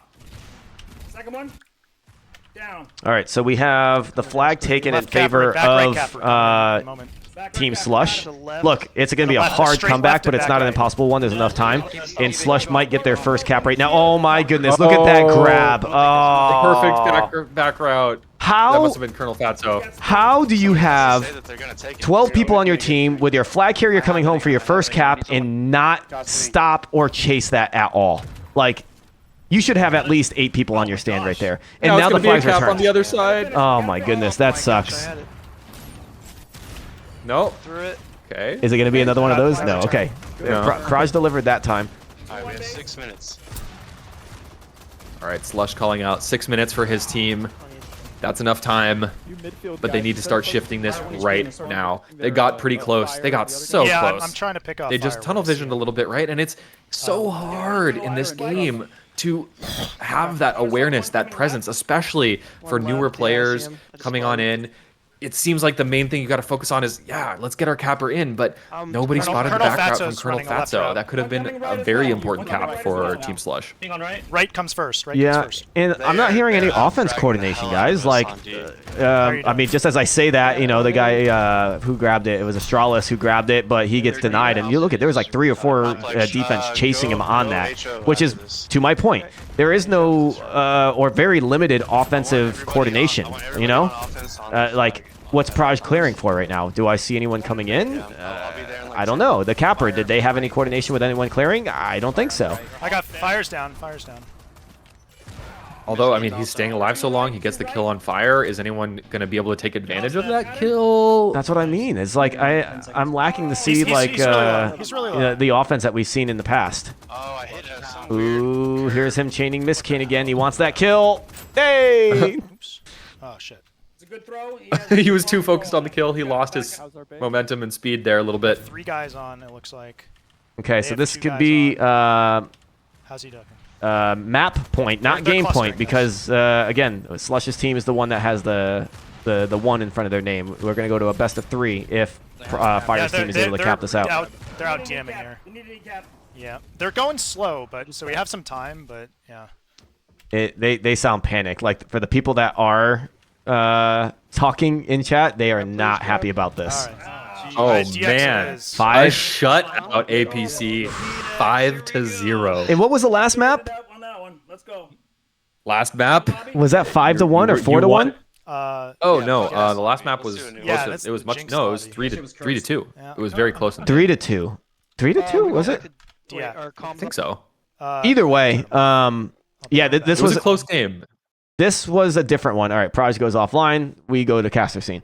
Someone remind me what Catabatic's final score was, but this is what we wanted. We wanted, of course, Grand Finals going to the final map. That's great, but it's not just going to the final map. We're going to Dangerous Crossing. Oh my goodness, this is a totally different game. And honestly, if I had to take a guess based off of what I've seen all the way up to this point, what team I think will take it, I think it will be Slush's team. And it's because I expect to see the slush team that we saw the first map, which is just ongoing routes and flag caps. And if you're going to do that on any map, that is Dangerous Crossing. Got to watch out for the fragging on, or the coordination, sorry, of Fire's team, which that goes a really long way. So I think Slush's team needs to step up the coordination there. But if Praj can keep fragging his brains out and those chain caps can keep coming in, this could be Slush's game still. Absolutely. And let's talk about what is so different and unique about this map, especially in this current patch. I think new metas are arising on Dangerous Crossing. That base is so difficult to get in and out of, especially with things like mines, dome shields, nitrons. You're going through a very narrow pathway as a capper. It's really difficult to get in and out with any speed. Even when you do get in and out with speed, because the routes are only left to right, there's really no back routes at all in this map. It's going to take you quite some time to get home. So what you tend to see on Dangerous Crossing more than any other map in Tribes 3 is this cluster play. Of course, if you're a Tribes veteran, you know that Dangerous Crossing has always been famous for a cluster style map for this very reason. But in Tribes 3, there's one extra unique thing to keep in mind, which is the fact that you can punt that flag over midfield from the enemy base. Right. So literally you can lava grab the flag, come out the left side of the base, turn right, throw the flag, shoot it. It's going over that hill. Once it's over that hill, that's basically your side of the map. What I'm expecting to see here is a lot less emphasis on these back routes, these stealth routes, a lot more emphasis on fragging and cluster play in the midfield. ABC. That's why I can't wait for this map, man. Like this is it's just going to play different than the other maps that you'll see in the map pool, right? And a lot of people ban this map out because it's that different and they don't like that cluster player. I'm surprised that DX made it out, and I think they were probably targeting more maps that were in favor of the opponent team. So like if you're Fire's team, you probably wanted to ban their favorite map, Torment or whatever. So DX, they know it's not anyone's favorite map. So they were targeting the team's favorite maps, which then made them say, well, we have to sacrifice DX being that tiebreaker map if we get there. And well, now you have to face the truth of what DX is going to bring. I can't wait. Fuck yes. I'm so glad we are here in this very moment in Tribes in this competition. So good. I just want to bathe in the moment that this is happening. Yeah, man. I got to say, as a lifelong Tribes fan, this is the most fun I've had in like a decade at least. Well, that's because Tribes hasn't been out in a decade. Right. No new Tribes has been out in a decade. But you know what's even greater than Tribes 3 coming out and bringing us together? It's also brought people back together to play every other Tribes game. I have played more Tribes 2 in the last month than I have in the last 20 years. So I basically stopped playing Tribes 2 a couple months after it came out, but I have been going back and playing Tribes 2. I've been playing more midair. New people have been coming from this hype and this hype that's built up from Tribes 3 and just joining the community. I think it's really breathed new life into our scene, which is so fun, so exciting. Boomer shooters. Yeah, boomer shooters are back. They're hip again. It's good times. Wow, man, I was going to mention something completely off topic. But my mind went into the direction, when's the next game, right? Like, I'm just immediately like, no, I want to get in the game. So I'm asking Jim when we'll see it. They're taking a short break to get water. Man, you can't... Players will always take a break to get water, to use the bathroom, and then to check their phone and their texts and their tweets and all that. You got to keep them in line. We got a match to play. This downtime is losing viewers, which then got me back into the thought I was having. I wonder, and the Steam charts will be able to ask us this, is this tournament A, bringing people into the game right now, or B, is it having people watch this and not play the game, which is actually hurting the game's active users? That's the word I'm looking for. I'm curious, and looking at your webcam, it looks like you're actively looking for this. I am actively looking for this, and this is the highest peak by far that we have seen of this playtest. We reached 550 concurrent players earlier today. You know, we had 200 people playing in the draft tournament. So I think this draft tournament we had 400 people playing in this draft tournament. So pretty much most Tribes players were playing in the draft tournament at a moment. Take a look at the humps, right? The humps are each day, right?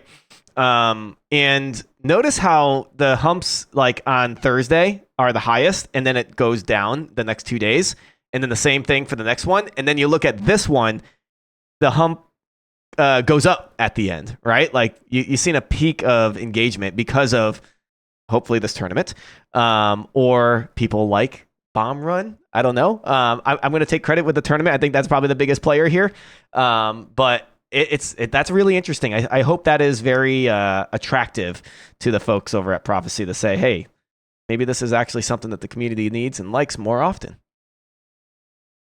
Esports, it gets people interested in your game. It's pretty simple. I mean, especially when we can get people playing, because I think that's one of the special things about this tournament. If we just had a super sweaty $10,000 pro tournament and there was like 10 teams from each regions and just the greatest Tribes players ever, 7v7, hyper competitive, would I have loved that? Yes. Would it have been awesome? Yes. Would have had great plays and exciting moments and great recaps? Yes. But this draft tournament gets new people into the game that have never played competitive Tribes. On my team, we had a player say the last time I played a competitive Tribes game was on OGL ladder in 1999, and I'm playing Tribes competitively again. And we had people saying this is the first time I've played any organized competition of any kind, which I just think was very awesome. Yeah, and something I just always, when I think about when we say the word esports, like it's not just about being the best. In this case, like we want to be the best team in the draft tournament, but clearly these teams are not organized teams. They just got together in 24 hours. It's about, playing in an organized way with people and coordinating in a way that you don't normally do in pickup or pugs and sometimes pickup games. And also, like, it's not just about playing either. It's about watching and enjoying the story, watching what, whether it's the caster energy and getting to see Tay Zonday or just watching and learning from the game a little bit. It's like, this is what it's all about. But yeah, let's shut up about that and talk about this is the final map of the evening. 1-1, Team Fire, the undefeated team, losing their first map. The map that they picked, they lost. Slush comes in, 1-0 at match game point, could win it all, gets 5-0'd on their map, Wave Mist. Now we're playing Dangerous Crossing, a map that came out last week, and it is different than any other map played in Tribes 3. So, ladies and gentlemen, buckle in, enjoy as we watch Projectile on Team Slush play in this final map. Good luck to both teams. I'm seeing 330 viewers in your chat, APC. That is the most I've seen pretty much all day. Can we get that number to 350? Tell your fellow tribesmen, yes, those people that you played with 10 years ago, 15 years ago, 20 years ago, tell them that Tribes is back. Get them into this stream. Let's hype up this last match of the day and celebrate the finale of North American NA draft tournament. Practice shit. All right, Fish. Whoa, I just Fire just disappeared on Praj's map. That was weird. Maybe Fire is not the kind of guy that uses a phase, so whatever. Something weird happened there. But watching Projectile here, he's hanging back. He knows, he just used that phase pack perfectly because he got MA'd. But he knows that he doesn't have to go in right now. But someone like a Rincewind knows that I need to get rid of someone like Projectile because he's going to be a pain in the ass. With that said, someone still gets out. It's Slush. What do you know? Meanwhile, the other side, the flag is in their hands. So immediately we might see a standoff. The flag is passed off onto Slush's team. And now we can see, no, the flag gets returned. So this might be a quick cap if this flag cannot get returned by someone like Projectile, or he's going to E-grab. It's pretty far in the back, though. Waiting for that disc to be shot, waiting for that thumper to be shot. Using that phase pack to great effect, getting the flag into the field. But it is in the field, which means it can be returned. Come on, we get that return. And we could see a conversion on a cap here for Team Fire. Damn, hard there to it tell is. from this angle. There it is. The first cap in a minute and a half. That was quick. That was too quick. And you know what? Fire's team held onto that flag the entire time. It was Slush's team that was scrambling the entire time. This is the same Fire team we saw last map. They are very calculated right now and coordinated. And frankly, I think part of the success of this map, when you cluster, is comms. Oh, well, he's not. He doesn't. Look stay at in that. the way. So much damage going into that flag stand. Both the Thumper and Mortars raining in. If you're heavy on flag, you're not surviving that. Both teams, though, out with the flag, and we're entering another standoff. I'm going to listen to some comms here because this could be interesting on how they approach this, knowing that they're down 1-0. I got it. I got it. Nope, I don't got it. Oh my gosh, that just No way! I got it. Oh, that's crazy. Phasing out of nowhere. Nice return. Let's reset. There's a capper on the left. We're resetting now, so we'll go off comms real quick. But next time we get into a standoff, we'll listen to the comms, or if we see some action. Where's our cap? I want to keep pointing out, like, watch how Praj just stays on the outskirts this whole time. He's a little gnat. I just call these people gnats. Like, they're such a pain in the ass for defense, and someone needs to take care of him. And it looks like Rincewind is on gnat duty, which does pull defense away from the flag stand, which is critical for a map like this. I'm dead. Your hot's dead. Man, the more I watch Proj, the more I realize I was playing medium offense the wrong way. This guy is pulling people away from the flag stand, which is what you have to do here on Dangerous Crossing. With that, it looks like Proj is going to try to go towards an E-grab type situation since the enemy flag was grabbed. Or, sorry, his flag was grabbed, but it looks like it's dropped in return. Flags are back on stand. Folks, 1-0, 4 minutes in, or 3 minutes in to this map. That was a very quick first cap by Fire's team, but that is not something to just be overly confident about. Phase coming in left. Phase left. Phase capper left. He's on right now. He's on right. Proj kind of like a mercenary for his team. Sometimes he's on D, sometimes he's on O, mostly on O. I can't do anything. Capper coming left. All right. You're good. One capper coming Oh, what a shot. That was an MA, too. You heard the cha-ching. He actually got out. How in the world is that? How he's getting the fuck out? Oh, man, you guys hear that? Tensions are getting high. Here, let's listen. He tossed it. He tossed it. Just give me the timing. I'll just spam it. The only time I got a phase is when I timed the mortar. We get an E-grab? Wow, nice play by that player. Wow. Do you want me to switch Uh-oh. to switch cap? Yeah, Fire might be running away with this. That defense was beautiful. Like, focusing on the 5 different people from the enemy team is what Fire's team did, and they got that cap. I don't know if you guys heard it all the way, but you can hear their comms like, how the fuck is he getting out all the time? You know, they were very, very upset with these cappers getting in and out. So they're getting a little tilted here. I don't think it's stopping them from performing, but they're getting out, and it's bothering Slush's team. I'm leaving it. I think Projectile might need to actually like start being a threat to grab this flag on occasion. Fire's close on it. Because his teammate, I mean, you're hearing from Slush. Slush is getting shut down emphatically by Fire on his routes. He's getting route camped. And I think what that means to me is like you need more people who can be a threat to grab if they know it's going to be Slush every time. Nonetheless, as I'm talking, of course, Team Slush has made that flag over midfield. Midfield is where you want to be in this map. That means it's your territory. Obviously, can't see what's going on right now, but the flag did get returned. Flags are returned. Where he is. Yeah, they are. Yeah, they're not happy with how they're able to grab the flag all the time. Like that right there. He's like, Fatso's half, but he's out again. What the fuck? You know, it's like.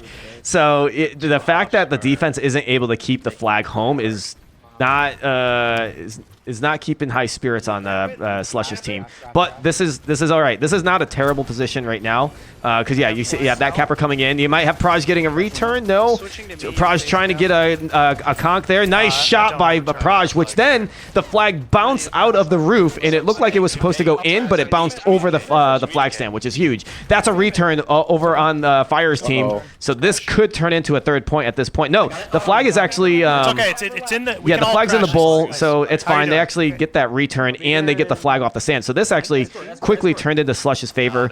Throwing the flag, yes, it's an option, but it is a risky option. I never feel good about it. There are 6 of Team Fire chasing that flag.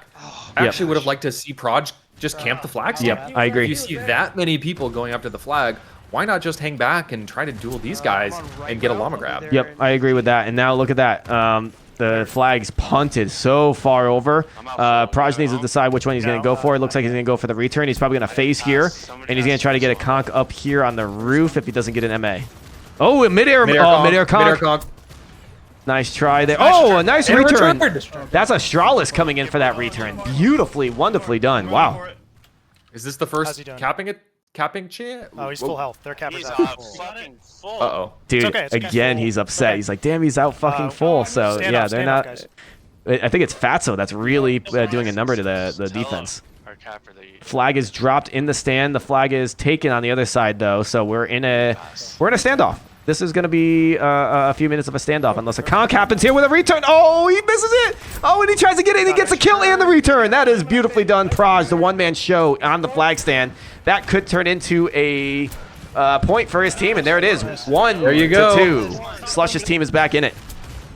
Everything changes with 1 cap on the board. It felt like it was an impossibility that they could make a return. Now it feels like an inevitability for Proj, or it should. It has to. They need that momentum. They need to continue with the confidence. That flag stand is being cleared by heavy armors, and like the flag stand is cleared, but if Slush is getting camped on his routes, they actually... Right. He's still not going to be able to get in and out. Right. Yeah, they might have to go to this more cluster play. Like, there's situations that they could do it, but what do I know when Slush is not getting camped out enough that he gets out with that flag? He's fine. Fatso's really low, and he passes it off to what is it, Truba? But he can just get conked by these 4 Slush players on his team or on his ass. I didn't even have it. Look how patient projectile is. Oh, what an MA! That was beautiful. That was a cap. Oh, it's still a cap. That was a cap. Oh, it was a cap anyway. That sucks. I want to see projectile camping that flag stand more. I mean, I see fire. I'm gonna go after him. I get what he's going for, but if he could have just llama grabbed that, I think that's a better chance than hoping for the perfect MA. The MA hit, yet the flag still bounced to the flag stand. Someone was there to connect. Yeah, I agree. And getting that flag. A cap? Is this a cap? This might be a cap. That's not good. That. Oh, if Praj out again. Praj can get this return. Kill those guys. Yeah, like again, we're not seeing those chain grabs anymore, right? That's what was killing Fire's team back on Kata. Is there any way that we can D up a little bit more when we're out? I can play D now if you want. Well, they're talking about position changes. Let's listen to what they're saying here. This actually is a really critical moment for Team Slush. Side, 15 seconds. Coming right. Colonel Fatso, 5 seconds. I wonder if Team Slush is able to repair their... I haven't noticed if they've been repairing their sensor often. Of course, Colonel Fatso in the stealth cap has been dominating, has been getting out over and over again. If their sensor is up, they're going to see him. Fire's coming into our base. Miss Kane, right side. Got me. There's 3 heavies in there. They got 3 heavies on the flag stand. Is that what I just heard? That returns on the other side of the map. Sounds like it. Ooh, nice shot. I'm 15 out. Just go to base. Go to base. I got conked. Get red. Get red. Yeah, I'll be ready. Don't respawn the flag stand. Yeah, he should have been on there. Oh my god, I'm starting to get frustrated. He should llama that. Stop them. No one's coming in as far as I see. Leave it. I'm attacking them.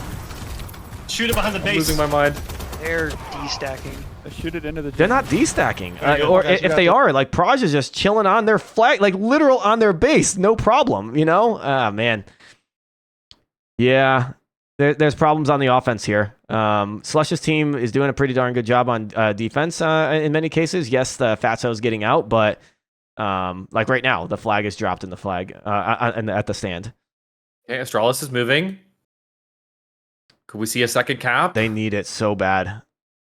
Okay, Proj, if you're not on route right now, please go. It might be the capper in you, but you're absolutely right though. Like I'm feeling the same exact thing as you. Like this is an opportunity for you to the defense is focused on your stand, therefore you can take over their stand. And I sorry guys, we only have one POV to watch here. It's hard not to overanalyze what we're seeing. Yep, that's a fact. Nice grab. Okay. That's a good grab. Oh my god, look at the kill feed. It's all blue kills red.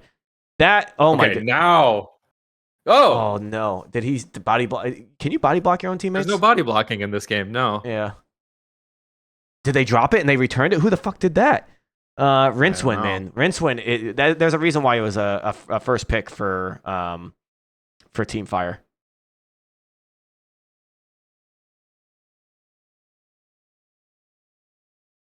Yeah. I'm gonna listen to more comms.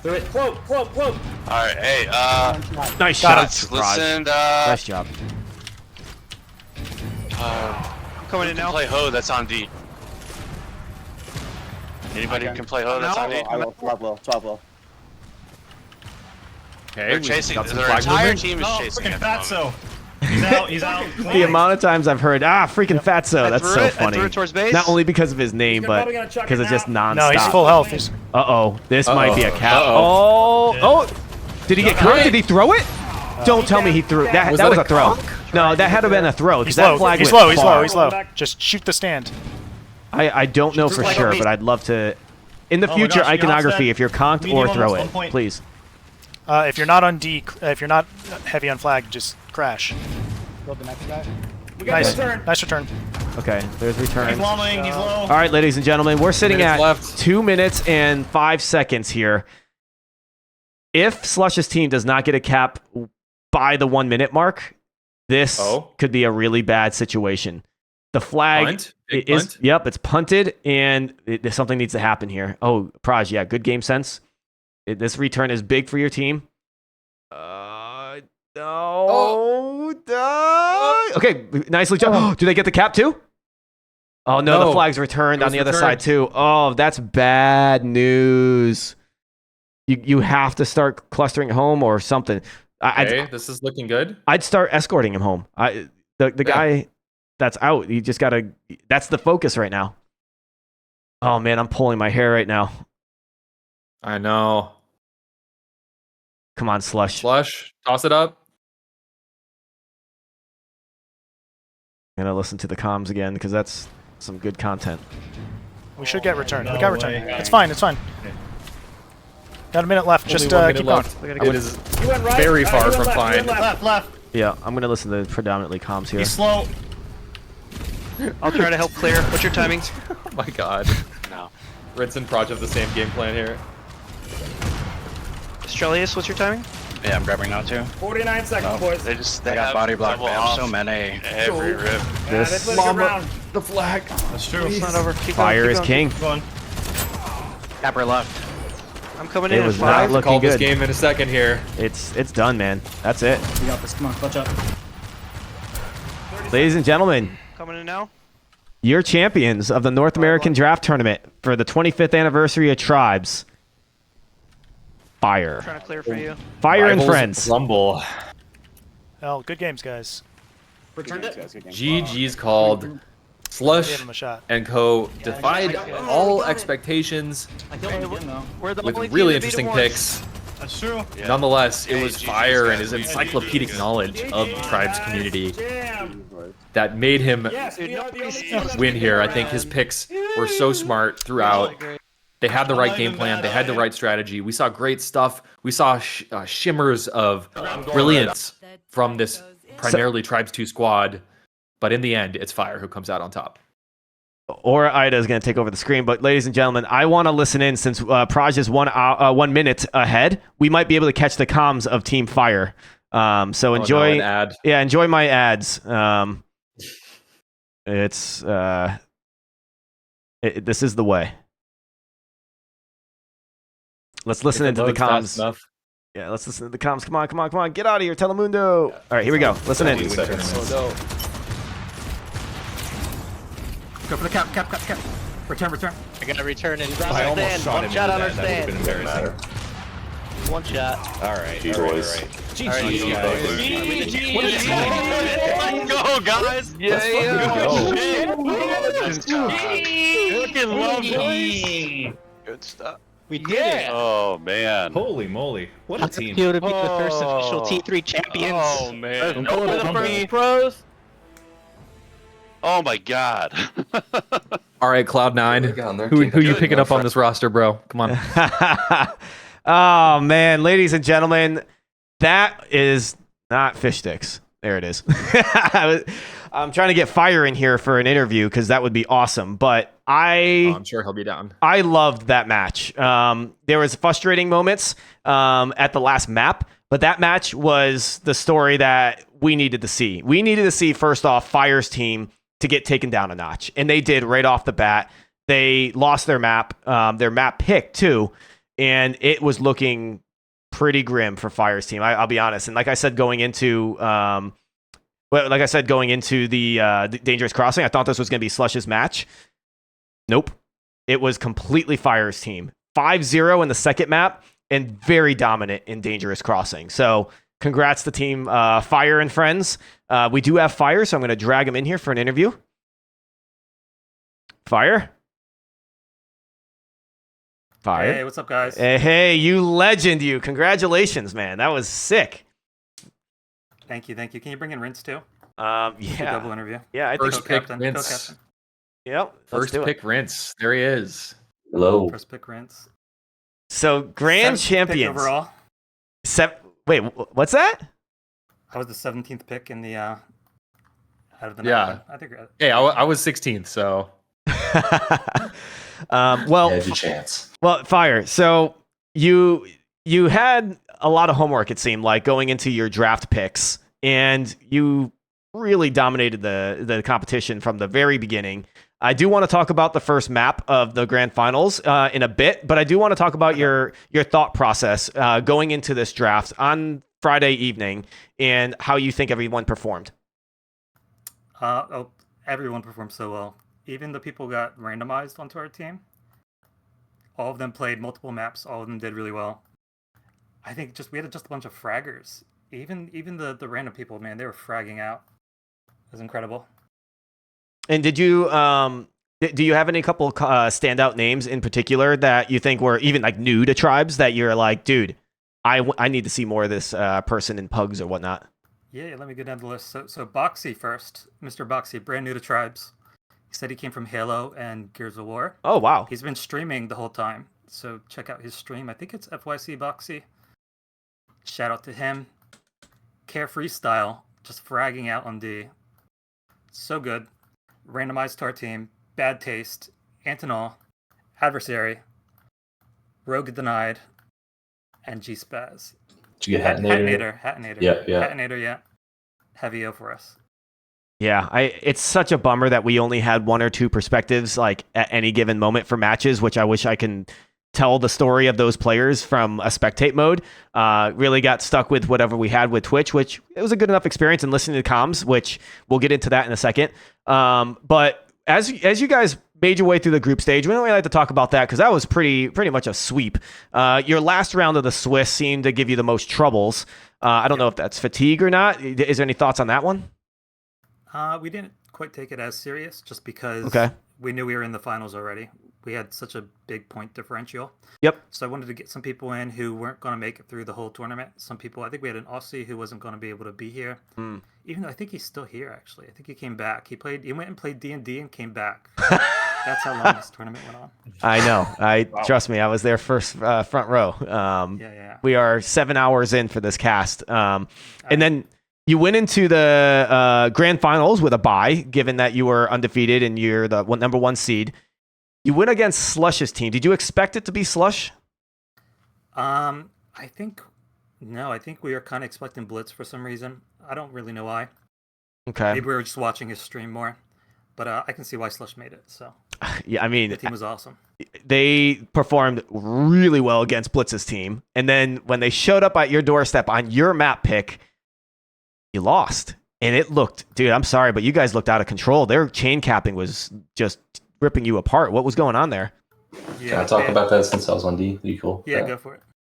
It was mostly like, I mean, we figured out what they were doing a little well through. It was just they basically always had somebody on route, which, that's a map where back to fronts and stuff like that are super strong and have a lot of setup time and whatnot. So they had plenty of time to set their stuff up, and it wasn't the initial grab that was killing us. It was the follow up. So like we would get return, and everybody would K out or would just get mopped up after the return, and then they'd just immediately be out again, and there's nobody on their side. It was honestly a really good strategy. I think we're a little lucky that we chose to ban Torment, because that's another map they probably could have pulled that on, versus the other two maps are a little bit more cluster friendly, which I think was our strength for sure. I'm going to shout out Praj in his stream, because once they won Torment, which was Blitz's pick, they're like, this is our map. I don't know why they picked it.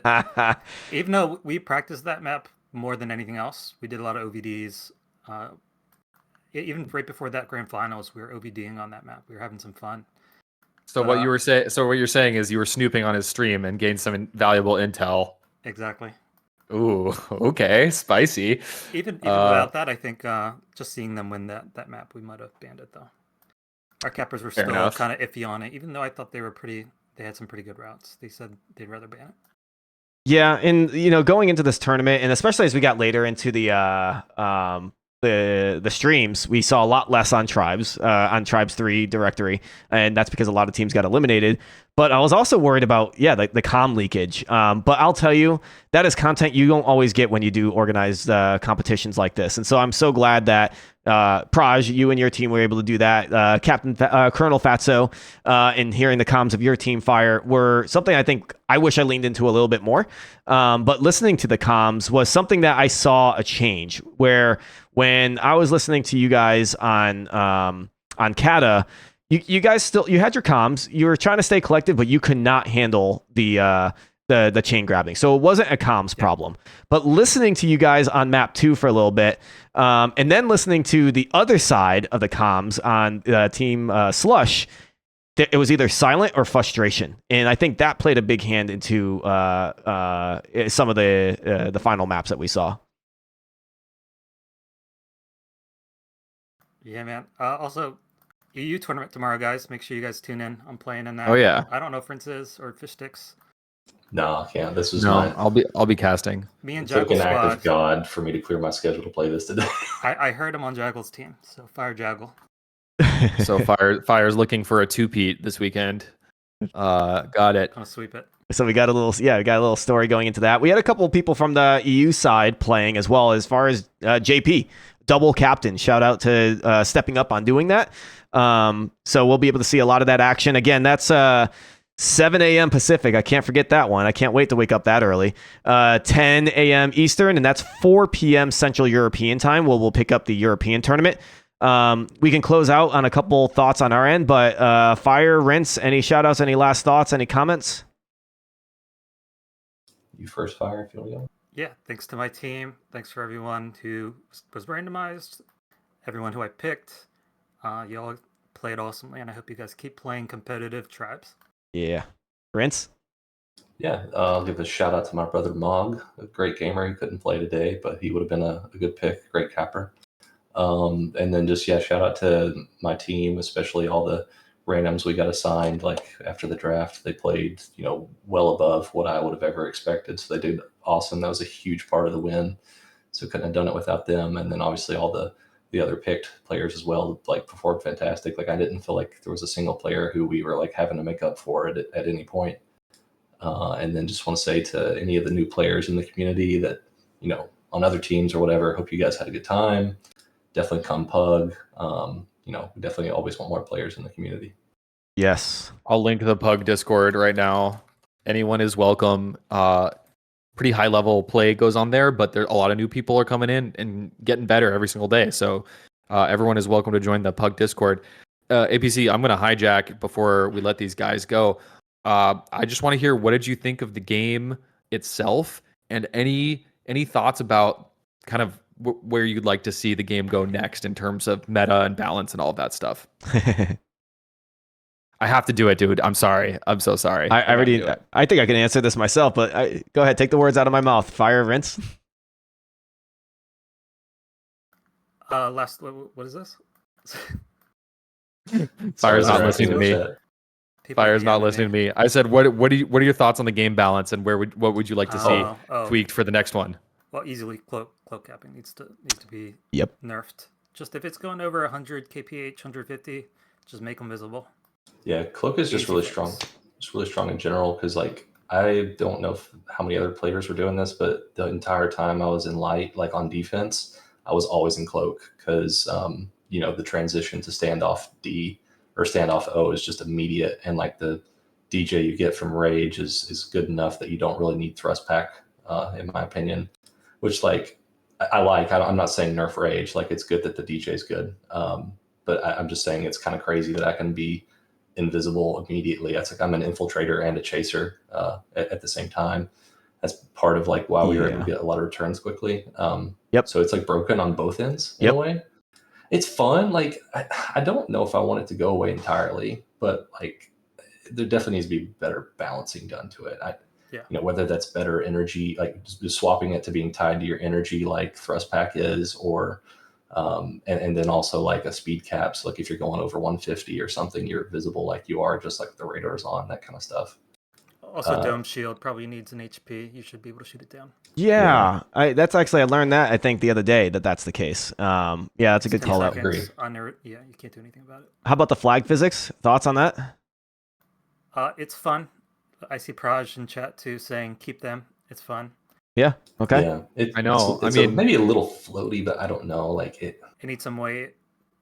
It bounces too much. There's some tweaks, but the I actual trajectory of it to keep it strong, like the throws. Yep. Yeah. Although if it's gonna be a strong. Sorry. Go ahead. Oh, sorry, I didn't mean to interrupt, but I can't believe I'm saying this because when I first saw it, my first reaction was, this is so incredibly broken. They have to change this. I can't believe how OP they made flag tossing. And now, I mean, it made for so many cool and fun moments. And with how defensive heavy the game can feel at times, I think it helps the offense move the flag, which I think is generally a good thing. I mean, I could see it being tweaked, but I really enjoyed seeing the flag play like that. I think the thing that works in its favor with the float, with the distance that you can throw it is, even though it's kind of annoying when it's bouncing around, is the floatiness. Like it goes really far, but it takes a long time for it to actually travel that far, just because it's floating on such a crazy arc. Mm-hmm. So like it gives you time to catch up to it. So like in a way, like it kind of balances itself a little bit that regard. So it's like, I played a lot of midair, and once they throw the flag, like it inherits all of your velocity. It's a pretty dang quick throw, and there's not much you can do about it. So like comparing those two, like I don't think one's necessarily better than the other. I do think it could be cleaned up though. It could feel nicer, but I don't want to say, verbatim at this time what I think, because I don't know. Yep. No. Understood. Makes sense. Little polish, right? We're changing things around like crazy, and we just need to polish it up on the things that we like. We're finding things that we like finally. Flag physics, if you remember weeks ago, was terrible. Finally getting to a spot where we could start polishing, right? And other things too. But Fire, Rince, we're gonna talk to Slush. We won't put you guys in the same room. I don't know what's gonna happen. But no. Honestly, thanks for the show. Thanks for participating. Thanks for being leaders, giving these players all a good time, especially the folks that you're shouting out that just signed up that you got randomly picked. I hope that every team was able to give a similar experience, win or lose. So, congrats. Enjoy the big bucks and being the first champions of Tribes 3 Rivals. And second, come tomorrow. Thank you. See ya. GG's. Congrats, guys. And I just want to say a quick good game to Slush's team. Really good team. All right, later. Will do. All right, let's bring Slush into here. Slush, you with us now? Yeah? Come on. Yeah, there you are. Good evening. Hi, Slush. Yo, how's it going? How you guys doing? Tired. We're doing great. But I tell you, Slush, you guys put on a heck of a show that I did not, frankly, expect, especially after that first map in the grand finals. So, let's start with the grand finals and how you feel about it.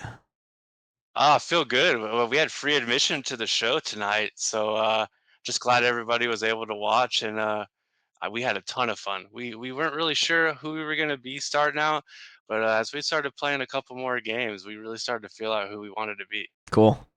And I have one more question. I know a Fish has a few too. Your strategy at picking, you picked a lot of people from the Tribes 2 scene. Was that the thing? You're thinking Tribes 2 on top? Well, frankly, Blitz took my pick. I wanted Jazz, and I was like, well, you know what? We have another guy around here that also plays HO from T2. I'm going to get Proj. And then Stormcrow and Astralis and I have been grinding a bit in the pugs and a little bit in the pubs together. So I know what they were capable of. I think they might have got a little under the radar. So I was able to pick them up and then just built off that. Fish, you got some questions? Ended up working out. I mean, where you been keeping all these routes, man? I mean, I've seen you in the pugs, but the number of times you got home on Kata, you know, getting out of that flag stand completely full HP. You have been in the lab, huh? I might have been in the lab. I've been using the thrust pack nonstop for probably about the past 5 weeks or so. I just picked up the cloak probably a couple days ago. And basically, you just ski like you would any other route, but you enable the cloak, disable it, see you later. Yep. That's yep. I think a lot of us have picked that up recently. Yeah, right. All of us have. But I will say, winning aside, I do prefer the thrust pack personally. I like to keep it pure as far as capping. But when you're trying to win something like this, when you're fighting against it, you kind of have to use that same card. Yep. But yeah, tons of fun. Did you guys have fun? Did everybody else in the chat Oh, have fun dude. watching this thing? What a good time. And you guys delivered on that final match. Like, we were hoping for a Dangerous Crossing tiebreaker. We were hoping for Fire's team to get humbled a little bit. Wanted to see something close. I wanted to see how DX would play because it plays different than any other map. So the finals itself delivered. Everything before that was so much fun, from the people that were able to cast with us, for the people that were streaming, the players getting a new experience, the captains, you know, making sure everyone has a good time. Like, I couldn't ask for a better tournament for North America, honestly. I hope we have the same for Europe. Right, yeah. Hype up the EU tourney tomorrow. What time does that start? That is 7 a.m. Pacific, 10 a.m. Eastern, 4 p.m. Central European. Heck yeah. Well, for Getting anybody up bright watching, and early for tune that. in. Yeah, that one's going to be pretty insane, really concentrated, insane skill on all of those teams. But Slush, man, I think the storyline. I'm sorry, Fire, but the storyline was like you were kind of the underdogs, everyone's team that they were rooting for. Yeah. You did great. Fire picked well. You guys were like that core T2 group that turned a lot of heads. So hope to see you guys back again soon. Yeah. Shout out to them. T2 players aren't going anywhere, so get used to it. I love that. I hope you guys stick I don't around know where for T3. the T1 community is, man. I don't know where the T1 guys are. I'm waiting. Well, you're scaring them with those guns you're showing, man.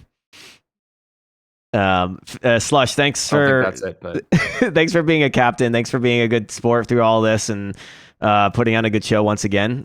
You guys still get a little bit of money for coming in second.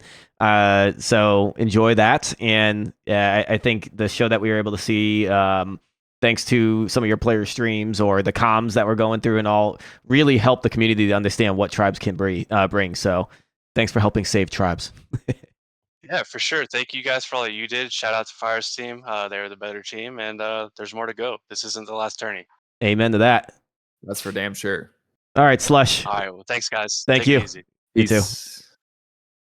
All right, that's everybody that we got lined up for interviews. And frankly, I love you guys, but I gotta start calling it a night because I gotta wake up early and do this again and see if I can actually survive with my throat. I hear yours going too, Fish. Well, yeah, we'll be there bright and early, man. Today was a good old 8-9 hours of tribes and talking all day, but I think I still got it in me. But y'all, if you enjoyed this, you better be here tomorrow because EU is going to be absolutely nuts. We saw underdog stories. We saw players come out of nowhere in this tournament. Tomorrow, we're going to see a very high concentration of some of the best players out there. Honestly, if I'm looking at the teams for tomorrow, I hate to say it right now. I hate to say it because like Fire's ego does not need this, but Team Shaz is looking insane. Yeah, I think it does. There's a good chance Fire could get 2 wins in one weekend, honestly.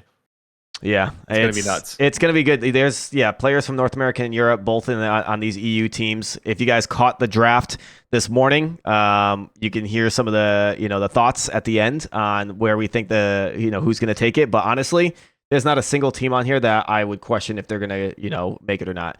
So everybody, rivalsrumble.com to check out all the information, including the bracket that we went through today.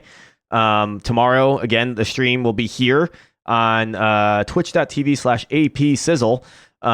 So be here by 7 a.m. Pacific, 10 a.m. Eastern, 4 p.m. Central.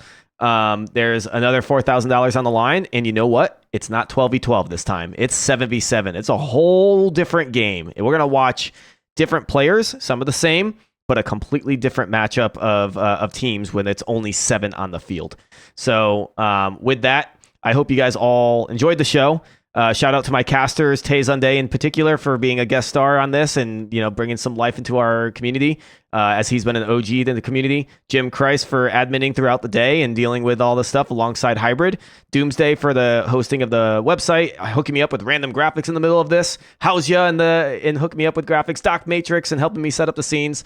All of you guys made this possible. You guys are the true heroes behind the scenes that deserve this recognition. We go again tomorrow.